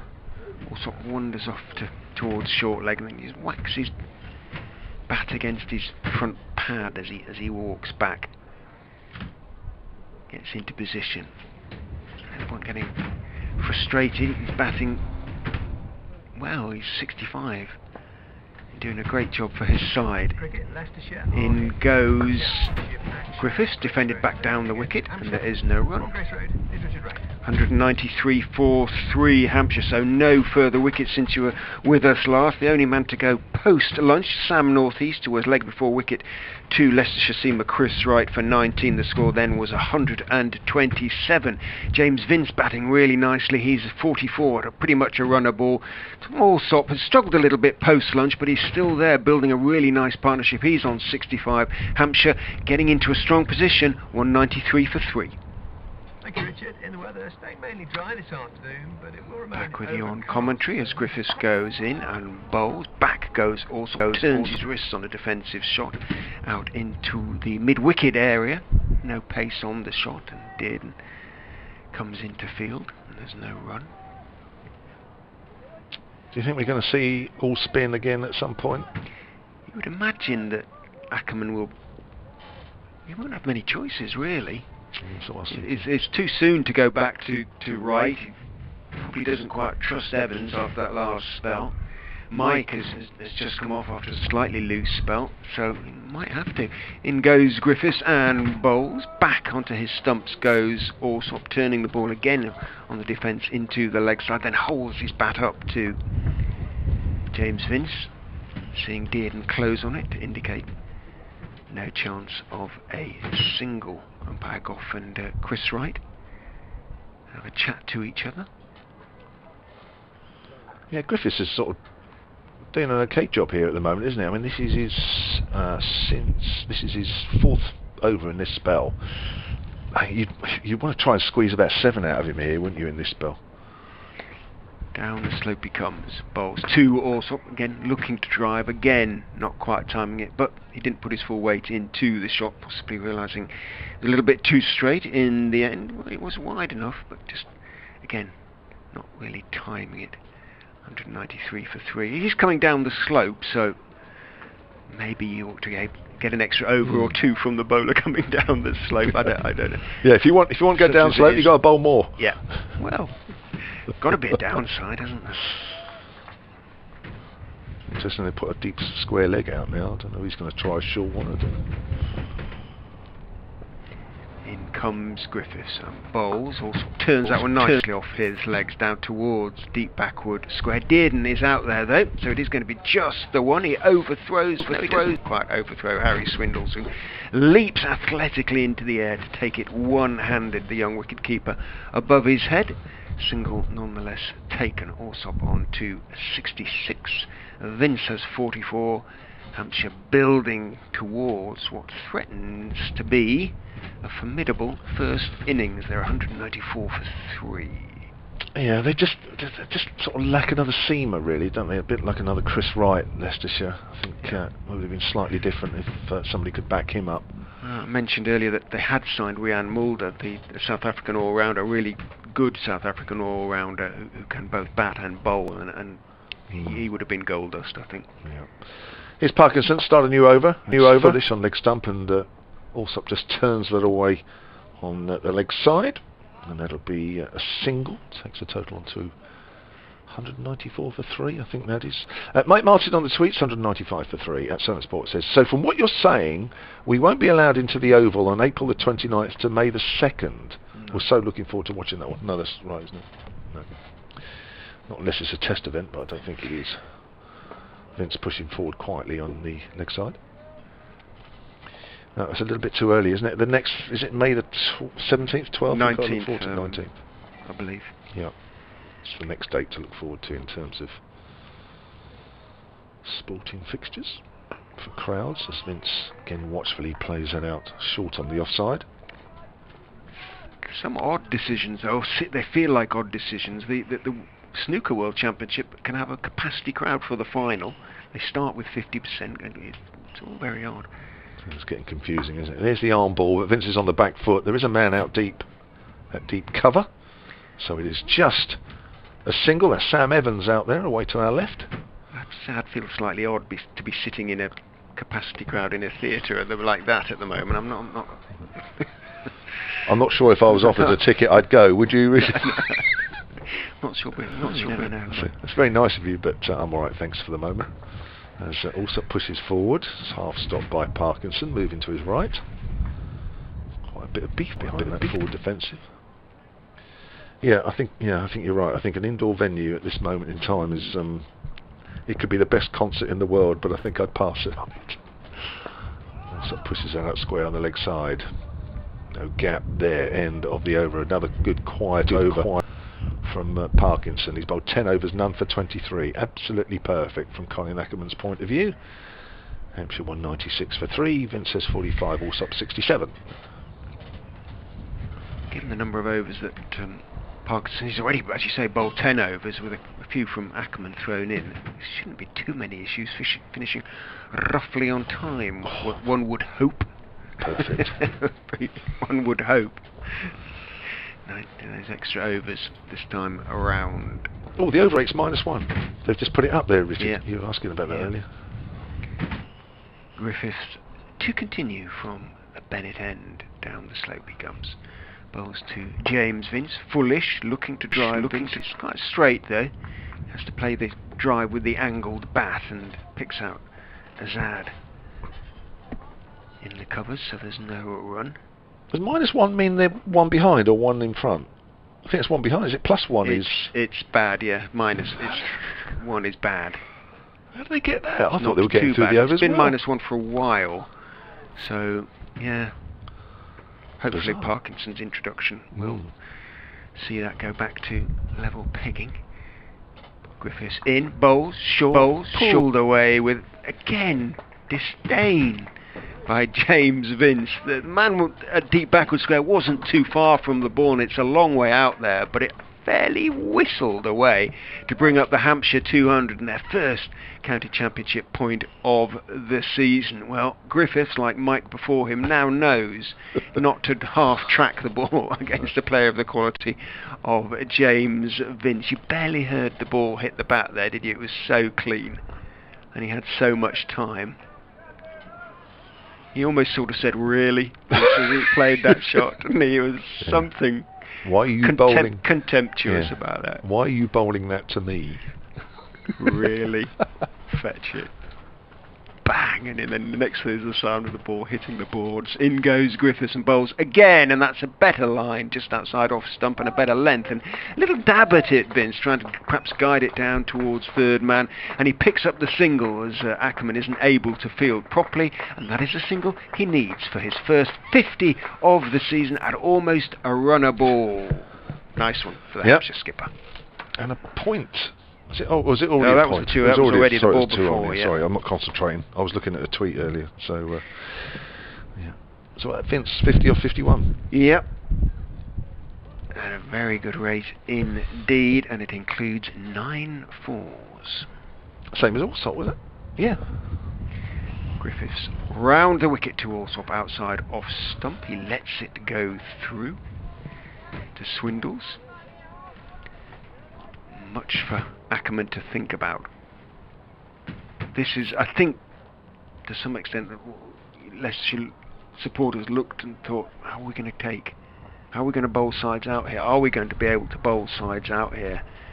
Hence the fact that they tried to give the wicket a little bit of a different, perhaps preparation treatment, just a touch drier for the spinners. In goes Griffiths and bowls, drops a little bit short, rather shoveled away rather. He's going to pick up 4 for it through mid-wicket by Alsop. He slipped as he played the shot though, so it all looked a little bit ugly, but it was effective. It was effective, Tom Alsop. And he picks up 4 to move into the 70s, onto 71. Hampshire now fairly racing along, 205 for 3, and the control... They haven't passed to Leicestershire, but they've just managed to slow things down a little bit. Well, 9 off the over so far.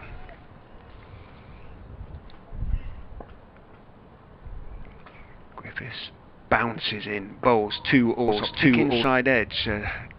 Gauntlets of Swindle started to go into the air there. He thought that might have snuck through, and he was ready to bellow an appeal for leg before. Plenty of bat on it in the end for Alsop. The ball squirts out into the leg side and he takes a single, moves on to 72 and keeps the strike. 10 from the over. Joel Heritage back on the theme about the Chairboys and High Wycombe, and Tom Alsop having been born in High Wycombe, and the Wycombe goalkeeping #1 is also called Alsop with 2 L's. He's back on the tweets. Joel says, in case Kevin wanted more info, it's Ryan Alsop. And the Solent link, and I should have known this, was at Bournemouth. I remember he was Bournemouth goalkeeper, which also included a Pompey loan. Had his place in goal usurped after picking up an injury, and the backup, David Stockdale, doing a great job, arguably Wycombe player of the season before that. So there we go. We're up to date with Wycombe goalkeepers now as Parkinson comes in, which is just about something I really needed. That's pushed out behind square on the offside, and there is no run. I feel my day's complete. They had a good win on Saturday, didn't they? Did they? It's not quite all over for Wycombe. They're bottom of the Championship, but it isn't quite a done deal, their relegation, with that win.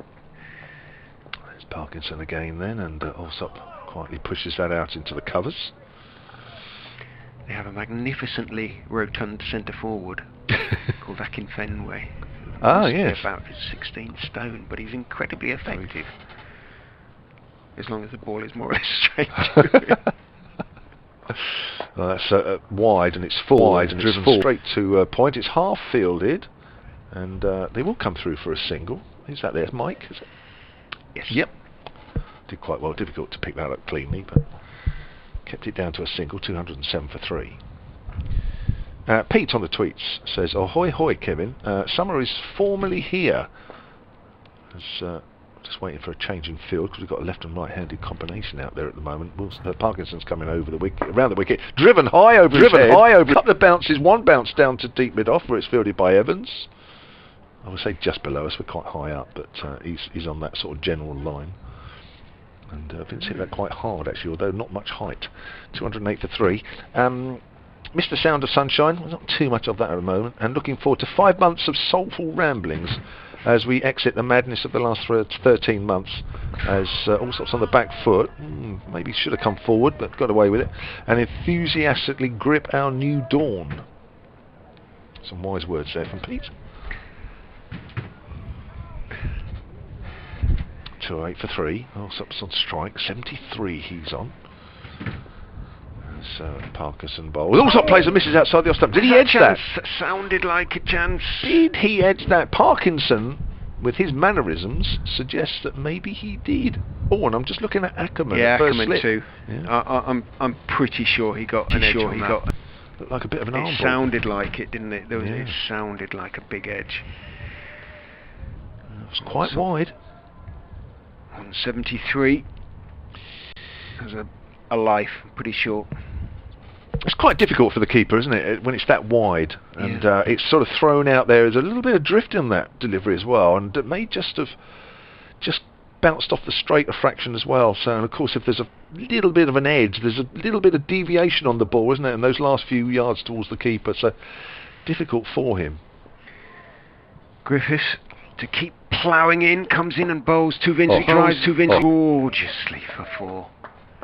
Wasn't at the pitch of the ball, just leant forward and stroked it just to the left of Hassan Azad at extra cover, and Azad fell to his left, but he had no real chance. Again, you probably didn't pick up the sound of ball hitting bat because it was timed kind of so sweetly by Vince, and he moves on to 55.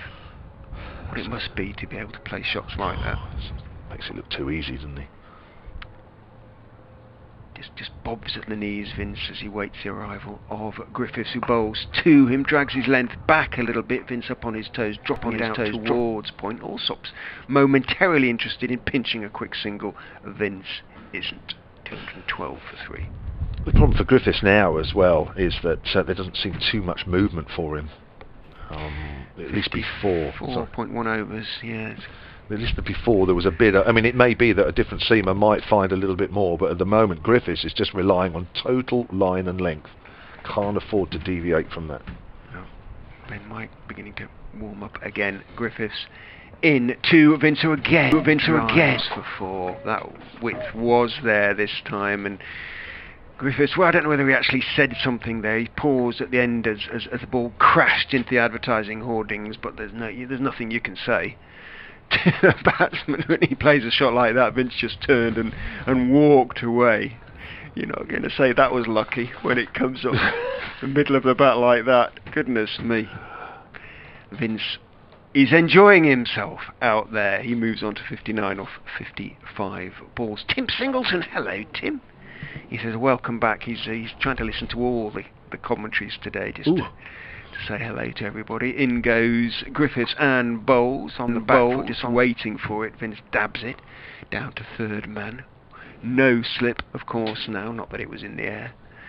And he moves on to 60, 217 for 3. And things are looking increasingly ominous for Leicestershire. And Springsteen wants to know whether you know, Kevin, why James Vince, who was brilliant in the Big Bash, isn't in the IPL. I think he probably wanted to be as well. Yeah. Oh, in the IPL, I can answer that. In goes Griffiths, Bowles outside off his stump, looking for the big drive. Alsop doesn't quite time it, but he gets it into the gap. Sam Evans is going to pick it up and relay it to Hill, who gets his throw away, but not before Alsop and Vince have completed 3 runs. 220 for 312 off first 5 balls of Griffiths over. He's beginning to go around the park. He is a little bit, isn't he? Leicestershire are chasing leather at the moment. Now, I notice Ackerman's gone into mid-off as well, so probably to have a chat with Griffiths as well between deliveries. The reason he's not playing in the IPL is that he actually publicly stated a couple of months ago that he wanted to start the season with Hampshire. Feels a great responsibility to the club, takes his responsibility as captain very seriously.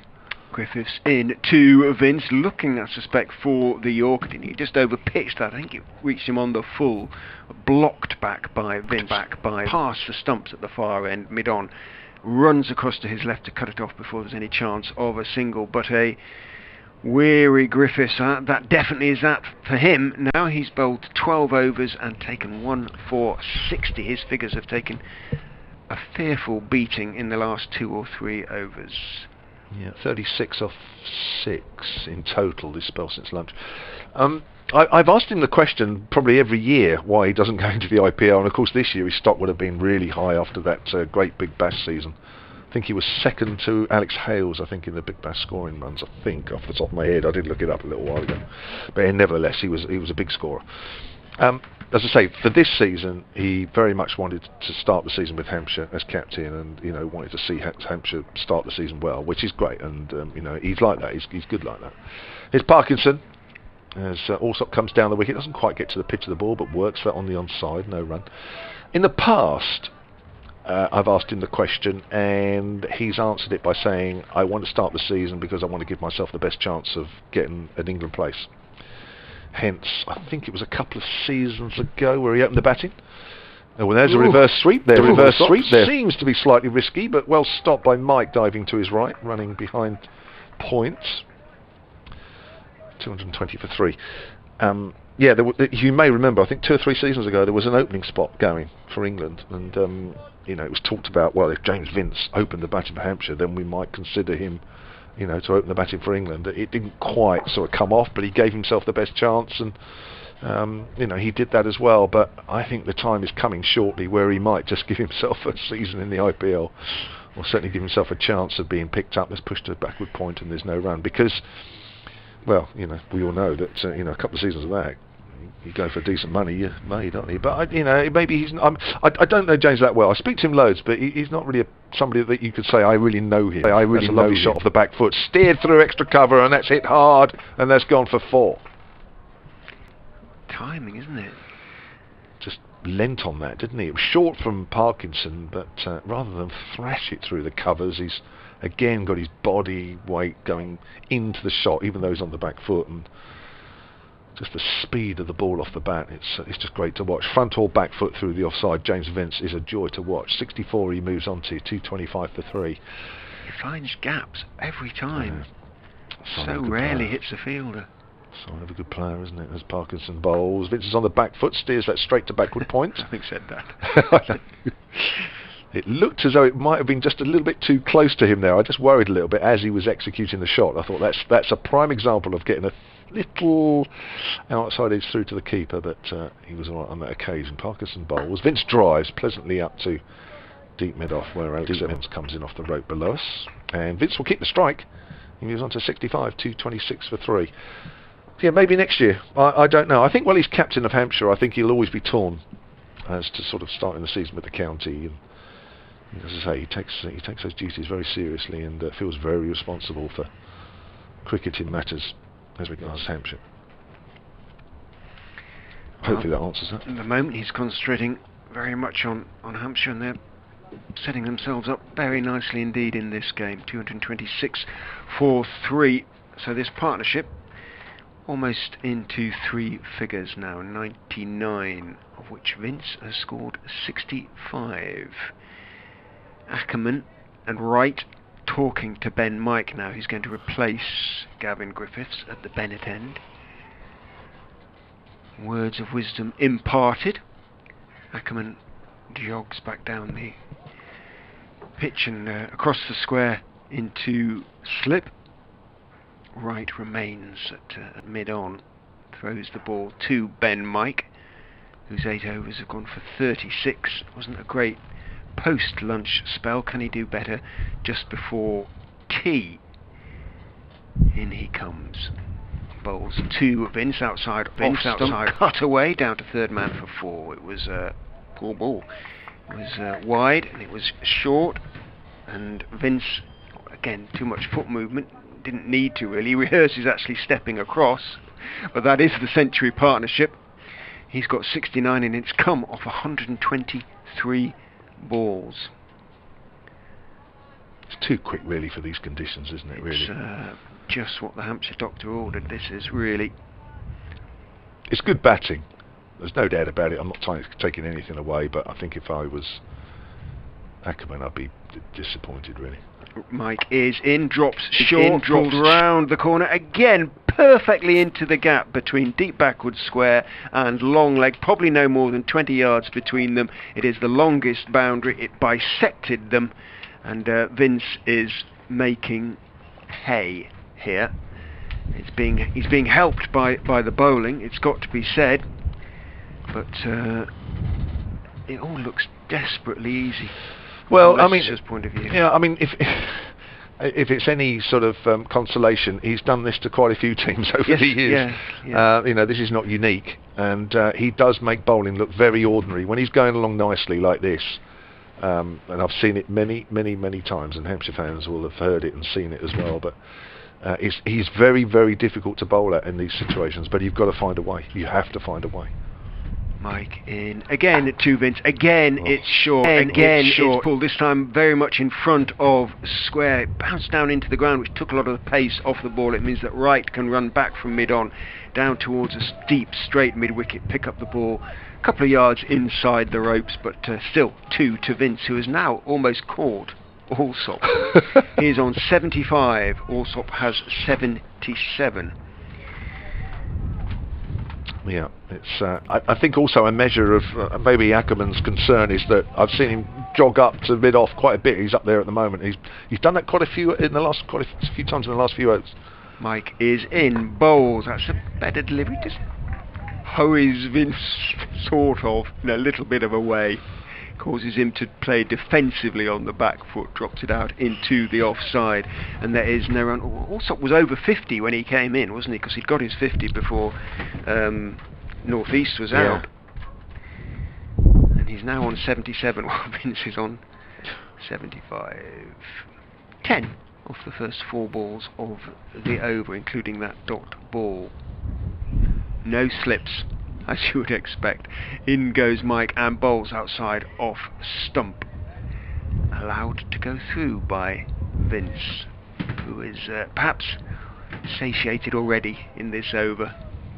But just looking out at the field now, we have 4 men on the boundary. It's beginning to look like a one-day field. It's an incredible field for an afternoon session on day 1 on April the 8th with an overcast, cloudy conditions and a seamer on. It's quite incredible. Mike in, bowls, short, edged, in the air, through second slip for 4. Well, there you are. That's where you pay the price for not bowling well enough. It's okay to do that at the end of the over, but yeah, That's a To regulation. be done at the beginning. That's a regulation second slip catch in these conditions, but because of the situation and to be fair, how well James Vince has been playing, that there's nobody within sight of that. And he has now overtaken Alsop. He moves on to 79. Hampshire on to 240 for 314 from the over. And Ben might feel unlucky, but The cricket was back today, day one of update for BBC Radio Leicester. Match against Hampshire.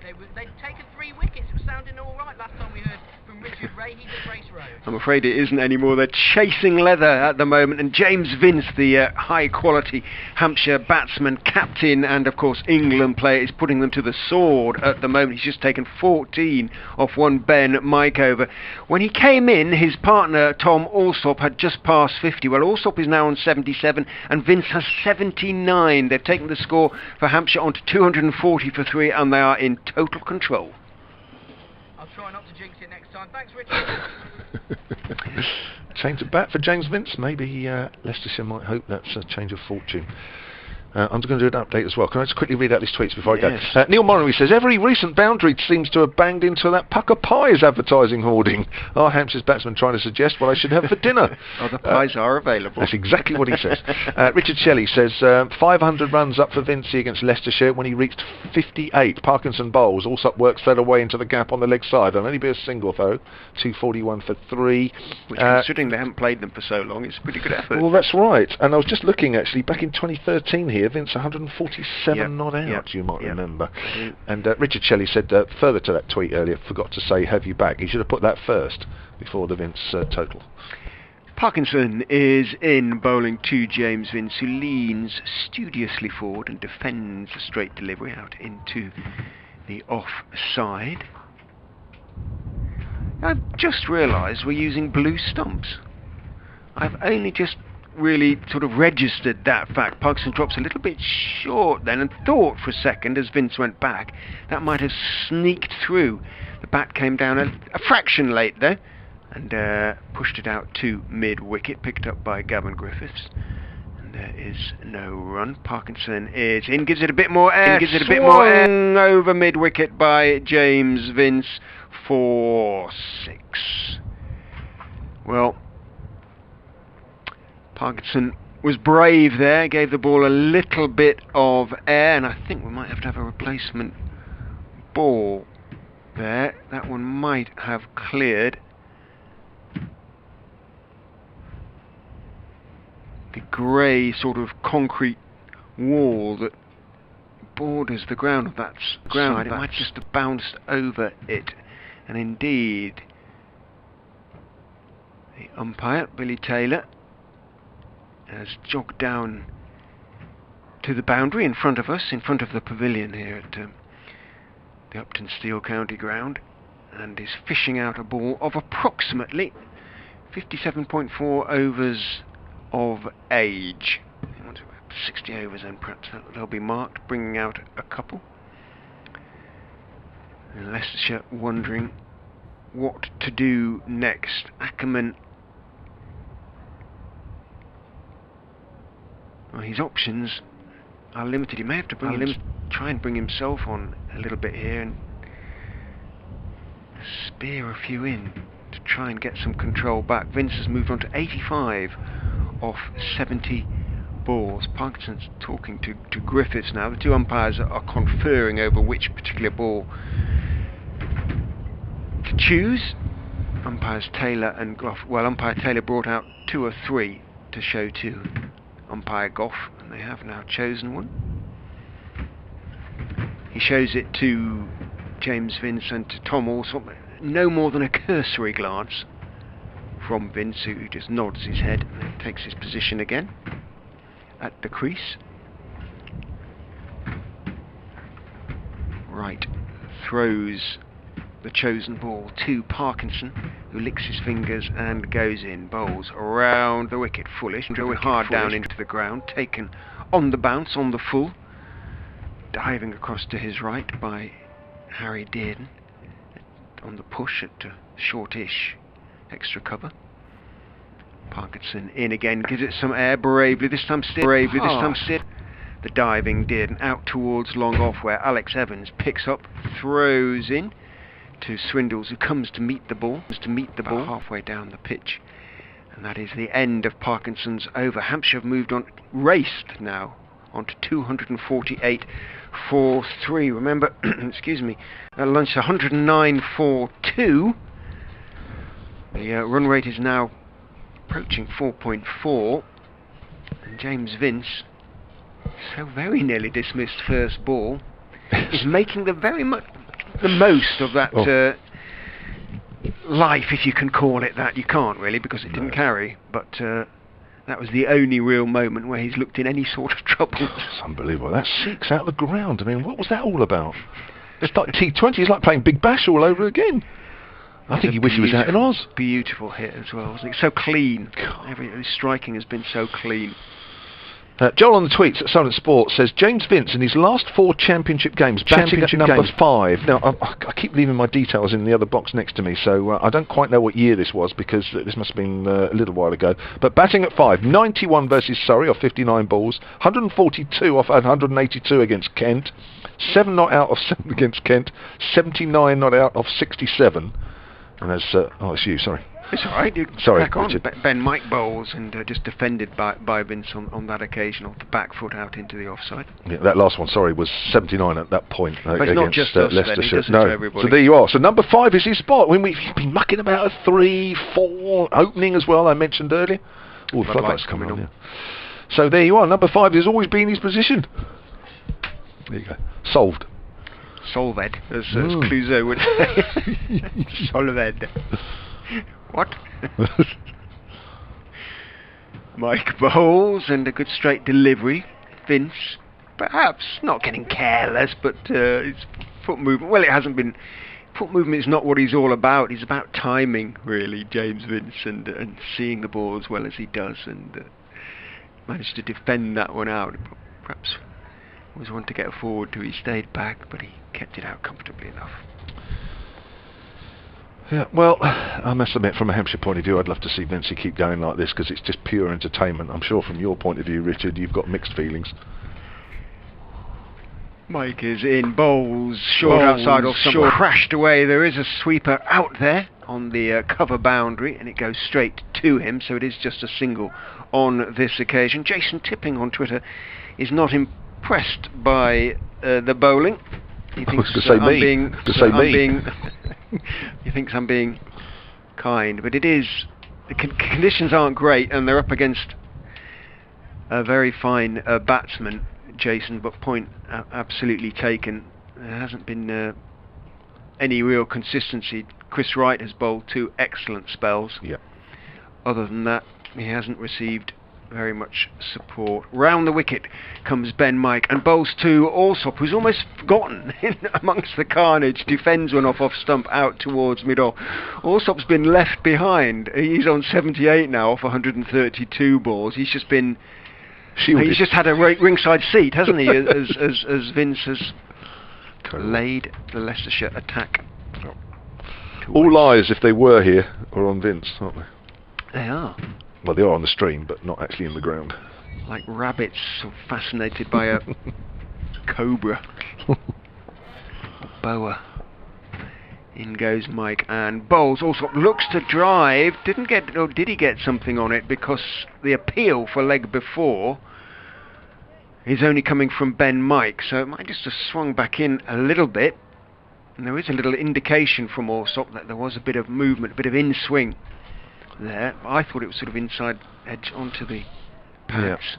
Mike just sort of smiled afterwards, didn't he? But again, you know, the ball has sort of, I know it's on the angle is coming into the left-hander, but it's also just gone in as well. So, you know, again, there's still a little bit there.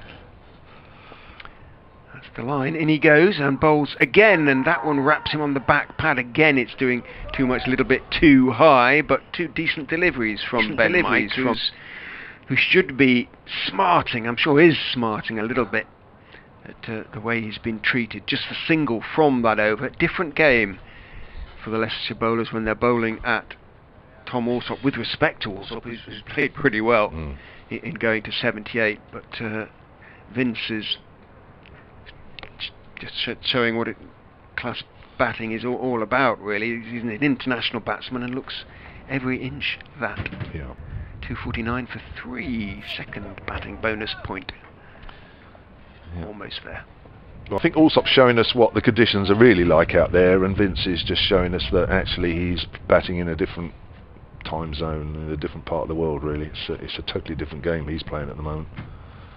And Leicestershire haven't really got an answer, and I don't think too many people would in this situation. Vince cuts that away. There's a gap in the covers, but there is a sweeper as well, so it's just a single. And that's the 250 up for Hampshire in the 60th.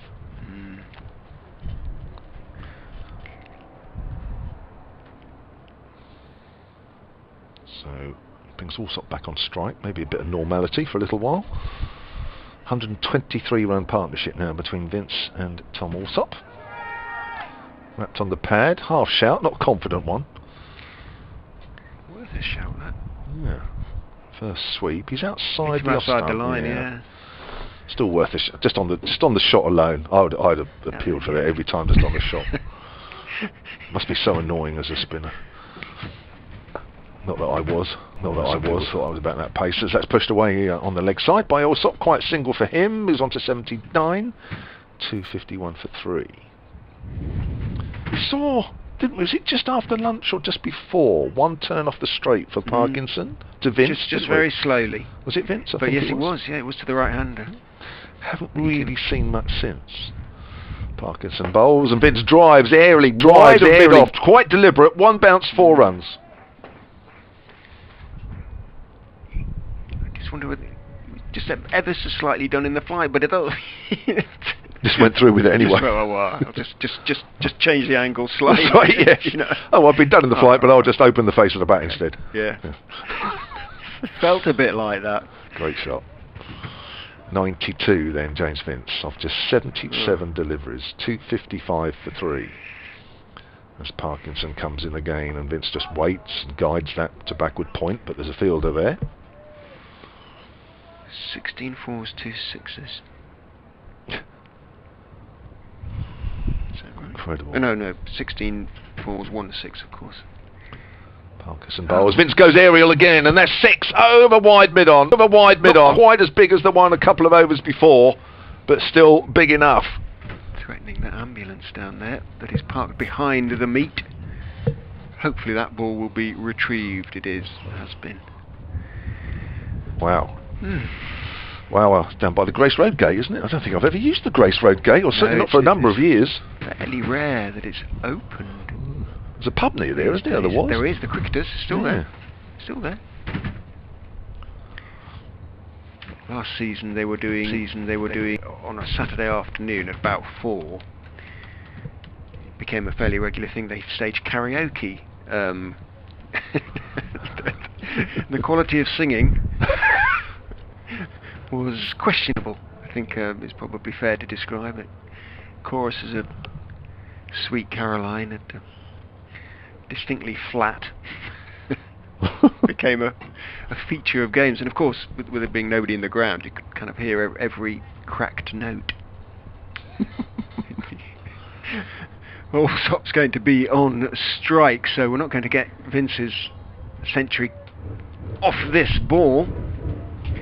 Alsop on 79. Hampshire 261 for 3 as around the wicket comes Ben. Micah troubled him once or twice previous over. In he goes, bowls full, 2 full, and he drives Alsop, but again the timing isn't quite there. Bottom of the bat rather.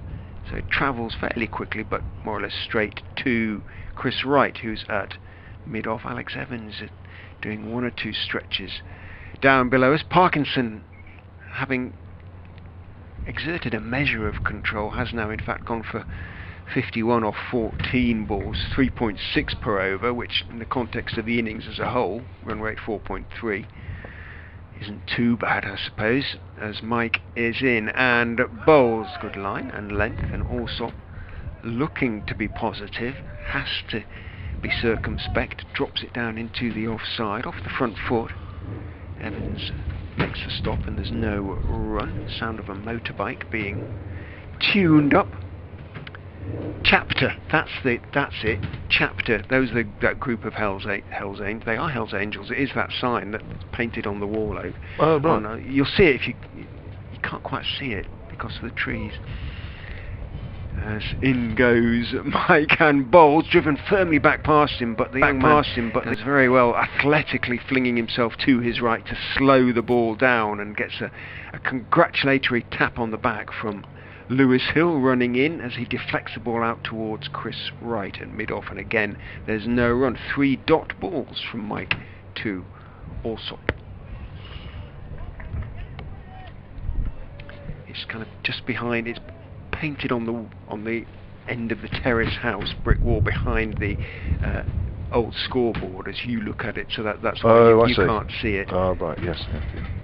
In goes Mike, and Bowles and a flashing drive through the offside for 4 by Alsop. Overpitched on the offside, and that's the one Alsop has been waiting for, and that's the shot he's been waiting for, and he gets down on one knee and strokes it away through the covers, so he will feel much better for that. I suspect he moves on to waiting for the scoreboard, because I'm pretty sure he was on 79 before that. I think he's on to 83 now, isn't he? I think you're right.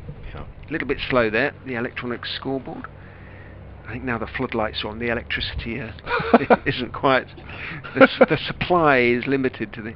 Perhaps. No, of course not.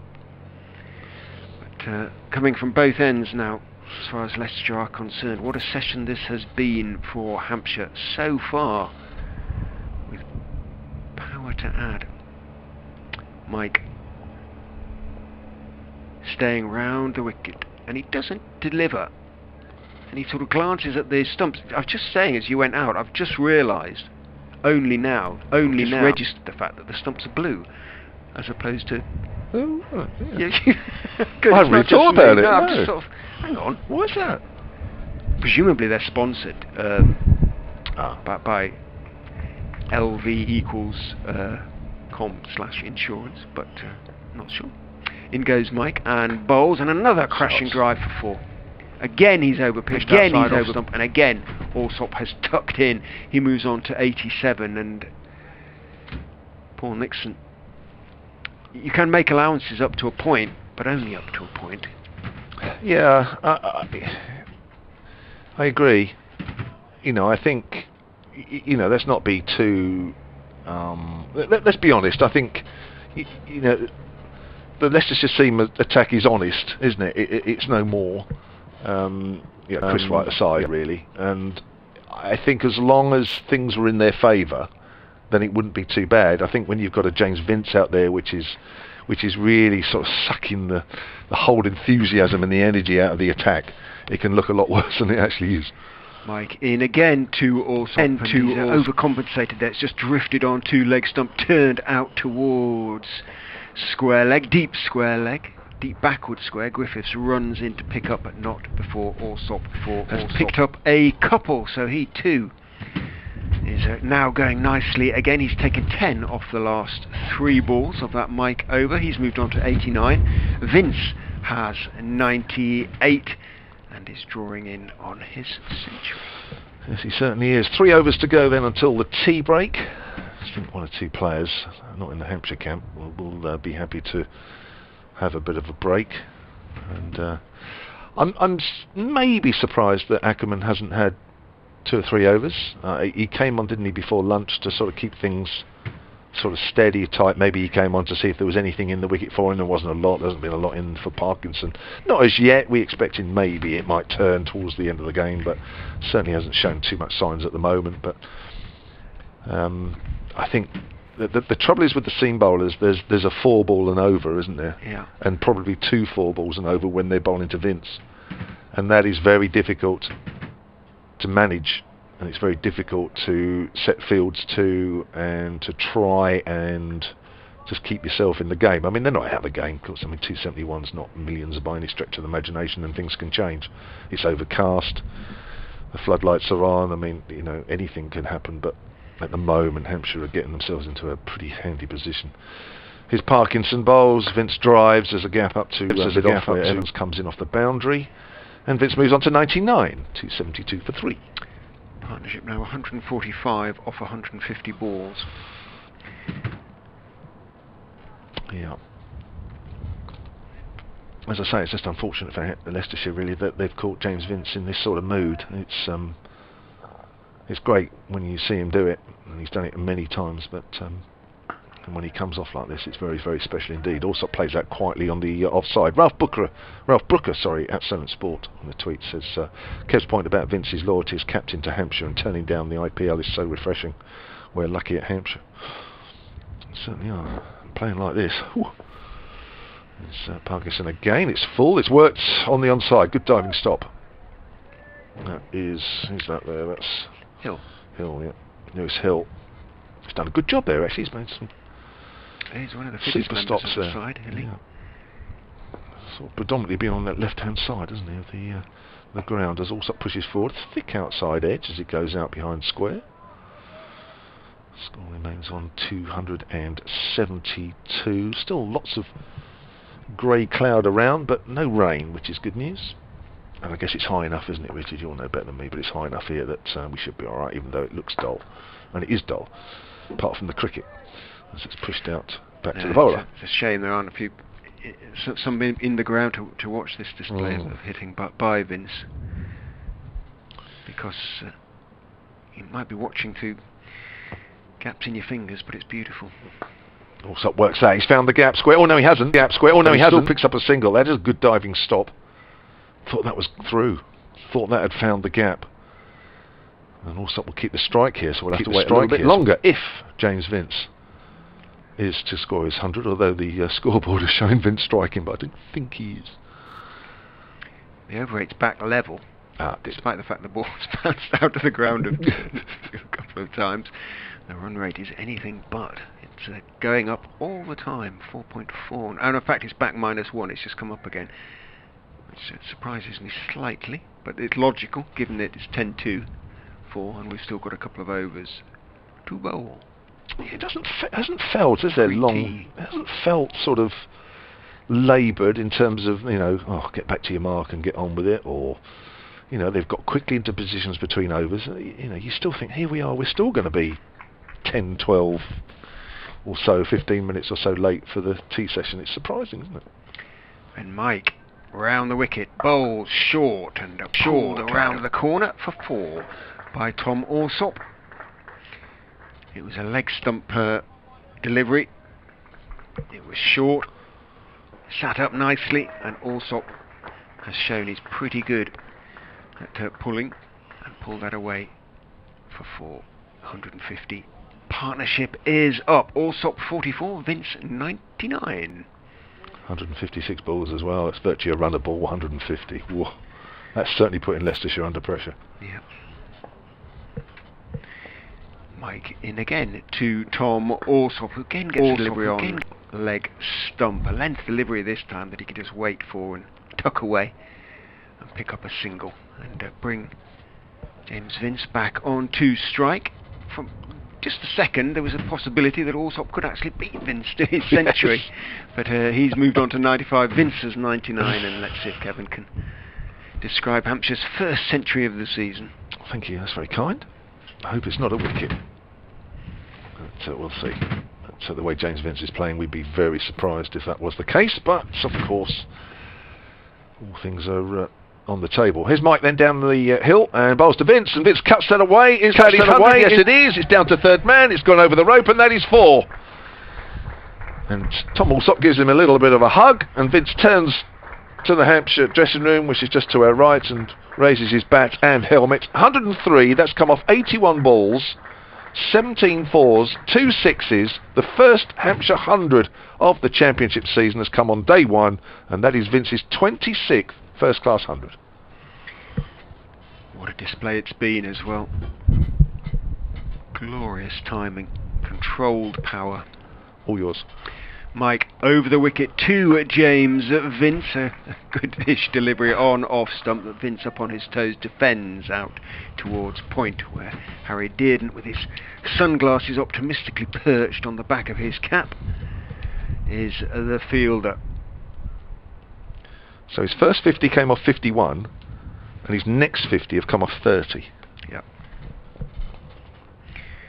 17 fours, 2 sixes, and the only time he's been in any sort of trouble was his very first delivery.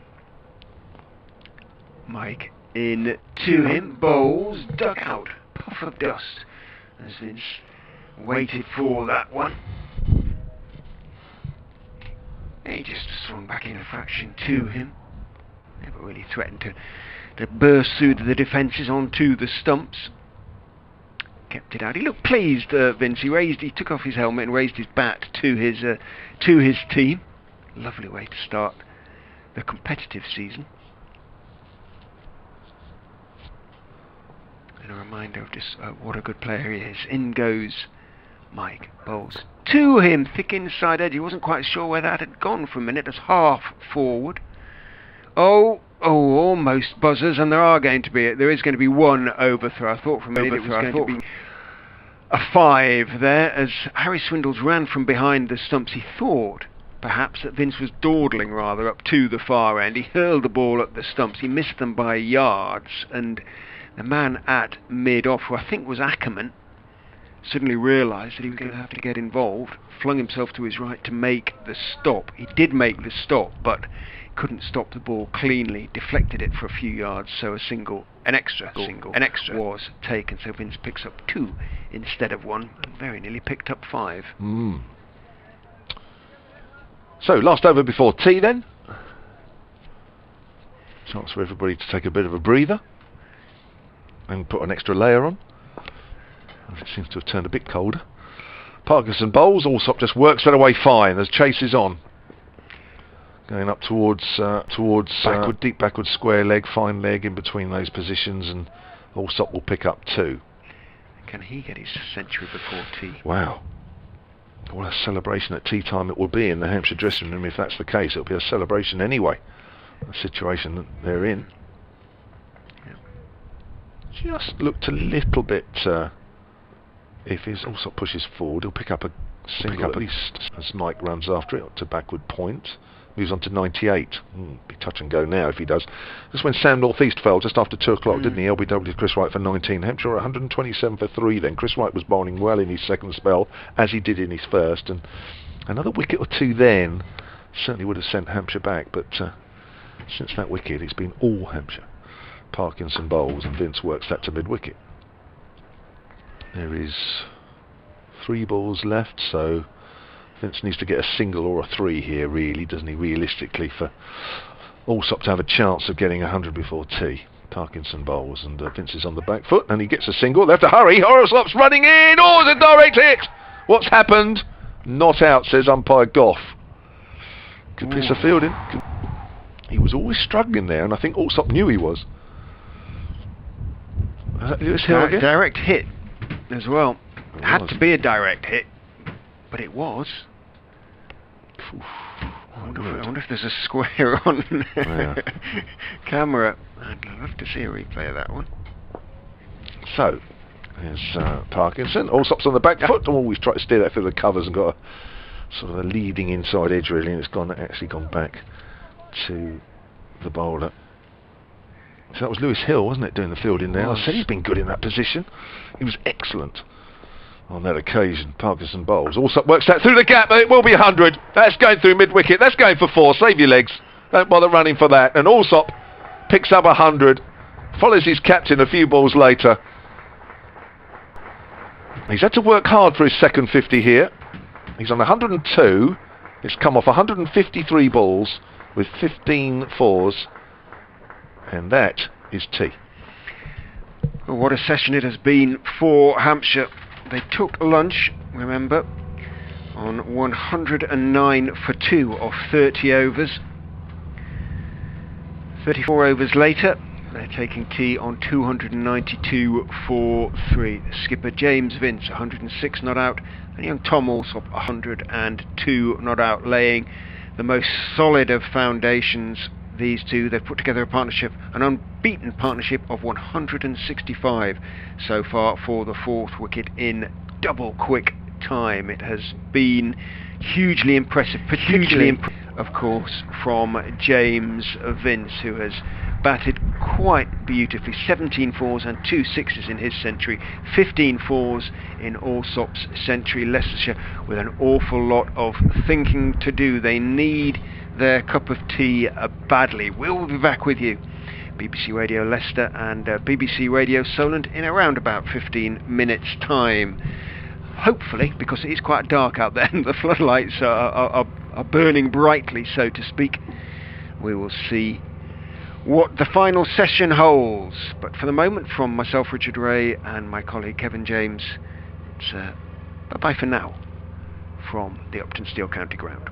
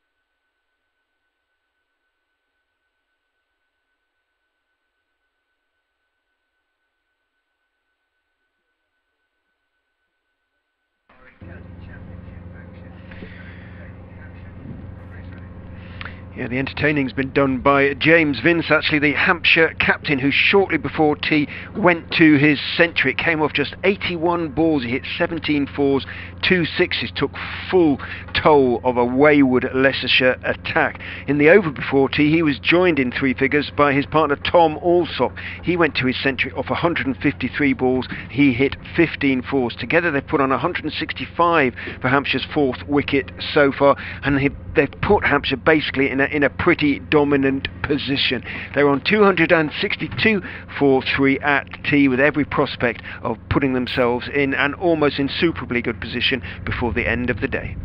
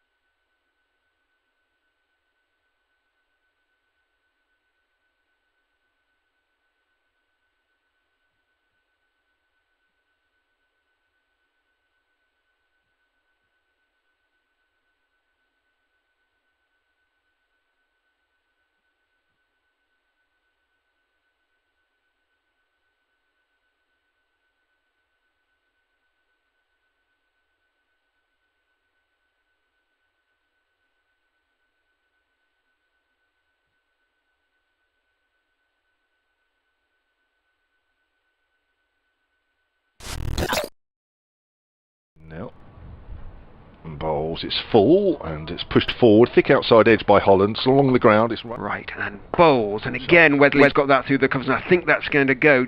Griffiths again, he's putting everything. Evans again, and that's just held its line, thick outside edge, but played with soft hands. It rolls all the way up the pavilion end. In he goes, and bowls fullish onto middle and leg. Griffiths bowls full, driven into the gap, through the covers. The chase is on. Alsop bowls outside, flashing drive, got down almost on one knee there and crashed it. Coming Griffiths again with his right arm medium pace, and it's pushed into the gap by Weatherly. My word, we've said that a few times already. Griffiths bowls away from us. It's full, and it's driven, and that's going to be 4. And this time it's gone.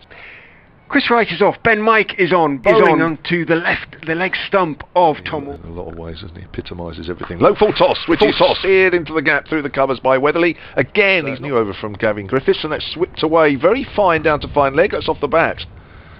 Before lunch on the first day, he's on the back foot there and just steers that very fine. So, I mean, there's 2 or 3 good ones, and it's not easy to play. That's a cut shot, and that's going to be 4.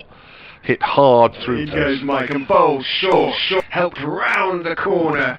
Again, it wasn't too violent as to Alsop, who is playing it firmly through straight mid off to Alsop, and that one is fullish on leg stump. Alsop just turns his wrists on it, flicks it. You know, that would tend to even things up a little bit. Players are going to spend a few games, you know, trying to get back into the... Chris Wright in to Alsop, who again is driving slightly loosely. Around a little bit. That's full, and he's driven through extra cover. Wow, that's a super shot that is. There was nothing like that. That's a nice drive through extra cover. Beautiful shot. Now that was wide, but in goes Wright. Bowls fullish, driven back past him for 4. Just over in, bowls to him, beautifully turned off his legs this time for 4 more. Out on the leg side as Wright goes in and bowls, but he's going to pick up 4 on the offside instead because that's too full out. Here's Evans again, and that's on the line of middle of leg, and that's middle of leg. A time through mid wicket by 2 Vince, who gets a full delivery on off stump. He's quite late down on it, but at the moment in goes Mike and bowls short pull, absolutely dismissively. Just again steps across, thick inside edge, and he's going to pick up a very fortuitous 4. Griffiths is in, bowls. Vince gets a wide one that he crashes away through the offside for 4 again. Griffiths in, bowls, pulled away with again disdain. Griffiths and bowls drops a little bit short, rather shoveled away rather. He's going to pick up 4 for flowing in, comes in and bowls to Vince. He tries to Vince gorgeously for 4. Wasn't it up again? Griffiths in to Vince again. For 4. Not really a no here. I really lovely shot off the back foot, steered through extra cover, and that's hit hard. Bowls to Vince outside. Cut away down to third man for 4. It was disappointed really. Mike is in, drops short, dropped round the corner again, perfect. Bowls short, edged, in the air, 2 seconds slip for 4. Is in, gives it a bit more air, swung over mid wicket by James Vince. 4. Parkinson bowls and Vince drop.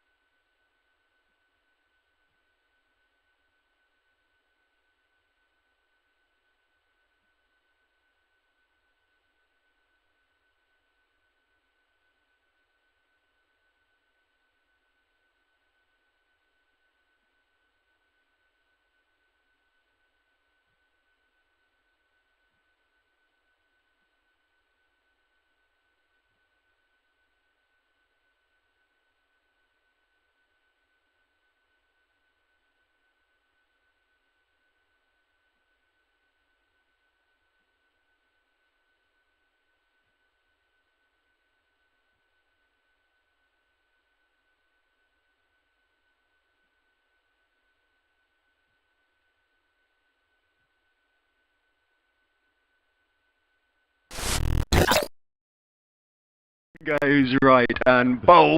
Edge is caught. Yes, he's gone this time. He did. Wicket and bowls. It's pulled away. It's in the air now. Who's under it? Swindles is under it. A square leg. Take it. Bowls and bowled. hits northeast. He appeals for the out before and he gets it and he clenches.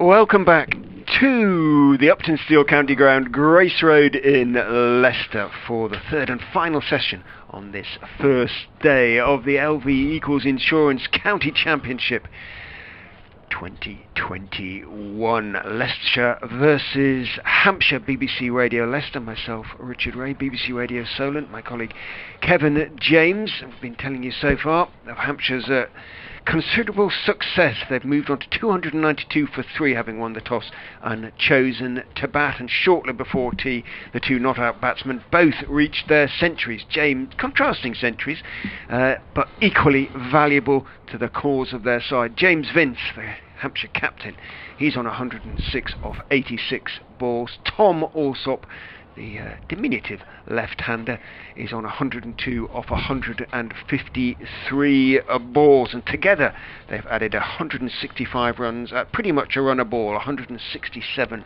deliveries they've faced so far, and they are well on their way, Kevin, to putting their side in a dominant position in the game. Yeah, I mean, it's interesting, wasn't it, really? I mean, especially that second half of that afternoon session, probably a little bit more than that, really. It was great to watch, and sort of momentum like that and a scoring rate like that does put your team in a dominant position if you're allowed to continue to do that. The trick for Leicestershire now is of course that, and I'm sure Paul Nixon and Colin Ackerman have said it in the changing rooms, that usually a break changes something, whether it's a drinks break, whether it's a tea break, lunch break, it changes something, and they have to believe.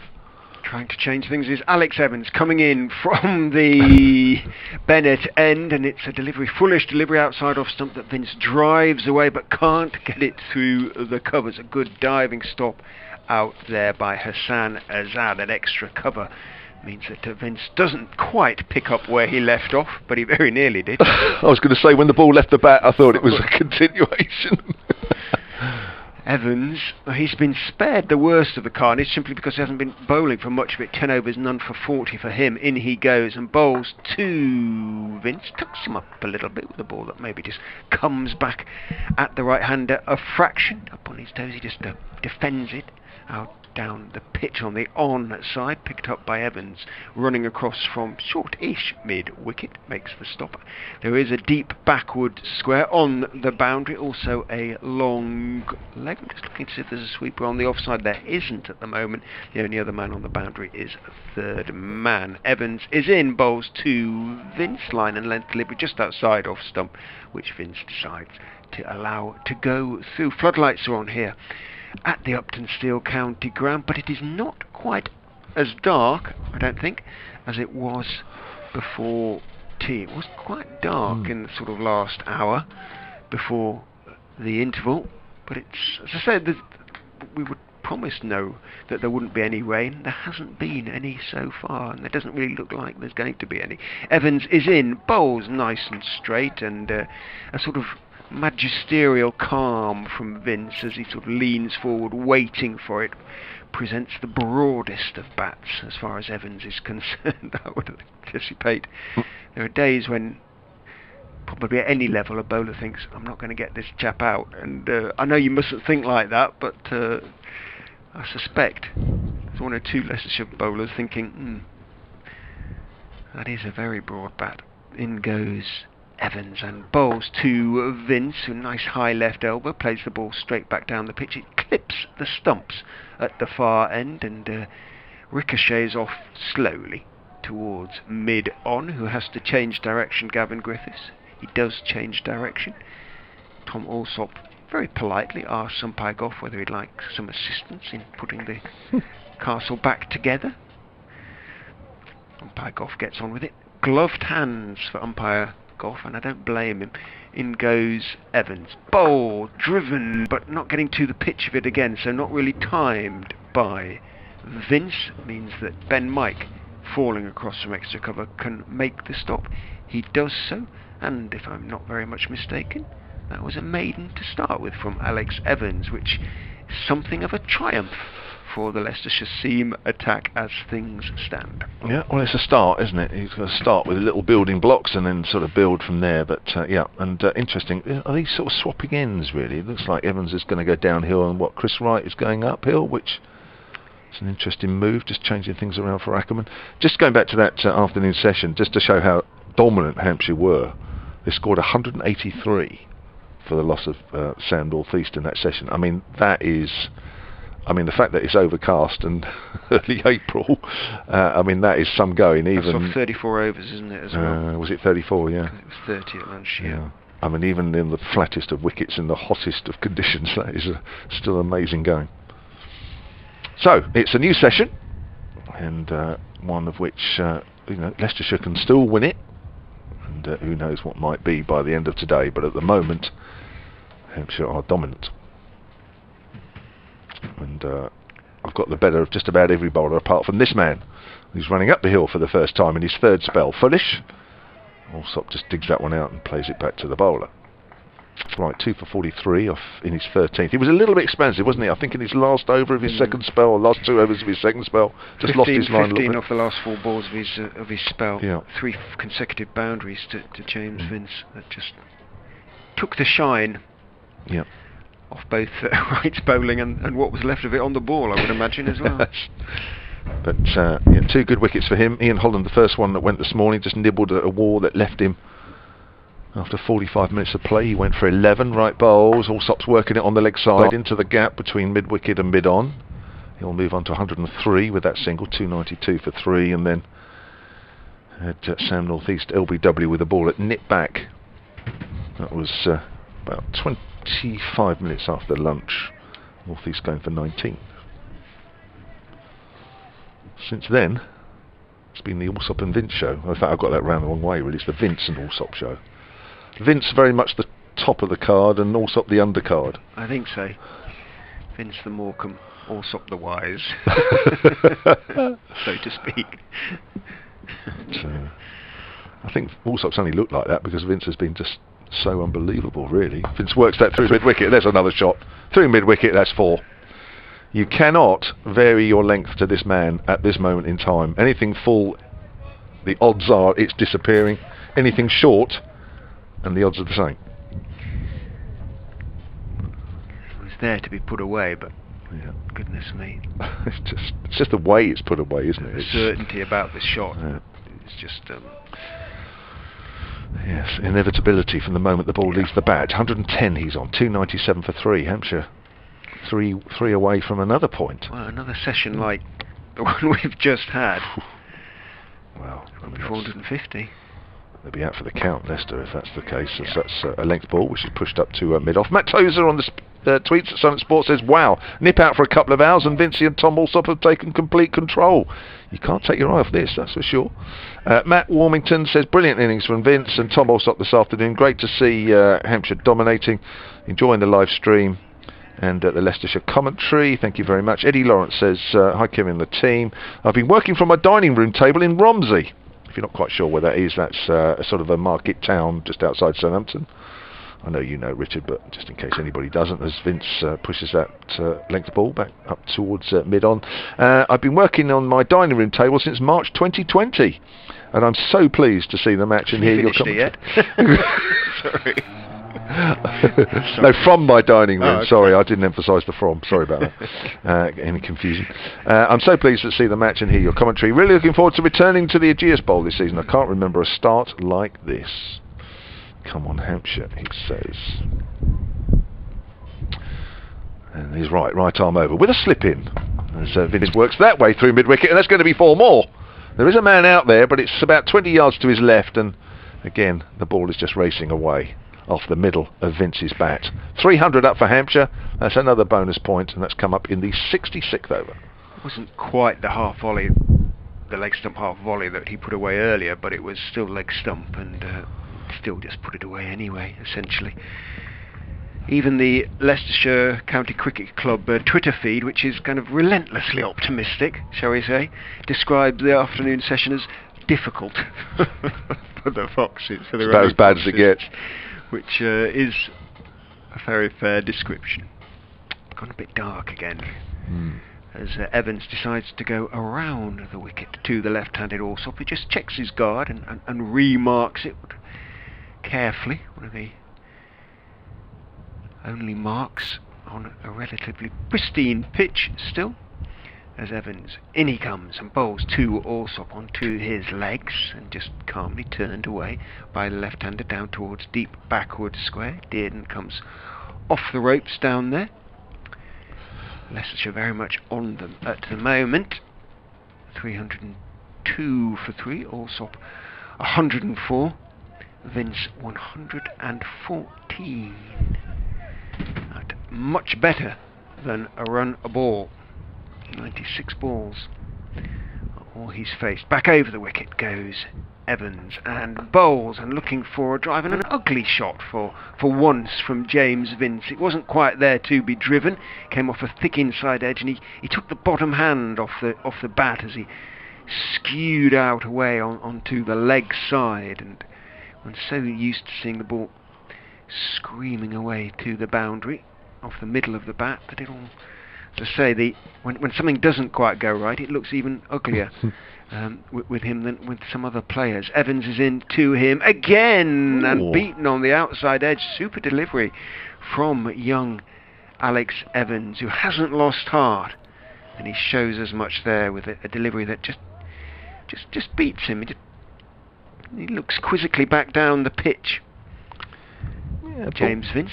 Ball might just have held its line a fraction. Just looking at the reef, just kind of played down the wrong. Yeah, perhaps Vince played inside a little bit too much. Yeah. Which is surprising, the way Vince has been playing. Absolutely. Evans in again, bowls, gives it everything off the back foot, forced into the offside, beats the man diving across Ben Mike from extra cover, but it was travelling quite slowly, so mid-off Ackerman can get around to cut it off before any chance of a single. Well done Ben Mike, because he actually stopped the single there, didn't he? I mean, it didn't look like he was going to quite get there, but he still sort of gave the impression that he was going to just, so it stopped. It's only a single, but it's something. Evans bowls down the leg side and just kind of ignored by Vince. Stepping across slightly, coming up to half past, so Kevin's going to update BBC Radio Solent next door.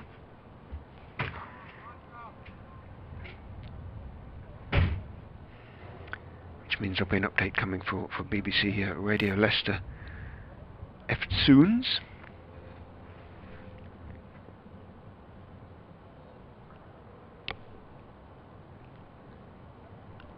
Evans is in and bowls to Vince. Straight ball, slightly short of a good length, looking to turn it into the leg side. Again, doesn't quite time it as well as he would have liked, so it trickles fairly slowly out to mid-wicket. And there is no run. That was a pretty decent over, a decent effort from young Alex Evans. Just the one run conceded, a single from the first ball. Tom Alsop just turning the delivery into the leg side. 302 for 3 then. 29 overs remain in the day. As they keep scoring at a run rate of 4.5, well over sort of 430 would be Hampshire's score. Chris Wright is in to Alsop on off stump, looking to drive, but it's nice and straight and he's not to the pitch of the ball, so ends up playing it firmly but straight to Callum Parkinson, who's at mid-off, on the edge of the circle, so to speak, or the Leicestershire infield on the edge of the circle. 2 slips in though for Wright, bowling to the left-handed Alsop. He goes in, tucks him up with a ball that arguably just shapes back into him a little bit, defends it nice and crisply, again out into the offside. Again there is no run. Aaron Lilly and Alex Carey just travel behind the bowler's arm briefly between deliveries as they head for the meet. The gym, although there is certainly a gym in the indoor centre at the far end. In goes Wright and bowls. Again, good delivery on off stump. Again, solid, nice high left. Right elbow, of course, for the left-hander as he defends that one again out into the offside. There's no run, but they set up gyms in, or a gym in at the bottom of the pavilion, and there's probably one in the meet as well. Things have changed in this era of the pandemic. Certain areas you can go in, or you can't go in, and so on and so forth, understandably. Here comes the update for BBC Radio Leicester. And they're struggling a bit, the Foxes, I'm afraid. In the afternoon session, Hampshire scored 183 runs. They did just the 1 wicket, and that came off 34 overs, and 2 men went to their century. James Vince, the Hampshire captain, his century came off 86 balls. Tom Alsop, his century came off 153 balls. Together they put Hampshire into a pretty dominant position. So Leicestershire just trying to get a little bit of control back on the scoreboard. Chris Wright and Alex Evans trying to do that for them. Wright has been the pick of the bowlers. He's picked up 2 wickets. He has 2 for 52. Evans has none for 41 at the moment. Hampshire are 302 for 3. In goes Wright and bowls a fullish delivery. Swings a bit back in, so just has to check the drive slightly there, Alsop. And although he gets plenty on it, and he indicates to Vince that there was still a little bit of swing back in to him, Parkinson able to make the stop at mid-off. And there's no run. So just taking a moment or two really to get going again post tee, understandably. Square leg, Hill goes back to deep backward square. I think they'd quite like Alsop to get a single here. In goes Wright, bowls to him. He's not going to do so. Odd to say that of a man who's scored a century, as he defends that one out to Dearden at point. And a good over from Chris Wright, not for the first time today. A maiden over, in fact. Leicestershire need a few of those just to try and feel it's a roughly equal contest, at least. They've got a chance. 302 for 3 then remains the score. 14 overs for Wright, 2 for 52 his figures at the moment. Young Evans, Alex that is, 20-year-old, will continue then from the Bennett end. Down the slope he comes, bowls to Vince, drops slightly short. Vince for once misses the pull and it thumps into his midriff. Midriff is a word I use slightly advisedly. It might have been a touch lower than that. Certainly has wandered away to short leg and is leaning now on his bat and hasn't moved for a good few seconds. James Vince, it is a very cold day. He has been statuesque now for I don't mean to laugh at his misfortune, but he was leaning on his bat and then did not move for a good 30 seconds, not at all. He is moving now again, No real sympathy being shown by the Leicestershire fielders. Tom Alsop wanders down to buy his captain a moment of time to recover. He has now recovered as Evans is in and bowls to him again, and he is careful, studied in defence, as that one is again a good straight delivery that perhaps just comes back in towards him a little bit. In the meantime, he just rehearses the pull. That it was a shock to see him miss one, because he's pulled so beautifully in this innings. Might just not have got up as well. It clearly didn't get up quite as high as he expected, and he suffered as a consequence. Evans, blonde hair flopping, comes in and bowls on the off stump. Half forward is Vince, defending the ball out into the offside, seeing that Azad has got a bit of ground to make up to get to the ball from backward point. Calls Alsop through for, in the end, what was a pretty comfortable single. 303 for 3, and Azad, who fielded the ball, now runs across to basically second slip. So they have just the one slip, but he's in second slip position as Evans round the wicket to Alsop. Good delivery on off stump, defended, and Evans, does he have a little word with Alsop, who is not to be drawn into any sort of dialogue? He's wandering away towards square leg, but wasn't a great spell. His second spell wasn't a great one, but his first was pretty good, Alex Evans, and so far this one, he seems to have refound his line, length and rhythm. In fact, he's been, I think, the most economical of the bowlers. 3.3 his run rate in terms of runs conceded. Bowls outside off stump. Good leave from Alsop, but a little bit of life being flogged from the old ball by Alex Evans there. There was a decent amount of lift and carry through to Harry Swindles behind the stumps. Proving chorus from the infield. Kevin's back with us, having delivered the good news down to the good folks of Southampton and the New Forest and the area around there. In goes Evans, bowls, good line and length, and off stump, solidly forward goes Alsop. The ball bounces down onto the pitch and then up into Evans's reaching right hand. End of another pretty decent over from Alex Evans. He's bowled 13 now, none for 42 his figures, and Hampshire remain 303 for 3. Oh, he's doing a good job for his captain since tea. Evans, 3 overs and he's only conceded 2 runs, and that's just what Leicestershire need. Got Chris Wright bowling up the hill as well, so not surprisingly Hampshire haven't added too many, 11 in about 15 minutes or so, which is positively pedestrian to what was happening before tea, and it's just the right response.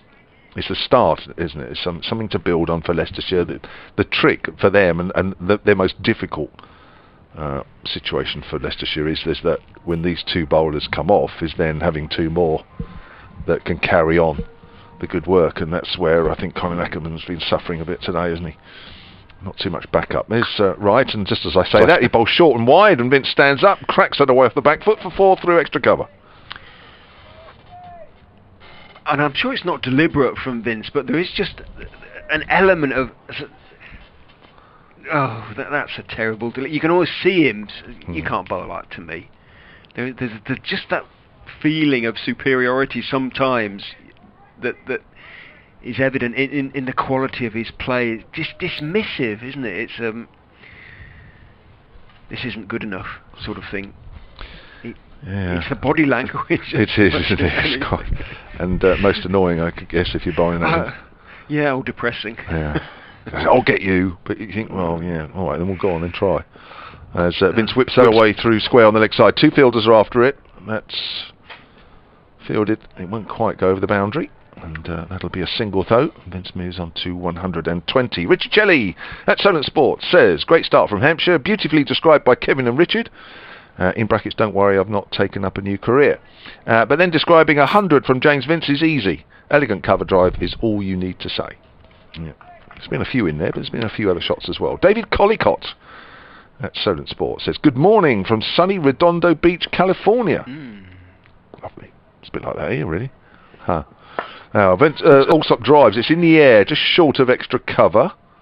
leading edge there from Alsop. He was trying to work that more towards mid-on. It seems like James Vince is interested in impressing Owen Morgan for a late run at the T20 World Cup squad. That was as good a day one century I've seen. Lovely to hear your commentary. Thank you, David. And David Allen at Sonnet Sport says, first 300 plus since 2019 and higher partnership than any in last year's truncated season. So that partnership is now, I'll work it out in a minute. It's getting up towards 200. 181. Anyway, 181, thank you, Richard. I knew you would help me out. Let's push back to the bowlers. Another good delivery there from Wright. So we have, 26 overs to do in the day after this. Hampshire, I think even at this rate, will get close to 400, wouldn't they? I've been speculating around about 430, something like that. Certainly if these two stay together for another decent period. That's a lot of runs in a day, isn't it, these days in Championship cricket? Oh, yes. There's Chris Wright again, then running up the hill. Also whips that away, but only straight to mid-wicket, where... who's that there? He's been there all the time, isn't he? It's Hilly, I think. Oh, is it? Yeah, Lewis Hill. Yeah, sorry, I can't read my own writing there. Who's to come? So Liam Dawson will... Dawson, McManus. Dawson, yeah. We know that Mo can't bat, other than that. Hopefully it won't, Probably against won't Leicestershire matter. he can. Yeah. I would hope at 308 for 3 it won't matter. Right, bowls outside the off stump and Alsop leaves that one alone. That's the end of the over. Wright's completed 15. 2 for 57. Alsop has 104. Vince, who will face the first ball of the next over, is on 120. Hampshire 308 for 3. You know, I'd be very disappointed if Hampshire need to get him to get a quick 30 or something like that. Yeah, that's not going to happen for so many reasons. It could. Mo does not do quick 30s. Bless his heart. He can be an obdurate batsman. You know, he usually hangs around for 20 or 30 balls for his single or zero. But scoring shots, no.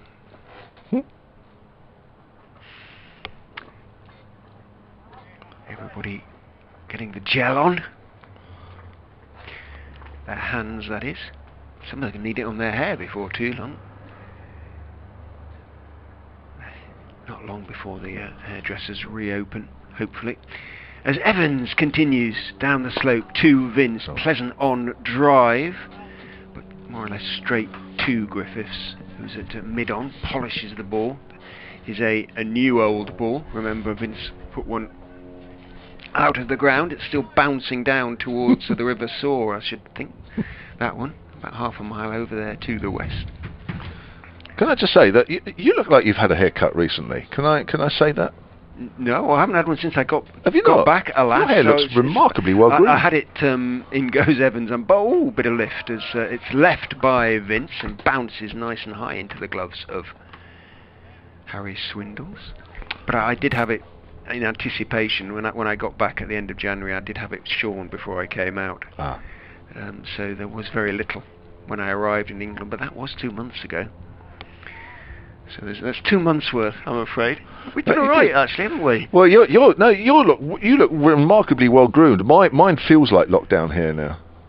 It goes Evans and bowls just outside of some, waiting for it this time. Vince deflects it down through the vacant slip area down towards third man. Rishi Patel is on the field, acting 12th man. He will have been disappointed not to get the nod as Chris Wright lowers his trousers, pulls up his a sort of elastic bandage on his right knee. He has had knee issues in recent seasons, but he's bowled well enough to suggest all is well as Evans goes round the wicket to Tom Alsop, who turns it quite neatly out towards mid-wicket, but straight to Ben Mike at mid-wicket, so there is no run. Alsop's just picked up a couple post tee. He's gone from 102 to 104. Was it the last ball before tea that he went to his century? I think it was, wasn't it? Also, we clipped it away for 4 to oh, yes, it was. mid-wicket, yes, wasn't yes. it? So he's playing himself back in as Evans charges in, gives it everything, bowls on off stump in a good spell, defended on the back foot by Alsop, off stump out towards point, where Evans, Sam, that is, picks up 309 for 3. It's been better post tee from the Foxes, no question about that. It's been much more accurate from both Evans and Wright. In he goes, Evans, and bowls outside Alsop again. Good bounce, he's giving it everything, the youngster, but it was a little bit too wide, and Alsop had nothing to do with it as it bounced through. Slightly balloony-ish bounce, if you like, through to Swindles behind the stumps, but again another dot ball, just a single from the over. 43 from 14, which is respectable in the context of the innings at the moment from Alex Evans. If he could just pick up a wicket, he can be reasonably proud of his efforts today. As I say, the second spell, he looked what he is, an inexperienced bowler, but the first and this have been admirable, really. Agreed. He's given it everything, and he's been there or thereabouts. He's only conceded 3 or 4 overs since tea. Here's Chris Wright into his 16th, bowls, and Vince just gets in behind that one and quietly pushes that back past the bowler. I'm liking 2 things actually in this post-tea break, which is what, 25 minutes, 20 minutes or so? 25 minutes, is that Leicestershire have come out and been much tighter, which is what they needed to do, and Hampshire haven't tried to play the same way they did pre-tea.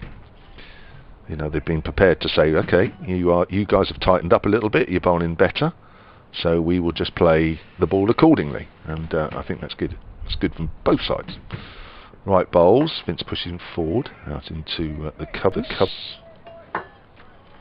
So it's good cricket, isn't it? It's good thinking cricket. It's good, it's ideal championship cricket. That pleases the coaches. I was just thinking it's one of the most pleasing aspects of championship cricket, really. That play ebbs and flows and little battles. It's not always at the same pace. Yeah, agreed. Right at the top of his mark. Alex Wavel's been in contact at Solent Support. Afternoon to you, Alex. I'll come to your tweet after this delivery. And Chris Wright bowls, and Vince just waits for it and just opens the face of the bat and pushes that good length delivery down towards third man. 310 for 3. Alex says, have we heard anything further on Aneurin Donald since the forum last week? The thought of him coming out with the bat in this sort of platform laid in the future would be mouthwatering. That's right. Gosh, if Aneurin Donald was the next man in, especially just before tea, the way these two were playing, he would have kicked it up another couple of gears. He's as you know, he's had a setback. If you were listening to the forum last week, had a really bad ACL injury 2019 and was always going to miss 2020, which fortunately for him, of course, wasn't much of a season, so that's an ideal time to be injured if there is. That's pushed to mid-wicket and there is no run. I have not heard anything, Alex, since then. It's a bit difficult at the moment, of course, because you can't just sort of wander down to the ground and say, can I have a chat?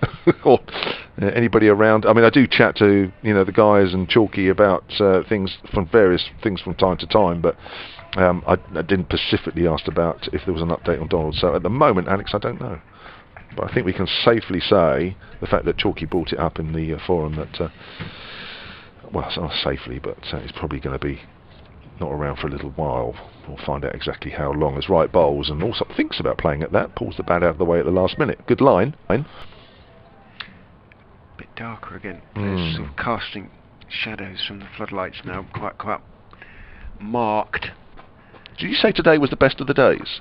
Well, that was from the forecast this morning, or early this morning, but it has changed quite a lot over recent days. So let's see what it currently is showing.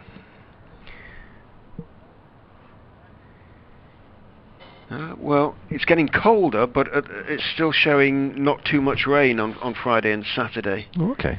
Right, bowls. Alsop drives. It hits the stumps at the bowler's end. May have been runs, may just have enough on that shot to get it past the infield. We'll never know, of course, but that's a dot ball to the end of the over. 3-10-3. So every prospect of an uninterrupted first 3 days. That's good. Which will, I think, please Hampshire, given the platform that they have established in this game. Harry Swindles runs across, and looks up into the sky to encourage Chris Wright. He's probably about a foot shorter than Wright, who's 6'3", maybe 6'4", maybe 6'3". Swindles isn't. 310 for 3. The Hampshire 12th man comes out with drink, I think, perhaps, or something for Messrs Vince and Alsop.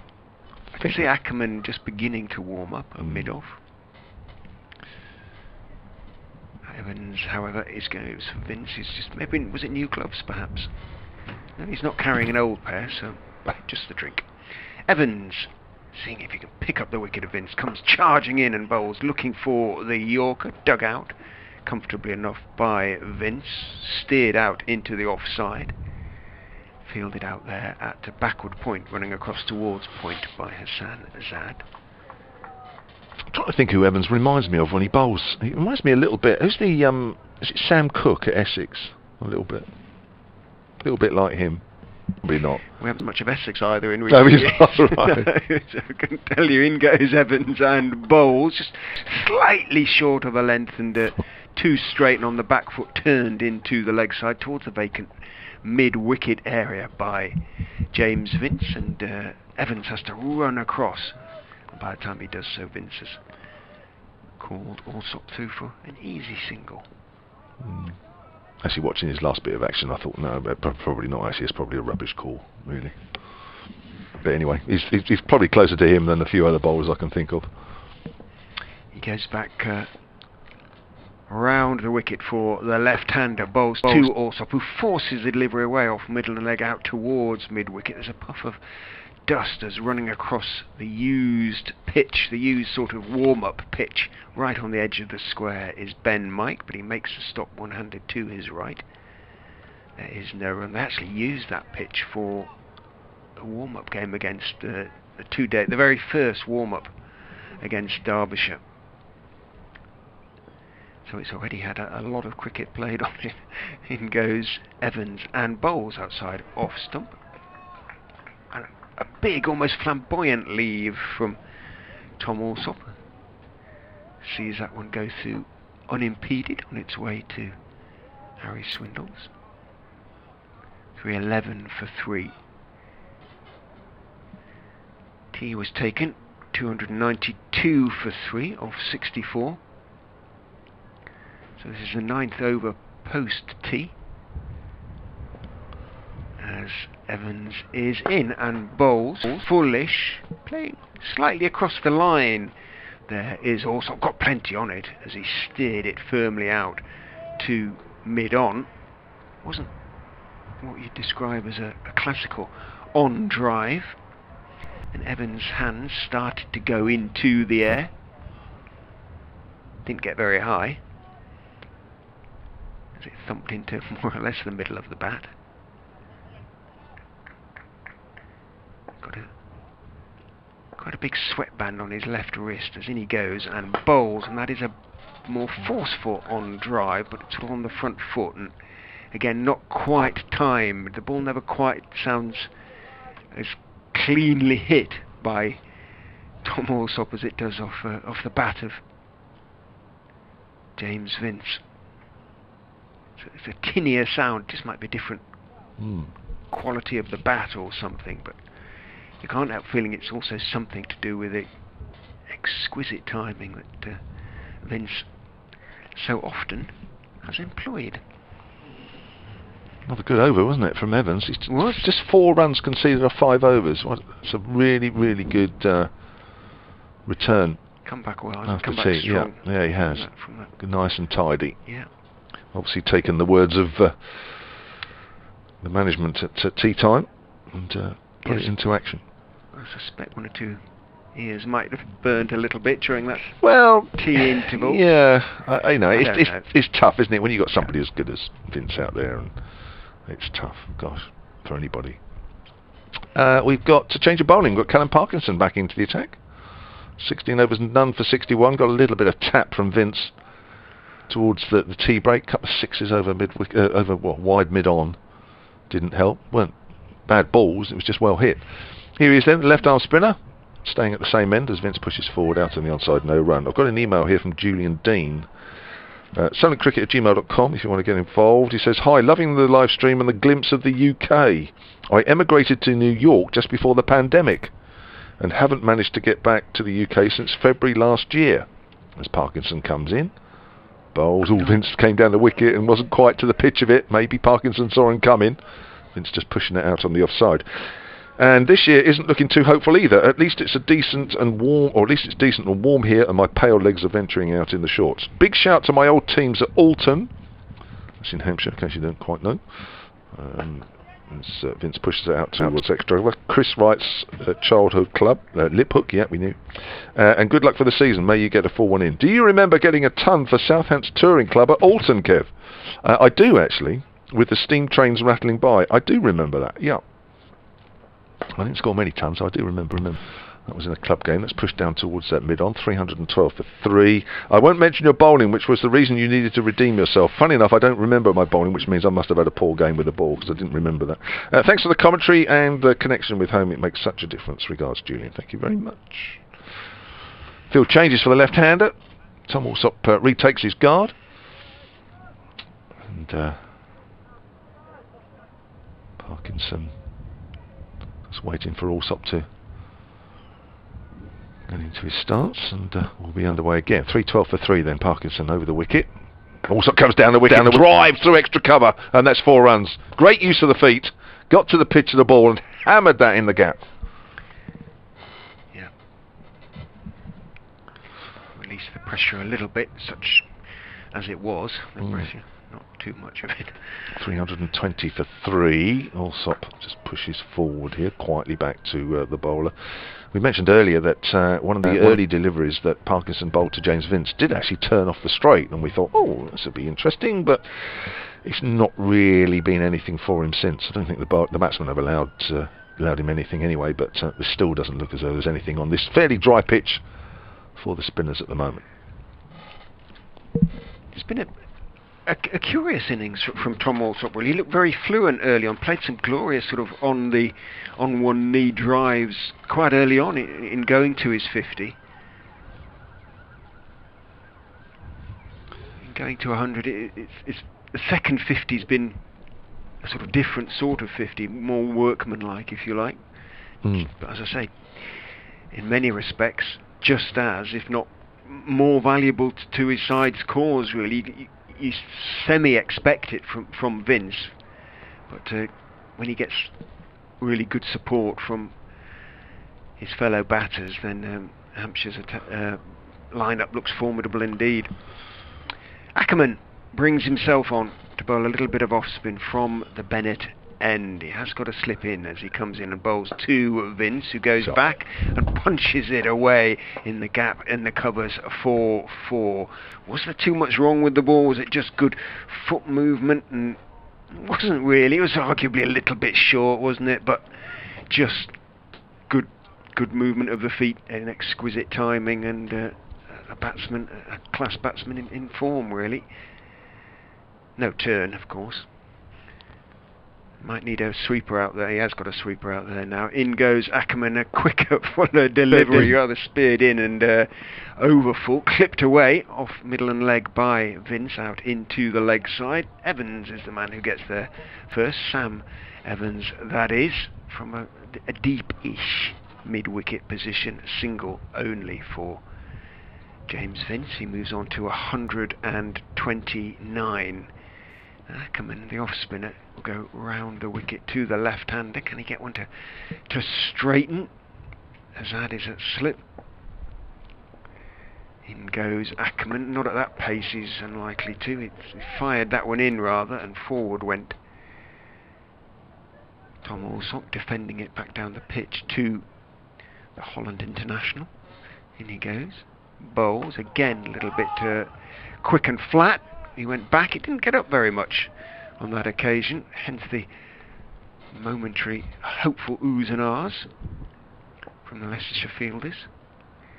Ackerman is in again, forward solidly. Goes Alsop back down the pitch on the onside. Ackerman just steps across picks up. Long-sleeved shirt for Ackerman, not surprisingly.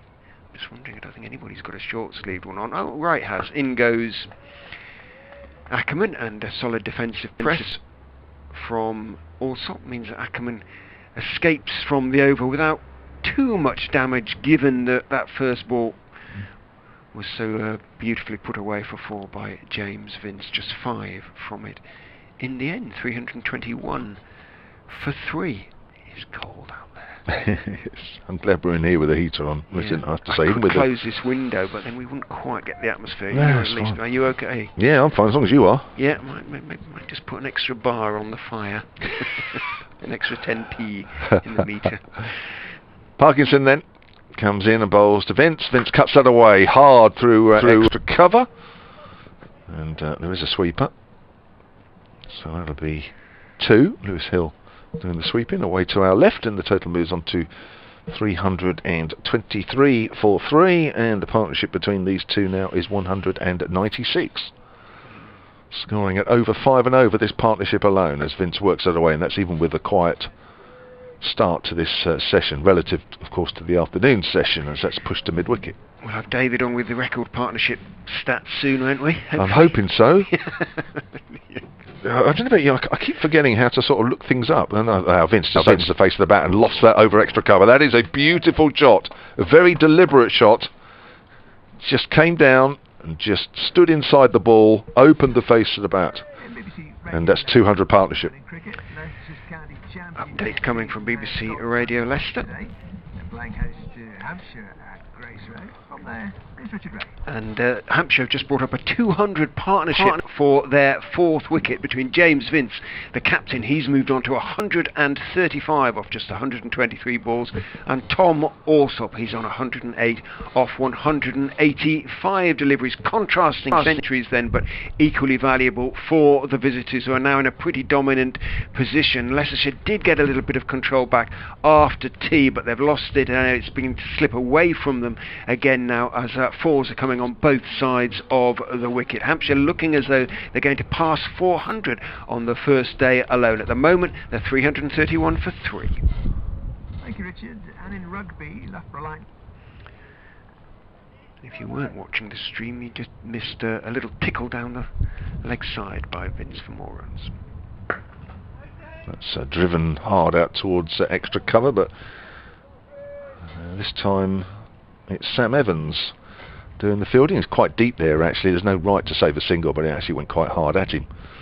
No chance of dashing through as Vince goes for the little dab sweep, and that's going for 4. Very fine up towards the top end of the ground, and that's a beautifully executed sweep shot from the Hampshire captain, and that is the end of Callum Parkinson's 18th over. 14 off it with those 4 leg byes. You just feel as though they've just started to, after a little quiet period, now they've just started to think, right, okay, we're just going to start to push it along again. Yeah. A 200 partnership off 236 balls. Ackerman round the wicket to the left-hander, bowls and drops a little bit short. Back goes Alsop, whips it away out towards mid-wicket, and it's going to go for 4. Good diving effort, scrambling effort to his right by Harry Dearden, running up from deep backward square. Did get his right hand to it, looked like he'd managed to stop it, and unfortunately for the Foxes, it just trickled over the ropes. So 4 more to Alsop. He moves onto 112 now, and that's 18 off the last 8 balls, driven this time by Alsop, but straight out to Sam Evans at extra cover. It's becoming a dangerous day for Leicestershire, by which I mean as Ackerman bowls, and again there's a forward press, firm shot from Alsop, but only as far as Evans, in that it could affect their morale early on in the season, really. It's in terms of encouragement, it is a bit of a downer. In goes Ackerman, bowls, forward goes Alsop, defends it back up the pitch to Colin Ackerman. No run. I mean, it's an important thing to remember, but it's a good pitch. You know, there's nothing wrong with the pitch here, so you know it's not like you know it's deteriorating or anything like that. Ackerman bowls, solid forward defensive from Tom Alsop. So there's plenty of runs here. Yeah. For both sides. Ackerman bowls, back goes Alsop. Again, he thought might just squeeze that one, but he defended it out into the onside. But what Hampshire have on paper, and in reality, of course, as well, although we haven't seen them bowl yet, is a seam attack. Certainly the two opening bowlers of the highest quality, we know that, and backup bowlers of high quality as well. So we will see what, when they eventually do get to bowl on it, Hampshire get out of these conditions. Yes, that's for sure. Parkinson stays on. 18 overs, none for 76 for the left-arm spinner. Bowles his next over, and Vince hammers that away off the back foot. Again, there's a sweeper out away to our left, so it's just a single. 340 for 3. I'm just looking at the other scores. Hampshire are comfortably the highest scorers of the day. Kent 238 for 5 at Northamptonshire. Sussex 234 for 6 at Lancashire. They're sort of the nearest. Middlesex 237 for 5 at home to Middlesex. So they're you can see that even though they're quite high scorers, they're way off now. He's pulled through quickly. Vince left to hurry. Not a great throw from Lewis Hill, but then he was moving to his left. He throws right. Never easy. He wasn't balanced. But that was tight for the moment. Good work by Dearden, backing up. Flung himself to his right to save the overthrows. Yeah, some very similar scores elsewhere. Yeah. Oh, I've got an interesting tweet from Tigger Miles. Tigger's also great with the stats. Come to that in a moment as Parkinson bowls and Vince off the back foot works that up to mid-on. Gets his pen out, gone. Right, Tigger Miles at Sun Sport. Afternoon to you, Tigger, as well. First time this season, hopefully of many. The record fourth wicket partnership against Leicestershire is 259. Mead and Tennyson in 1921, and Nicholas and Robin Smith in 1985, and Alsop hammers that through extra cover for 4 runs, and the total moves on to 346 now, 4-3, and Alsop on to 117. Mead and Tennyson in 1921, 259, and Mark Judgy Nicholas Smith and Robin Smith in 1985. Yeah. I must remember that, surely. Anyway, that's pushed to mid-wicket by Alsop. What did they take place, I wonder, does Tigger say? No, but I can don't worry, I'm sure he'll let us know. So Alsop works it up to mid-on, thinks about a single, but it's gone a little bit too quick. Some way to get to get past that. They're 214. To 19, isn't it? Is that right? 346 for 3. Probably got that wrong. It's sort of between 215 and 220. Anyway, let's put it that way. There we go. From 127 to 346. Is that right? Must be a 9. Richard, help me out, because oh gosh, I'll have a look in a minute. In fact, I'll have a look now. 219. That's 219, yeah. So we're not far away. I had to write it down. Ackerman is in 2. Vince drops a little bit short, and Vince can go back and force it without too much fuss out through the vacant mid-on area. Mid-on at the moment is long on. Gavin Griffiths back there in front of the written press box. Single to Vince, who looks intent on a really big score. Here he's on 142 now. In goes Ackerman to Tom Alsop, who also goes back and forces it into the onside this time. Makes sure he gets it past Alex Evans at mid-wicket to bring up the Hampshire 350. It's just a single as Dearden gets it. I beg your pardon, Mike gets across and makes the stop, but the 350 is up for Hampshire already, as Ackerman is in. Bowls turned by Vince with all the time in the world into the vacant leg side towards deep backwards square, who comes in to meet the ball. Lewis Hill out there. Easiest of singles for James Vince. Moves on to 144, I think. I think the electronic scoreboard has decided to freeze. Oh, yeah. As Ackerman goes in and bowls. Pleasant looking forward defensive ish shot. There was a bit of a flourish at the end of it from Tom Alsop, but there was no great aggressive intent. He ended up steering it more or less straight to backward point. Ackerman in again, bowls, slightly short, back goes Alsop, forces through, excuse me, mid-on, but Ben Mike on this occasion isn't at long on, he's about halfway back, and he hits it so well that he manages to stop the single. Ackerman is in, bowls, this time there isn't any forcing about the defensive shot, it's a solid forward defensive press from Alsop, end of the over.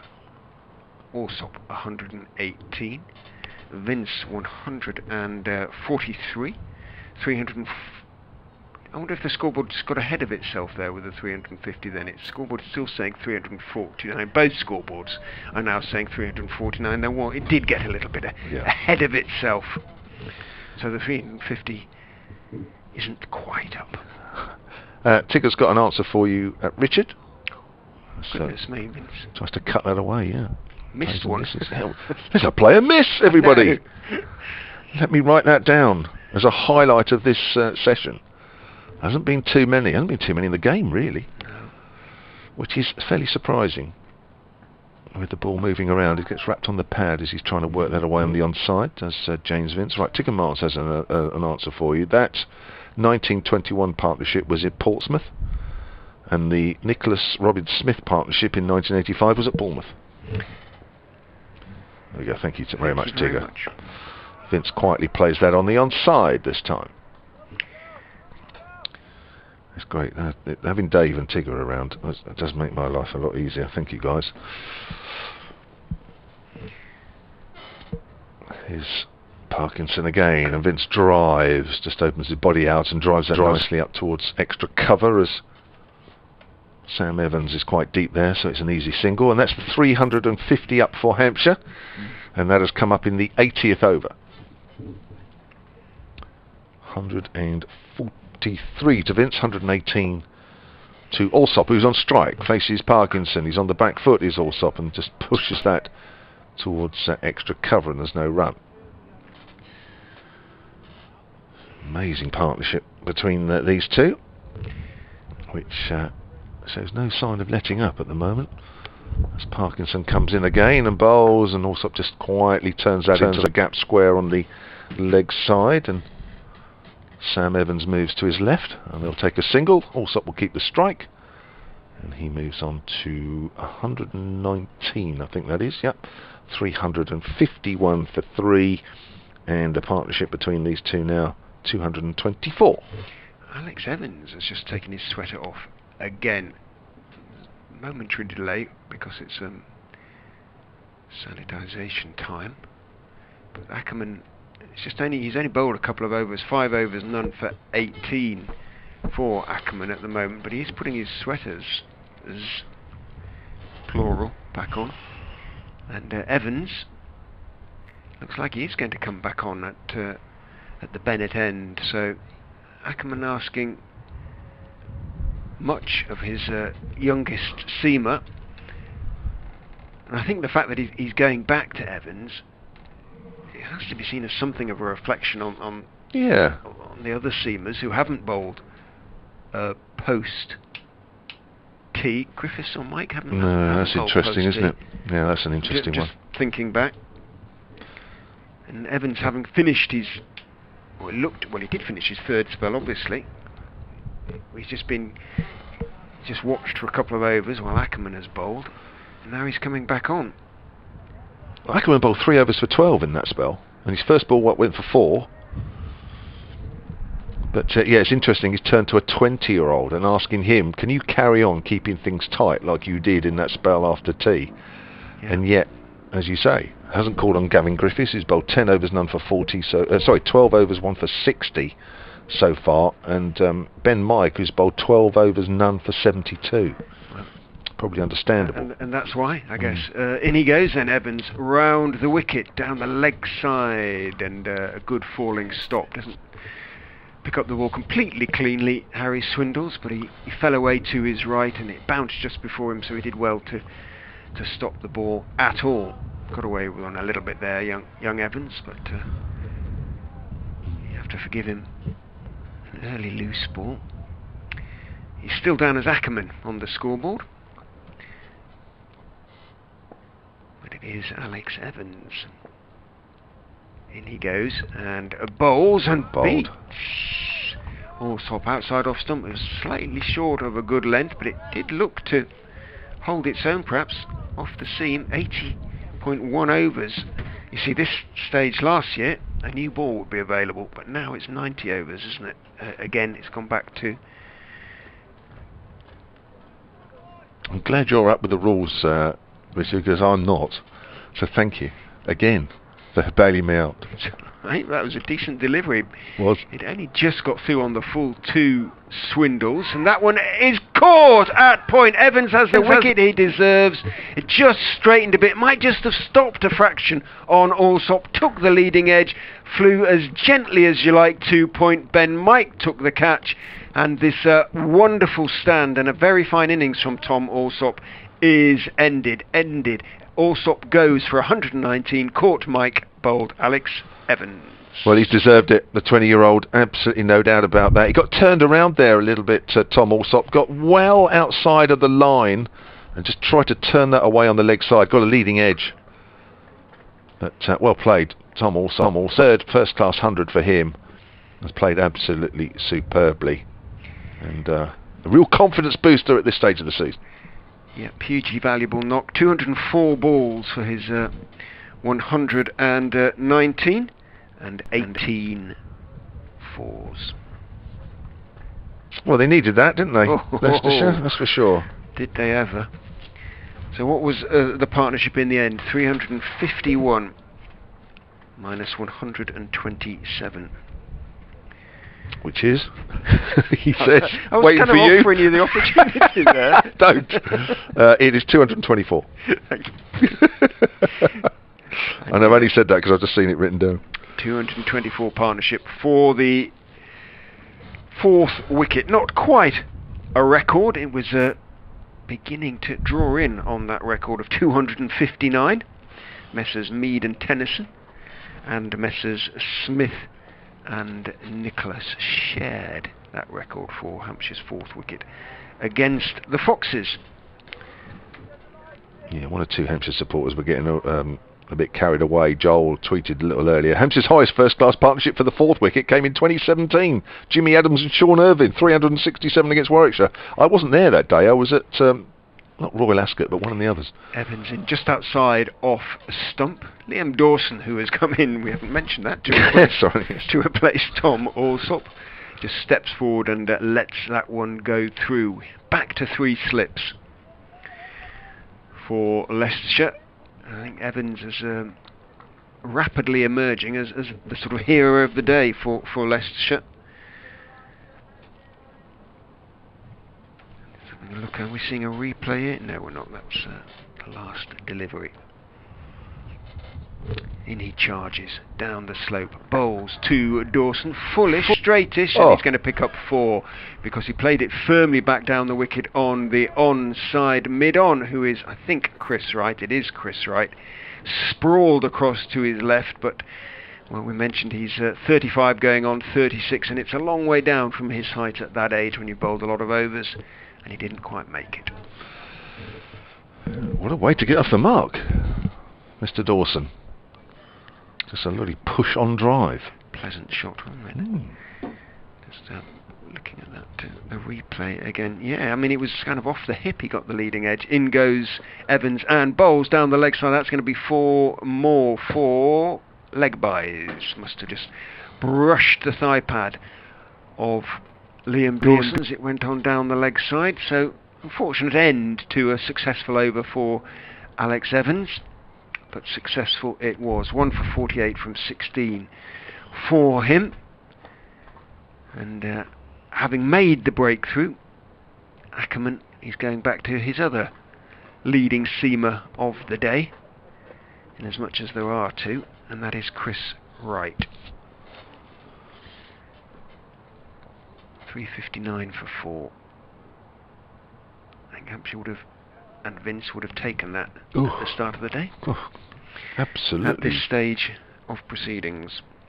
Absolutely. I mean, even now, even if there's a little bit of a collapse, gosh, the worst case scenario is 400, isn't it, really? Yeah. Leicestershire are virtually out of the game. There's only 2 results after that, isn't there? You can't see Leicestershire getting 500 or 600 and putting pressure on Hampshire. So, yeah, we are rapidly getting to a situation where one result's already been taken out. Vince tries to pull that away on the leg side, and I don't know, the ball just sort of went over the top of the top edge and over the top of the off stump and goes through to keeper Swindles. Wasn't one of his powerful pull shots for James Vince. We've seen some where he's really got on those early and pulled them through wide mid-on almost, but that one was sort of a little short-armed pull shot which didn't come off. It was almost in 2 minds as to what to do. 3.59 for 4. As Wright comes again up the hill, bowls. Vince leaves that one alone outside the off stump. And he remains on 144. In Holland, the first man out this morning after about 43 minutes worth of play. Good delivery from Chris Wright, edged in through to Swindles for 11. Joe Weatherly played really nicely for his 41. Played very well. His first mistake, short ball from Griffiths, and he pulled it straight up in the air, and keeper Swindles taking a fairly simple catch. That was the 2 wickets that fell at lunch, 109 for 2. Then Sam North East fell about 25 minutes after lunch. LBW to Wright, a nip backer. He went for 19 as Wright comes in again, and Vince cracks that away through the covers. That's 4.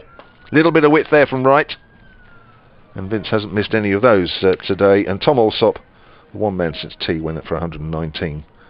Caught by Mike at point off Alex Evans. Vince 148 now. He's slowed up, isn't he? He's almost a run a ball. 137 balls. It's that gap is closing. It's been much more watchful after tea. The Leicestershire bowling's been a lot tighter since tea. Incorrect, and I apologise for that, because the new ball can be taken after 80. Now, so I got that one wrong. Apologies. Thanks, Fango. And that would explain, to a certain extent, the return of Evans and Wright. There we go. There's always somebody out there that knows, isn't there? Vince tries to whip that away on the left side. I've been relying on it for years. I really... regular listeners will know that I know absolutely nothing of the rules. Never ever had to worry about them, because that's why the umpires were there. It's only on this job that it's put me under pressure. But fortunately there's a few Hampshire supporters that always get me out of a hole. But well done to your man there as well for pointing that out. Yeah. So Ackerman was just literally 3 overs to take them up to the new ball. I think it was 90, I don't know. Outside the off stump from Chris Wright, and Vince not offering a shot. Still as in the zone as he's been throughout his innings, James Vince. It's good to see. He's eyeing up for a double century, isn't he? Must be. Or more. Well, yeah. He scored these runs so quickly. 3 days and 14 overs left to play in the game. Here's Wright again then. It's got 2 slips. And Vince drives, and there's the gap again, and there's 4 more. Another cover drive. Another Vince. 150. I say another one. I don't exactly know how many. I remember him getting a double 100 down in Somerset about 3 or 4 years ago. I think this is his top score since. Somebody will tell me. 152, 140 balls, 25 fours, sorry, and 2 sixes. Wonderful stuff from James Vince. I mean, his highest first class score is 240. So he's got a bit of way to go, but it's far from out of the question. And the way he's playing at the moment, sometime around lunch tomorrow. Evans comes in and bowls. Awful delivery down the leg side. Really lost control of that one, and a good diving stop away to his left by Harry Swindles. Means no extras accrue to the Hampshire score. And Evans looks like a chastised schoolboy as he walks back. He probably isn't not that far from having been a schoolboy, of course, as he walks back to the top of his mark. Dawson raises his bat as he charges in, bowls outside off stump to him. A rather ungainly sort of splay-legged stance from Dawson as he raises his bat and lets that one go through. Kind of knees went in opposite direction and he squatted rather sort of almost toad-like as he let that one go through. What was his ACL, wasn't it? Yes. His big problem was? Oh no, Dorse ruptured Achilles. Achilles, okay. It was ACL was Donald. In goes Evans, and again almost gets another breakthrough, because as Dawson went forward there, just perhaps left him slightly. It came off the edge and squirted out towards backward point. Encouragement for Evans, and to add to that of the fact that he's picked up his first wicket of the day.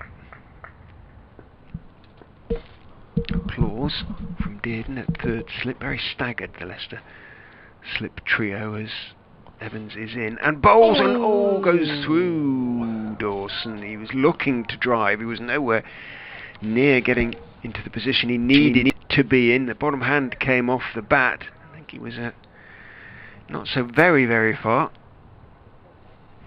from losing it top of his off stump either. Encouragement again for Evans. Can he pick up another one or two if Leicestershire can somehow make it 410 for, I don't know, 7 or 8? At least feel they came back a bit. Evans in, bowls outside off stump, and Dawson much more circumspect on this occasion. Steps forward, lets it go through. Yeah, that previous delivery to Dawson just went between bat and pad, probably nearer the bat because the bat was a long way away from the pad, but it did nip back a fraction, but it was quite wide.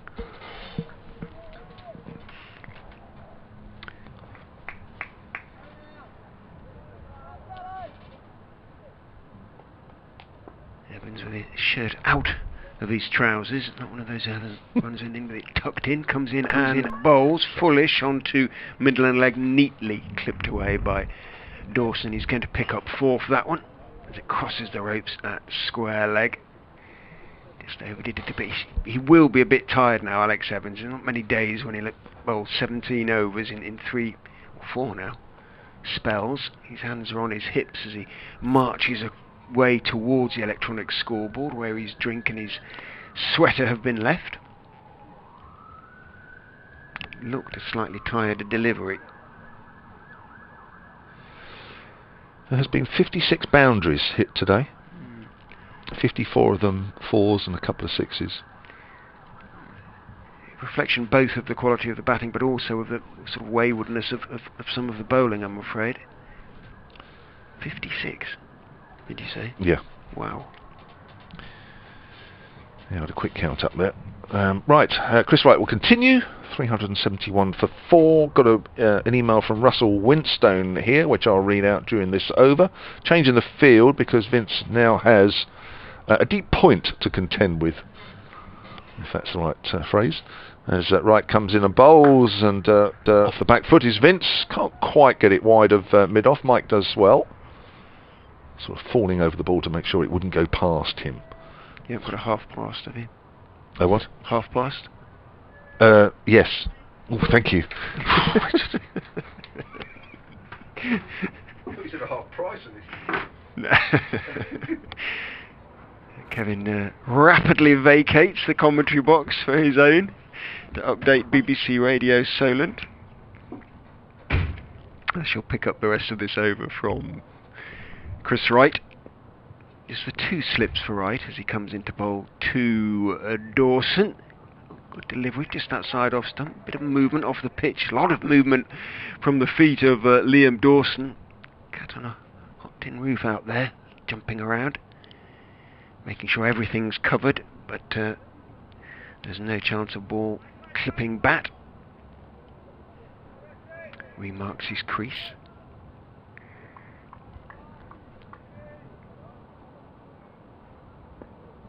Fairly conventional field at the moment. There is a third man and a long leg. Both fairly wide as Wright goes in and bowls again just outside off stump. Again Fairly extravagant lift of the bat over the line of the ball from Liam Dawson. Lets it go through to Harry Swindles. And there's no run. 372 for 4. Hampshire 4 batting bonus points already, and every prospect of a 5th before the day is out, because there are still 12.5 overs left to be bowled today. Although the floodlights are on, the light, I'm sure, is good enough. Right is in, bowls again outside off stump. Little bit of away movement, and again Dawson hopping around rather, lifts his bat over the line of the ball. Just watching right there, because he's just bending over, having delivered that ball. Just gave the back of his right leg a bit of a massage. Looked to be in around about the hamstring area, hopefully. No issues for him. Leicestershire could ill afford to lose the most experienced member of a pretty callow seam attack. In he goes and bowls foolish, takes a bit of a leading edge there, just sort of held it back rather than there was a suggestion of movement. Dawson, I think, was looking to play it fairly straight out on the leg side, and it squirted out into the offside, and there was 2 runs. Update coming, 374 for 4 now, Hampshire. So the Foxes have finally ended the Hampshire 4th wicket partnership. Tom Alsop had made 119 when he was squared up by a delivery from Alex Evans. Got a leading edge which looped very kindly to point where Ben Mike took the catch. The partnership was worth 224 by that stage, 351 for 4. Then Hampshire, they've moved on to 374 for 4. The captain, James Vince, is still there. He's past 150 now. He made it off just 140 balls, hit 25 fours and 2 sixes. He's been joined by Liam Dawson, who is 10 not out. The Foxes, if they can pick up a couple more wickets before the close, they'll think it's not been an entirely hopeless day, but Hampshire have scored enough to really put the Foxes under pressure in their first innings when it's their turn to bat. At the moment, the visitors 374 for 4.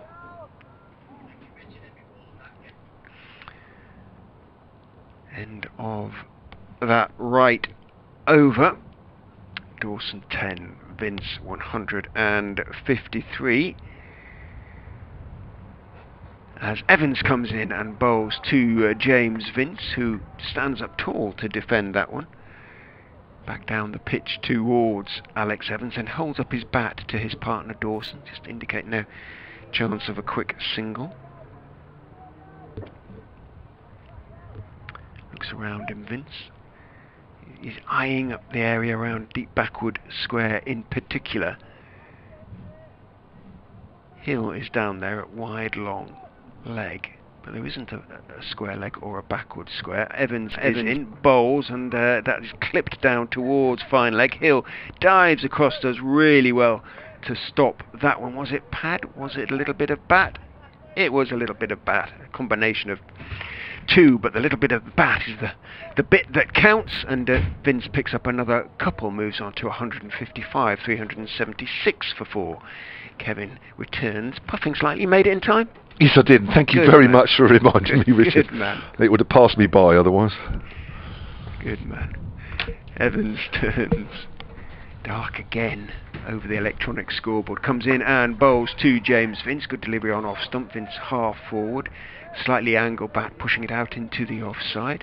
Sam Evans is the fielder out there in the covers, and there is no run. Got a couple of answers about James Vince's 150. Richard Shelley and Tigger Miles, thank you both. That's Silent Sports. 6th score of 150 plus for James Vince. His first since 2018 versus Somerset, I remember that. And Miles says, yeah, this is his 6th one. Best is 240 versus Essex in 2014. Thank you very much, guys. Evans, ever willing, charges in, bowls to the aforementioned Vince on the back foot, just waiting for that one outside off stump. Angled bat, steers it down towards third man, jogs a comfortable single. Looks to me very much like a man set on being there tomorrow. He's not going to give it away. No, he isn't. Not the way he's playing. You can sometimes sense with James Vince that he gets a bit carried away sometimes, because he knows he's playing so well that he wants to sort of do something, you know, even better. And it's his downfall bit. Not today. A cheeky 250 not out. Always a good way to start the season as Evans goes in and bowls. Couple of steps down the wicket from Liam Dawson, and I think he saw him coming, adjusted his length accordingly, and essentially beat the bat. And Vince, not impressed, comes down and has a little word with Dawson. What are you doing? Hang on. Play like me. Hang on. Do what I do. Just stand there and hit it. Some players are so natural, they're not the best coaches, are they? I remember a lot of players used to say that, footballers that is, in goes Evans and bowls to Dawson, who turns it off leg stump. Good sliding stop by Hill down at long leg again. Means that it is just 2 rather than 4. Natural players of the ability of Vince. Comes in again and bowls, and that's kept low. And Vince just sort of jabs down on that and plays that out on the offside. Just go back on that.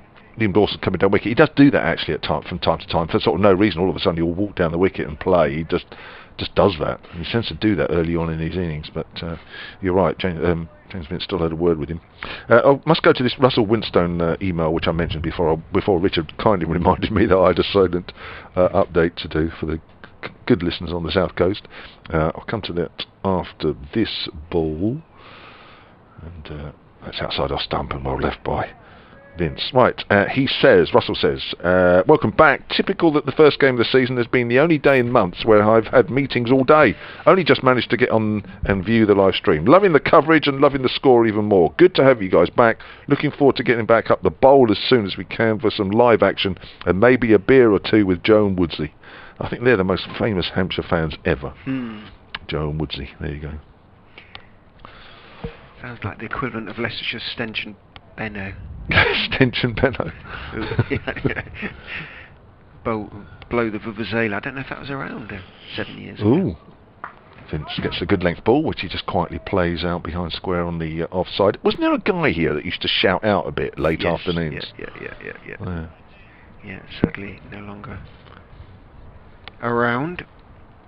But the Vuvuzela came back, I think, from the South Africa World Cup, so that must have been around for a good few years. Popularity best be described as mixed. Don't hear one now, Some do you? people love it, some people not quite as convinced. They were good at the time and did their job. And that was it. Right, bowls. And Vince tucks that away in front of square on the leg side. A little bit straighter and fuller this time from Chris Wright. And the total moves on to 380 for 4 with just over 10 overs left in the day's play. Field changes. It's slightly more attacking. It was an amazing situation, wasn't it, this afternoon, where there wasn't a slip, there was about 5 scouts on the boundary. You thought you were watching a T20 game. It was a one-day field, wasn't it? But some session that. Oof. They won't have many better. No. I don't think with the bat. No, I agree. 3 If slips. they do, it's going to be a good. Well, I was going to say, if there are more sessions like that, I'd put a wager on Hampshire winning the championship title. But Dawson gets a thick outside edge as it works down to third man. May look for 2. There isn't. Welcome to listeners, BBC Radio 5 Live Sports Extra. Joining us at the Uptonsteel County Ground, Grace Road in Leicester, where James Vince, the Hampshire captain, is really reminding everybody what a fine player he is. He's on 157 not out from just 149 balls. 26 I think now boundaries, of 26 fours and 2 sixes for him. That's right, comes in and bowls outside the off stump and Vince leaves alone. He's certainly been a lot more watchful since tea. He has. He looks like he's set, I was going to say on a big one, where he's already got a big one, but on a really big score here. It's BBC Radio Leicester, Richard Ray, and BBC Radio Solent, Kevin James, your commentators on this particular game. Hampshire won the toss. There was a slight element of surprise that they chose to bat first, because conditions looked as though they would favour the seamers, but the reports from the Hampshire camp suggested that they were slightly surprised to find a wicket drier than they expected, as Alex Evans bowls to Liam Dawson, defended a full delivery off stump out into the offside. The explanation for that is that Leicestershire's main attack, if you like, this season, or main wicket-taking potentiality, comes through two spinners, Callum Parkinson, the left-arm spinner, and Colin Ackerman, part-time off-spinner, right-arm. There hasn't really been that much turn, as you would not expect on the first day of the county championship in early April. One or two perhaps have suggested a fraction of turn. In goes Alex Evans, a young 20-year-old seamer. He's clipped away off his toes by Liam Dawson, over pitched on leg stump, and that is going to be 4-2 Liam Dawson. At one stage, Hampshire, just after lunch, were 127 for 3. And James Vince, his first ball, dropped just an inch or two short off the outside edge to Colin Ackerman at second slip. Thereafter, he has barely missed a delivery, barely made any mistakes at all, and has laid waste a pretty callow Leicestershire attack. And reminding the Foxes of the quality of the old First Division sides, if you like. And they've been up against it. Evans, as I say, just 20, has been,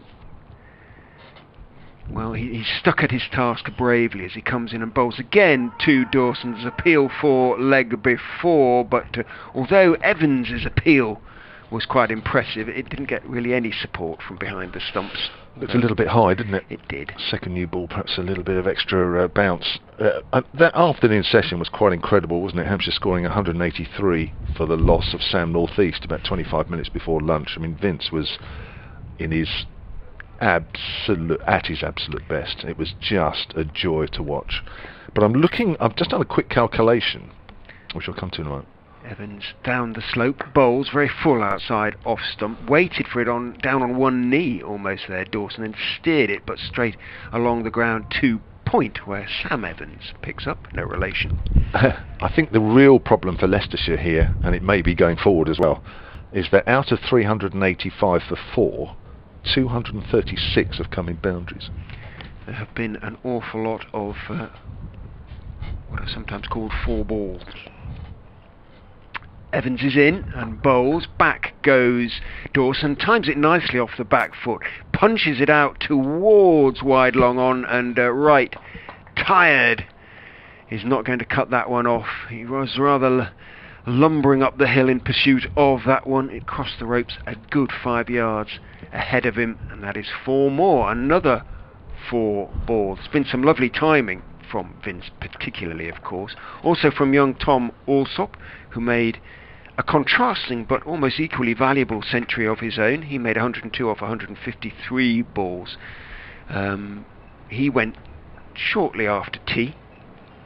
He was caught at point, leading edge, as he looked to turn the delivery into the leg side off Alex Evans, who runs in now, bowls again to Dawson, and is driven, but a good diving stop away to his right. That wide mid-off stroke extra cover by Gavin Griffiths means it doesn't go for 4 on this occasion. The end of the 19th over that Evans has bowled today, 1 for 65 his figures. He emerges from this day with credit, as does Chris Wright bowling at the other end. He's got 2 for 71.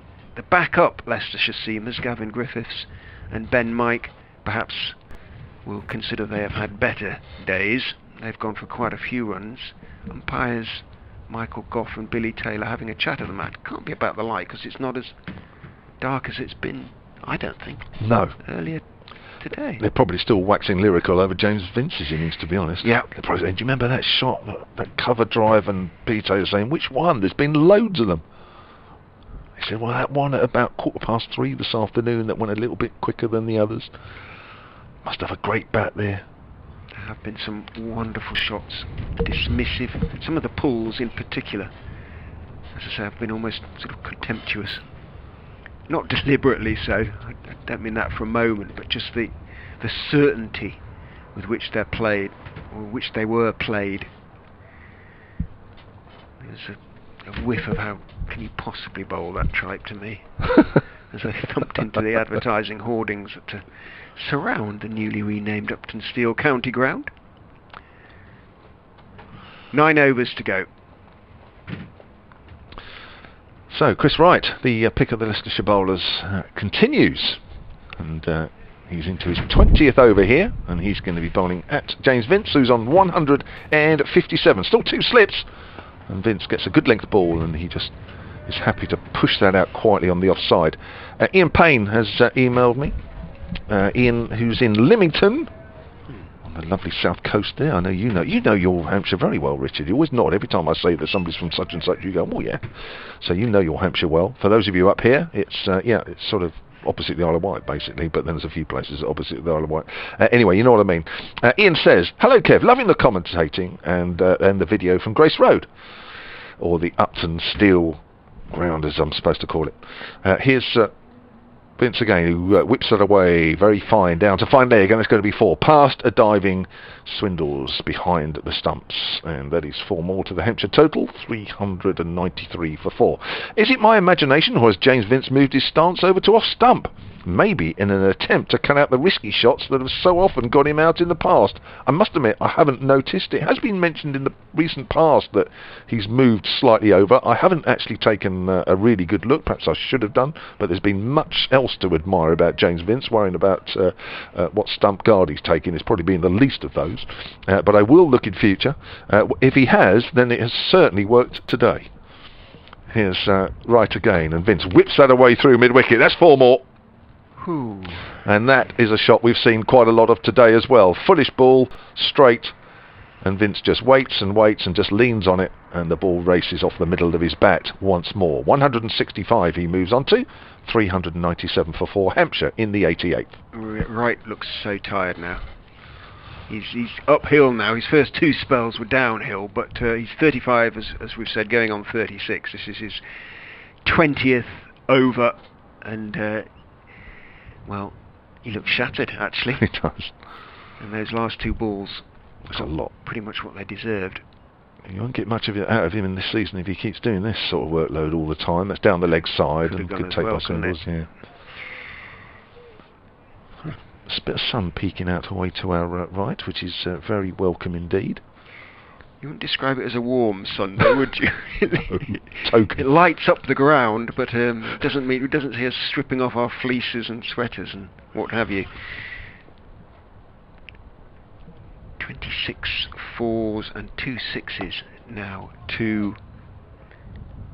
beg your pardon, 27 4s and 2 6s to Vince in his 165 at much better than a runner ball. Right, in again then, it's down to 1 slip now. And comes in, and Vince leaves that alone outside the off stump. Almost an extravagant leave by James Vince to say, you are not going to tempt me out there. I can leave them too, he says. I won't hit every ball for 4, righty. Who wearily turns, a great red mark on the bottom of his shirt where he's polished the ball.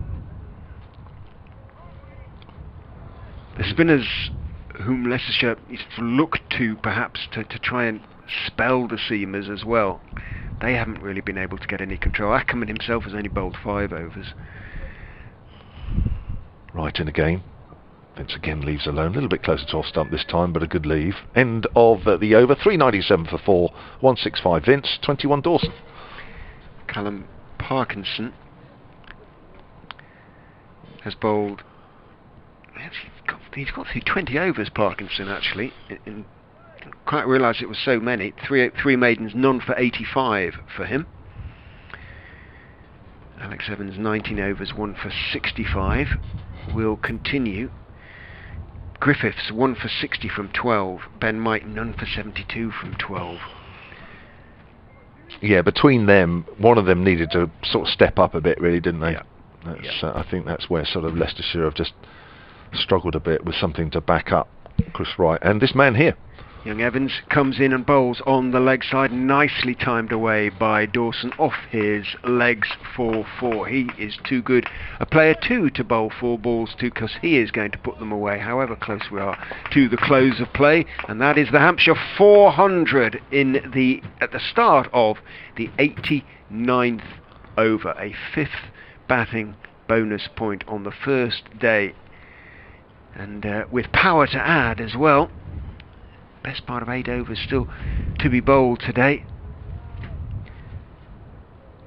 I think Leicestershire followers might have been concerned about how they were going to take 10 wickets with the attack that they've had, but it's the 50 partnership as well.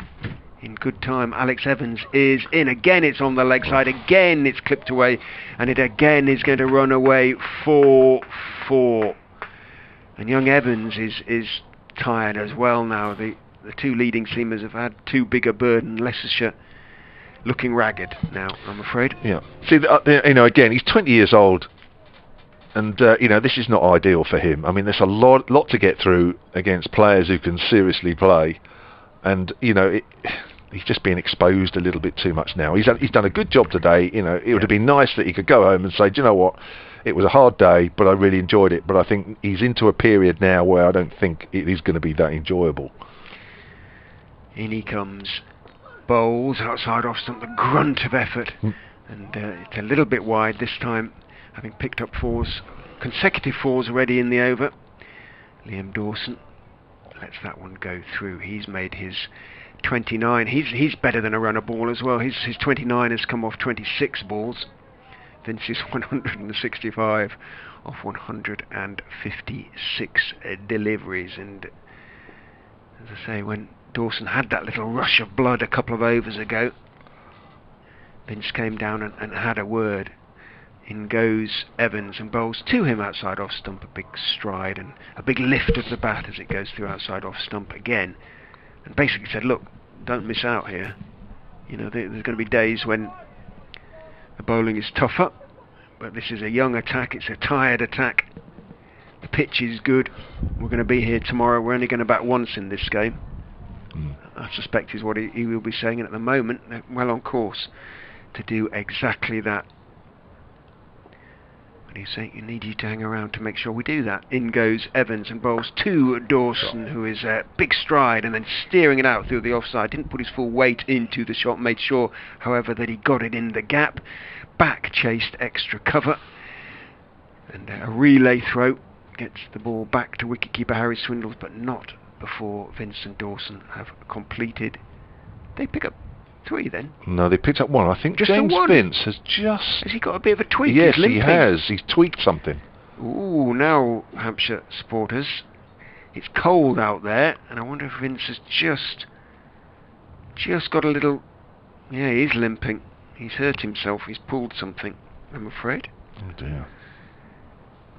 No call to the pavilion for a little bit of treatment. Maybe it was just a little bit of cramp. Fingers crossed from Hampshire's point of view. But he's not showing any massive concern, is he? He's not.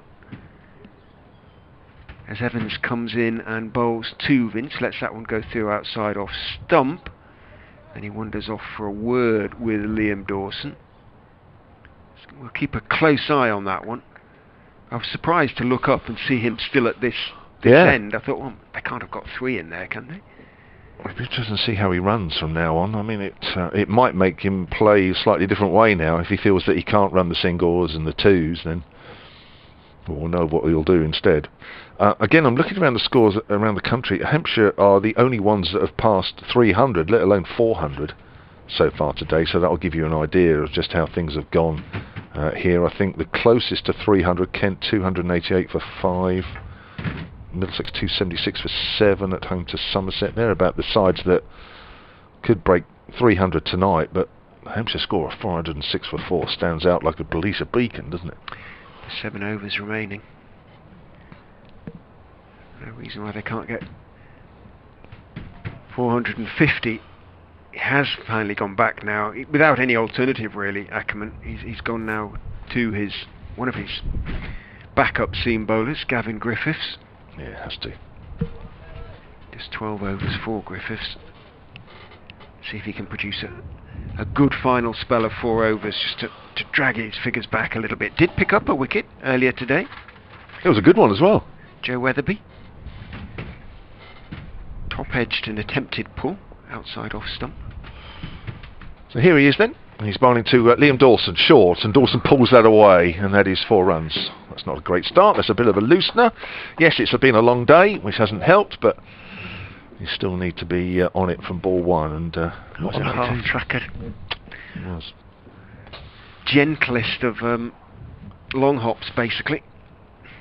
I'll tell you what today's done, as much as anything, and you know, Richard, we cover our counties, we have done over a long period, so we know the sort of feelings of supporters and fans out there over the years, and I think, and I sort of hinted at it a while ago as Griffiths comes in and bowls to Dawson. That's short away, and that's gone even straighter this time. In fact, that's gone through widest mid-on. That was a long hop if the other one wasn't.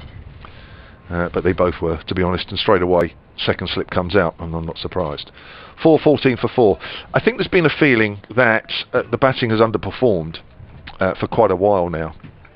But I think, without being unkind to Leicestershire, I think we're seeing now just how good these guys really are against, you know, an honest attack. It is an honest attack, but it's no more. And I think we are seeing that these guys are seriously good batters. Here's Griffiths again. That's a bit fuller, although Dawson's still off the back foot as he pushes that up to Parkinson at mid-off. Sorry, Ben Mike at mid-off, who might yet get a couple of overs before the end of play, although if he is, he's going to have to be quick with 6 overs after this. You know what I'm saying, Richard? It's been tough in Division 1. It's been very, very tough, and I think we're just seeing here that maybe once you just slightly get away from that, it's a different kettle of fish. And maybe tomorrow will be different, maybe day 3 will be different as Dawson pushes that up to mid-off. But I think on what we're seeing today, I think we're seeing guys who have been playing some battle-hardened Championship cricket for a number of years now. Absolutely. And they've just been given a little bit more of a freer rein to play some shots today. As I say, it might be different tomorrow, it might be different day 3, but I'm just going on what we've seen today. Griffiths comes in again and bowls to Dawson. Dawson's on the back foot and again pushes that up towards mid-off. Coming up to 6 o'clock, 6 overs to go. Looks like it's going to be around about 20 past 6 then. Unless spinners bowl a couple at least. That's not too bad. We're settled for that, aren't we? I guess, yes. But there'll be some tired bodies, I think, in that Leicester dressing room tonight, and they're going to have to come back tomorrow and go again. Yeah, it could be for a while as well, couldn't it? With only 4 wickets down as Dawson gets on the back foot. I mean, if nothing else now, and I know that they'll be feeling it, as you say, and they'll probably be feeling a bit sorry for themselves, or we could have done this and we could have done that and that sort of thing. But actually, they could still do themselves a favour, Leicestershire here, because if they do pick up another wicket tonight, and especially if it's Vince, maybe even might pick up 2 wickets. You just never know. It will make tomorrow an awful lot easier. Indeed, we shall see. It's easy to say from here, isn't it? It is, yeah. Ben Mike carrying sweaters over to the boundary means that he's going to come on and replace young Evans, who's given of his very best. He's really tried. 20 overs, 1 maiden, 1 for 74. Last couple of overs he did look a little bit tired, and you can't really blame him for that. His work for the day in that respect then is done. And Mike, 12 overs, 1 maiden, none for 72. Perhaps he can come in and summon up something. He's capable, Ben Mike, he really is, of a little wicket-taking burst. He needs to do that. Leicestershire need him to do that now. 414 for 4 at the top of the hour. Mike blows on his hands. Most of the other fielders have their hands plunged deep in their pockets. It is very much in single figures, I would suggest, out there, as Mike is in and bowls short outside off stump, steered away by Vince. There is a sweeper out there in front of, not quite in front of the meat, about 10 yards away from the meat, and it's Gary Dearden out there. Yes, it is. so it keeps the runs to just a single. Vince moves on to 166, but he looks absolutely intent on coming back tomorrow. Dawson seems no time at all. He's been out there, 34 balls he's faced for his 38. Still got 2 slips in for Dawson, Ackerman, as Mike is in, bowls to him. Line and length delivery from Ben Mike, and Dawson treats it with respect. Leans forward, defends it out into the offside. Picked up by Sam Evans coming in, but the volume out there has gone down as well, understandably so. Quite noisy at the start of proceedings, Leicestershire. They look a touch deflated out there, and they're going to need a little bit of lifting. If anybody can do that, Paul Nixon can. Yep, he's the man. Mike is in and bowls. Dawson drops it out into the offside, takes a couple of steps down the wicket, but both batsmen simultaneously call no as they see Sam Evans, one of Leicestershire's quicker fielders, closing on the ball in the covers. Vince again wanders down, and just does a quick word. Update coming for BBC Radio Leicester. Hampshire, from Grace Road, is Richard Ray. Yeah, 415 for 4 Hampshire, still with 5.5 overs left to bowl today. James Vince, the captain, has led the way for the visitors. He's 166 not out. He's been joined by Liam Dawson, who is already on 38 off just 36 balls. A lot of loose bowling from the Foxes today, and batsmen of such a quality of Vince are going to punish that sort of bowling, and they have punished that sort of bowling. The other main scorer today was Tom Alsop, who made 119 before he got a leading edge off the bowling of Alex Evans, who stuck to his task manfully. The young 20-year-old seamer, he was caught Alsop by Mike at point.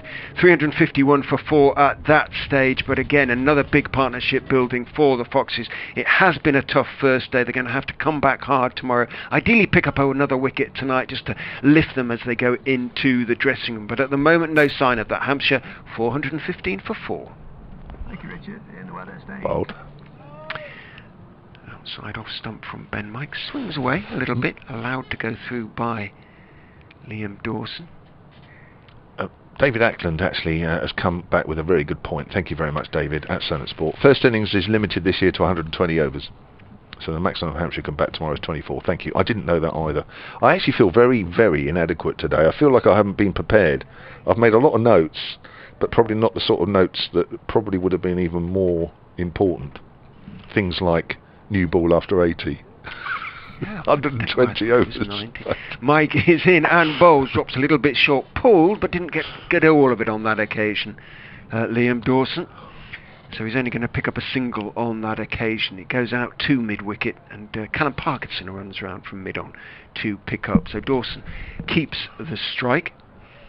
Well, it looks like, touch wood from his and Hampshire's point of view, that Vince is okay again now. Yeah. It looked worrying for a moment there. It must have been a touch of cramp, perhaps. Yeah, he definitely struggled, didn't he? Going for that second, and didn't even attempt it, and was limping, but now he seems... Well, he looks a little bit like he's been batting for 158 balls or so, but other than that, he looks a lot better than he did probably a couple of overs ago. Yes, thank you again, David. I can tell you an awful lot of useless facts, probably between now and the close of play, but none as important as what David has just mentioned and what we just found out earlier about 80 overs new ball rather than 90. So thank you very much. 6:05 here. It's 5 overs to go. 4-16 for 4. Liam Dawson, who's quietly gone about his business, really, isn't he? 39 of 39, and we hardly mentioned him, really. As Griffiths bowls and Dawson drives him up to mid-on, and there's no run. Perfect foil, actually, for James Vince, as, well, I wouldn't say Tom Alsop's innings of 119 was a foil, but he felt like he was second fiddle, especially in the afternoon session when Vince was, I wouldn't say going mad, but it felt like it at times. It was just unbelievable. If you were watching the live stream or listening to us, or both at the time, then I hope we conveyed just what an amazing sort of session leading up to tea it was. As Griffiths bowls. Oh, he's right on the pad, full. Could he be out LBW? No, says Billy Taylor. Obviously sliding down the leg side, I would say, even though I'm not on a great line. Yeah, looked a decent shout. Let's have a look, see. Yeah, it was, I think there was enough doubt about that in that respect. Sliding down. Just about. Yeah, it's definitely worth a very, very good shout. Looking on the live stream at the replay. Probably just the angle of the ball at the last minute, wasn't it? It was just angling in a little bit to Dawson, which probably got him out of trouble there. Well bowled. It's Griffiths again then, right arm over and bowls to Dawson, who tucks it away through mid-wicket. He's played that shot nicely today. He'll pick up 2 for his trouble, and he moves on to 41.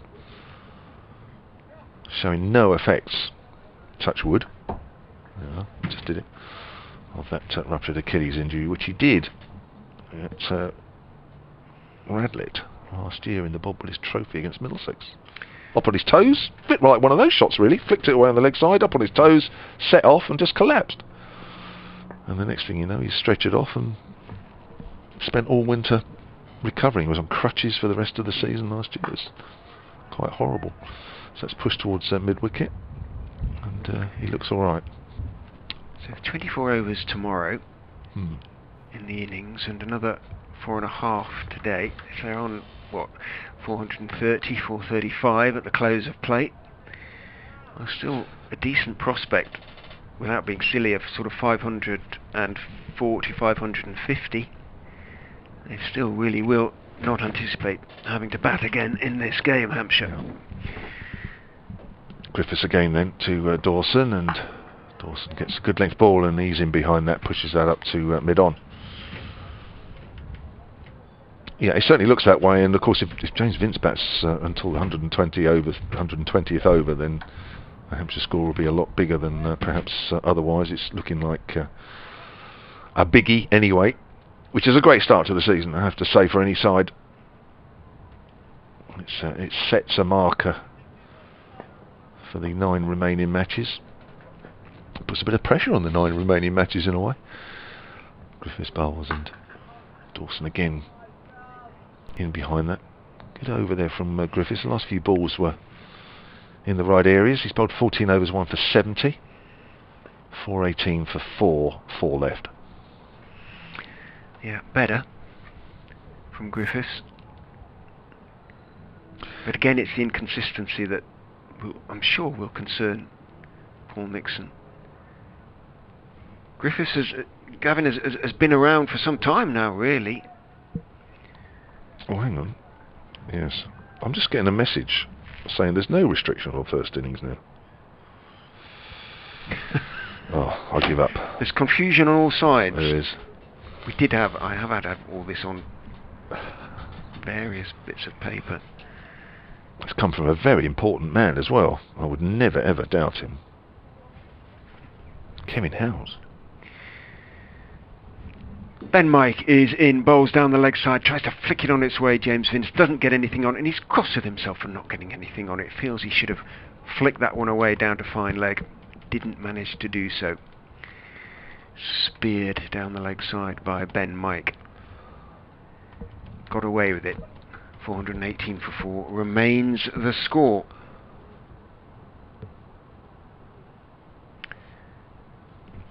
When you're presented with what you believe to be facts in an authoritative way, you tend to say, oh. In goes Mike and bowls just outside off stump this time, a little bit short of a length, and Vince, not too much foot movement, just ends up guiding it out square on the offside down towards Harry Dearden, who's at backward point, and jogs the single. James Vince moves on to 167, 419 for 4. I would think sort of 550 might, in however many overs it takes, and however many are allowed or not, would be around about the area that Vince would be sort of be looking perhaps to.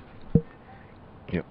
Well, Kevin Howes has sent me the definitive answer from the ECB website, which of course I should have known. As Mike bounces in down the slope and bowls full on towards leg stump, waits for it. Liam Dawson jams it out into the leg side. Callum Parkinson has to run down from mid-on towards mid-wicket to field. So a comfortable single for Dawson, who moves on to 42. Right, question and answer on the ECB website, which has been sent to me by Kevin Howes at Radio 5 Live, so it really is, this is a sort of a double lock on it really, isn't it? Will teams have to declare after 120 overs their first innings like last year? Answer, no. There will be no restrictions on the duration of the first innings this season. Right. David, you did me earlier. In goes Mike. And bowls short, and up on his toes is Vincent, guiding it down to third man this time. There is a third man down there. It is Griffiths, so it is just a single. We're sailing into slightly calmer waters, it feels, as the close of play draws in, or draws up. 3.2 overs left to bowl. Neither batsman wants to get out at this stage, especially if they can bat all day tomorrow, should they wish. I don't think they do. They will wish, Hampshire, especially with the forecast, as I say, for the next couple of days. It's a bit sort of similar to this, very cold but dry. In goes Mike and bowls slightly short, looking to get up on his toes and turn it into the leg side. Well, he does so, Liam Dawson, but only as far as sort of silly mid-on, really. You heard the call of no from the batsman. He raised his right hand authoritatively into the air to tell James Vince, who hadn't gone anywhere anyway, not even to think about doing so. Chris Wright, who is the ball polisher in chief for Ben Mike, comes across, has a word with Callum Parkinson before the ball is returned to Ben Mike, who comes in and bowls to Vince, thick inside part of the bat as he defends on the back foot. That time he is going to pick up a single because Parkinson has a bit more ground to make up. By the time he does so, Vince and Dawson have crossed paths. Single taken, 422 for 4. 3 overs now remain to be bowled. James Vince 168 of 161 balls, so whatever happens, it looks like he's going to finish pretty much level pegging in terms of runs per ball, and it's been a magnificent knock from the Hampshire skipper. Chanceless as well. Yeah. So just that very first ball, which was the nearest he came to, has come to being dismissed. So a quiet little partnership, really, in the context of what we've been seeing this afternoon. They've put on 71, but they're still scoring at over 5.5 and over. Here's Gavin Griffiths up the hill, bowls to Dawson, who works that ball to mid-wicket. And there is no run. Into the last of the 3 overs of the day's play here. Davies replied saying, that'll teach me to rely on a certain well-known cricket website. He didn't say that, he actually named them, but I haven't named them. It's no problem, David. It's just that next time when you tweet me about a rule, I will have to check it first. Whereas there are others that I can sort of just blurt it out straight away. Happy. No problem, David. But thanks for trying anyway. Let's push it up towards mid-on. I know you had the best of intentions. Brunty has been on Twitter. He did a runner from a curry house in Ringwood in Hampshire many years ago. He says, after today I feel Hampshire has had its revenge. I wouldn't be boasting about that. No. It's a curry house in Ringwood now. I was just thinking, Brunt, I remember him. This could be the breakthrough in the inquiry. Who's that bloke in New Romantic Pantaloons? Griffiths again, Fuller, and Dawson's in behind that once more and pushes that towards mid-wicket. Actually, I got an email earlier. I wasn't sure whether to read it out from Mike in Chandler's Ford, which is sort of just north of Southampton, but you know that already, Richard, because I know you know your Hampshire places. I wasn't sure whether to read this out, really, and I hadn't. And I'm still not sure, because he says, well, I can read part of it. He says, my son has just sent me a text saying the Hampshire score is the equivalent of a certain football team on the south coast being beaten by a team in this locality.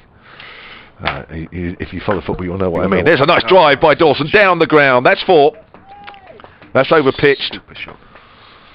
And that is a super response from the England all-rounder. 427 for 4 now. 431 for 4. The score's going up by twice as many as the shot that we've just seen. No, it's gone back to 427 for 4. 48. 43 now, Dawson. It's going all over the place, the scoreboard. It's changing all the time. So I'll just ignore it for a little while. Danny Baker telling a story on the BBC when he was persona grata on the BBC rather than non grata, that is, of doing a runner from a pizza restaurant, and one of his friends, as they headed for the door, this chef brought down one of those huge great pizza things that put pizza in the oven, you know. Yeah. As Griffiths comes into Dawson. Dawson pushing forward out into the covers. On his friend's head as he went past. Really? Yes. And he says, in his memory, which obviously romanticises these things, he had sort of the head shape appeared in the round pizza metal tray, so to speak, and his whole profile shimmered like a cartoon. So Brunty got away with one. Hampshire's score's been revised down to 426 for 4 now, according to the scoreboard, as Dawson gets wrapped on the pad. They'll come through for a leg by as the ball spews out on the leg side towards square. That's 427 for 4. Jeff Harris is getting in on this 120 over. He says Playfair, page 192, reports maximum number of overs is 120. Yes, Jeff, but the whole point of this is the ECB, who the last time I looked, run the game rather than Playfair or Quick Info, actually says no restrictions. So that just goes to show you cannot believe what's in print. No, especially with print deadlines being what they are. So many rules, they weren't changed at the last minute, but they were clarified quite late on in the day, and as a consequence, I suspect Playfair had probably gone to press before there we are. That change was determined upon. There's the confusion. Ben Mike down the slope, 2 overs to go today. Again, it's speared miles down the leg side, steps across his stumps. Dawson tries vaguely to help it on its way, doesn't get anything on it, taken by Swindles, diving away to his left. Gets away with one there, Ben Mike. The Leicestershire ground staff have appeared by the electronic scoreboard with buckets and wheelbarrows and orange tractors attached to covers. They are ready to cover this pitch up. 11 balls left to be bowled today. To Leicestershire's considerable relief, I suspect. In goes Mike and bowls outside off stump. Gets up on his toes. Dawson steers it with a horizontal bat out towards backward point, where Dearden, sunglasses still perched on the back of his green Leicestershire cap. He's examining them now. What are these? Oh, there they are. Haven't had those out most of the day. Puts them back on. They look good, don't they? Sort of the way the players wear them like that. Did you wear sunglasses? No, I didn't, not at all really. I just worried that if I dropped a catch in and I'd get blamed. Mike is in, bowls full outside off stump, but wide outside off stump, and Dawson looks hopefully at umpire Goff, anticipating hands being extended in both directions and hoping for the wide. Signal came there not. It is cold out there. Umpire Goff is as anxious for the close, I suspect, as the Leicestershire bowlers. 427 for 4. Vince 168. Intent on more mayhem tomorrow. Mike down the slope. In. Bowls. Full. Driven. Right. Wearily at mid-off. Turns in laboured pursuit. He is not going to cut it off. It was a half volley outside off stump. Dawson put it away and moves past 50. He moves on to 51. The third of the Hampshire batsmen to achieve that landmark. His 51 has come relatively sedately by the standards of the day. They've come off 58 balls. He's calmed down a lot in the last few overs, perhaps encouraged by Vince to think about being here tomorrow still. But even so, he's not going to miss a half volley outside off stump, and did indeed cover drive it away for 4. He waits with bat raised as Mike is in again, bowls a bouncer to him. Ooh. And ducks beneath it. Is that the first bouncer of the day? The first that has been ducked underneath. There have been a couple of short balls, that have, more than a couple, that have been pulled away for 4, haven't they? But a first genuine over the head bouncer, I think it is. Wow. 431 for 4. And Mike about to bowl his last delivery of the day. None for 82. Can he finish with a wicket? In he goes. Bowls and is driven back up the pitch on the onside, but doesn't quite time it as well as he liked there. Liam Dawson. It bounces kindly to Colin Ackerman, Leicestershire's captain, who is probably now thinking, could be quite a long season here in the county championship, unless we can find a wicket-taking bowler. Yeah, but again, how often are days like this sort of followed by days where, you know, you think, wow, well, hang on a minute, you know, how comes it's going this well when, you know, a week ago or a few days ago it was like this? And that's cricket, and that's a lot of professional sport. It's very up and down. That's why it's not too good to get too high with the highs and too low with the lows. You go along with the flow. But you enjoy days like this, that's for sure. But I'm sure Hampshire will still look back on a couple of things today and say, do you know what, we could have done this better and could have done that better. That's just the way professional sport works. 6 balls left in the day. Here's Gavin Griffiths to bowl the first of them, as Vince very watchfully pushes that out on the offside. And yes, it is pretty obvious from the way he's been playing since tea that he's here to stay. I'm assuming that James Vince might be the gentleman you could be young Alsop as well. Because he's mid-innings and batsmen don't like to be disturbed, do they? It could be either, actually, and I've just sort of texted the dressing room to say I don't mind either. I mean, the thing is, if Vince is still batting, I think I might sort of leave him alone. You're going to want to talk to him probably tomorrow at the end of the game. He does that. And he's very good, Vince. There's another good length ball from Gavin Griffiths, and it just pushes up to mid-on. Now, Vince is very good. I mean, he'll do stuff for me even when, you know, he doesn't need to and that sort of thing, but I don't take the mickey with him equally. That's not to say that he wouldn't expect me to want to talk to him today, but I think, especially if he's not out, it would be very tempting to speak to him, but I think we'll leave him. And I would anticipate that young Mr. Alsop might be more prepared in physical terms. James Vince will need a bath, won't he? Or might have to hobble out to me as he stiffens up. Griffiths outside the off stump, left alone by Vince. They're athletes and they're very fit, but even so, first day of the season and a brutally cold day, and it must have been cramped because he's, after those worrying few steps that he limped, he seems absolutely fine now, but he does look weary. Do they go in for the old cold bath, the old ice baths? I think they used to. I'm not sure they do now. I mean, I'll be honest with you, I don't really sort of follow, you know, too much that sort of thing, but I know, well, I used to hear them talking about it a lot a few years back, not at all now, which would suggest they don't, but I don't know. Vince is off the back foot, doesn't really time that as he punches that up to mid-off. That's fielded by Alex Evans.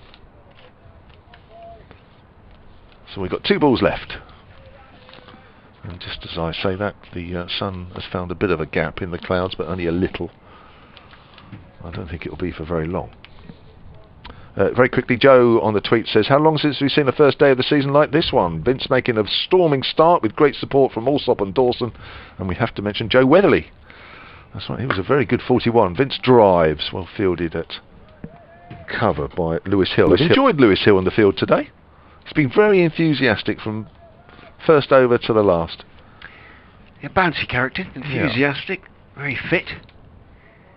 And pleased really to have secured his place as a batsman rather than wicket-keeper batsman. It would have been easy for him, having been supplanted as wicket-keeper by a much younger Harry Swindles, to sort of drop out of the pitch and just go into the white ball picture, but he hasn't. Last ball of the day then, and it's outside off stump. It bounces a bit, but Vince is quite happy to leave that one alone and let it go through to Swindles, and that is the end of day 1 with Hampshire taking all the plaudits here. 431 for 4. That is an awful lot of runs to get on the first day of any championship game, let alone the first day of a championship game in early April. And leading the way with 168 not out.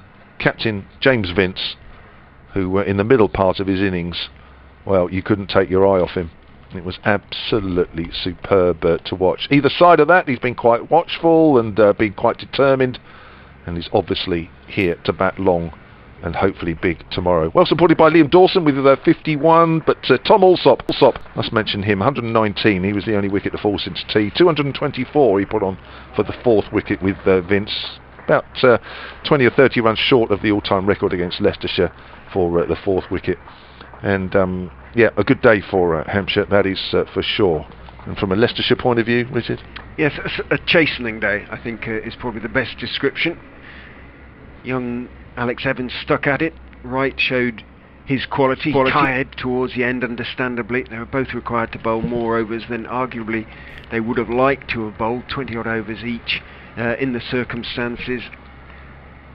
The seam attack in particular looked to lack depth. The backup bowling, if you like, the second string bowling, Griffiths and Mike, didn't quite give the support to the two opening seamers that I'm sure Paul Nixon would have looked to them, and there wasn't too much there for the spinners, though the wicket may, as Hampshire suggests, be drier than they might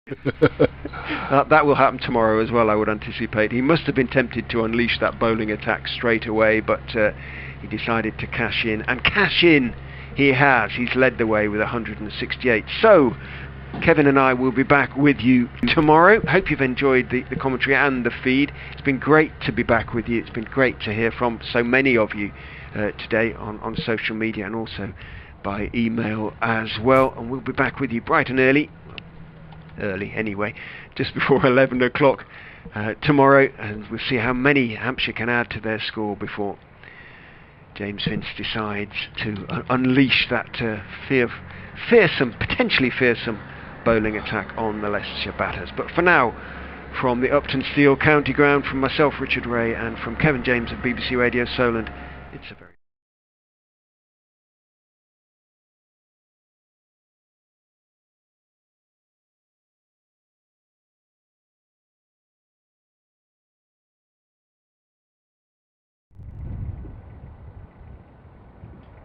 If I could nick just a line from your quote there, that'd be magnificent. Thank you. Right. Sort this out.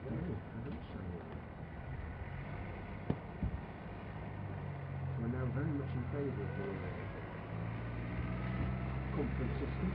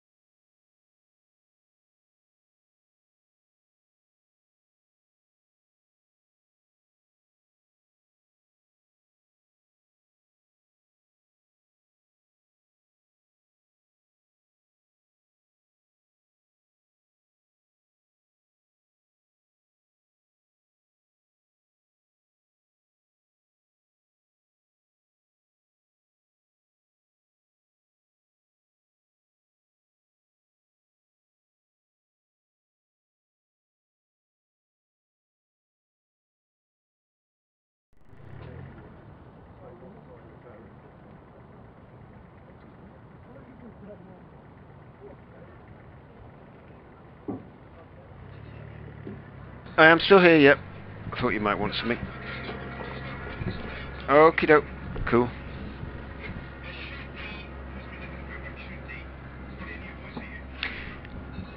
The newsreader earlier today was a new voice to me. Sounded like a boy from the West Country.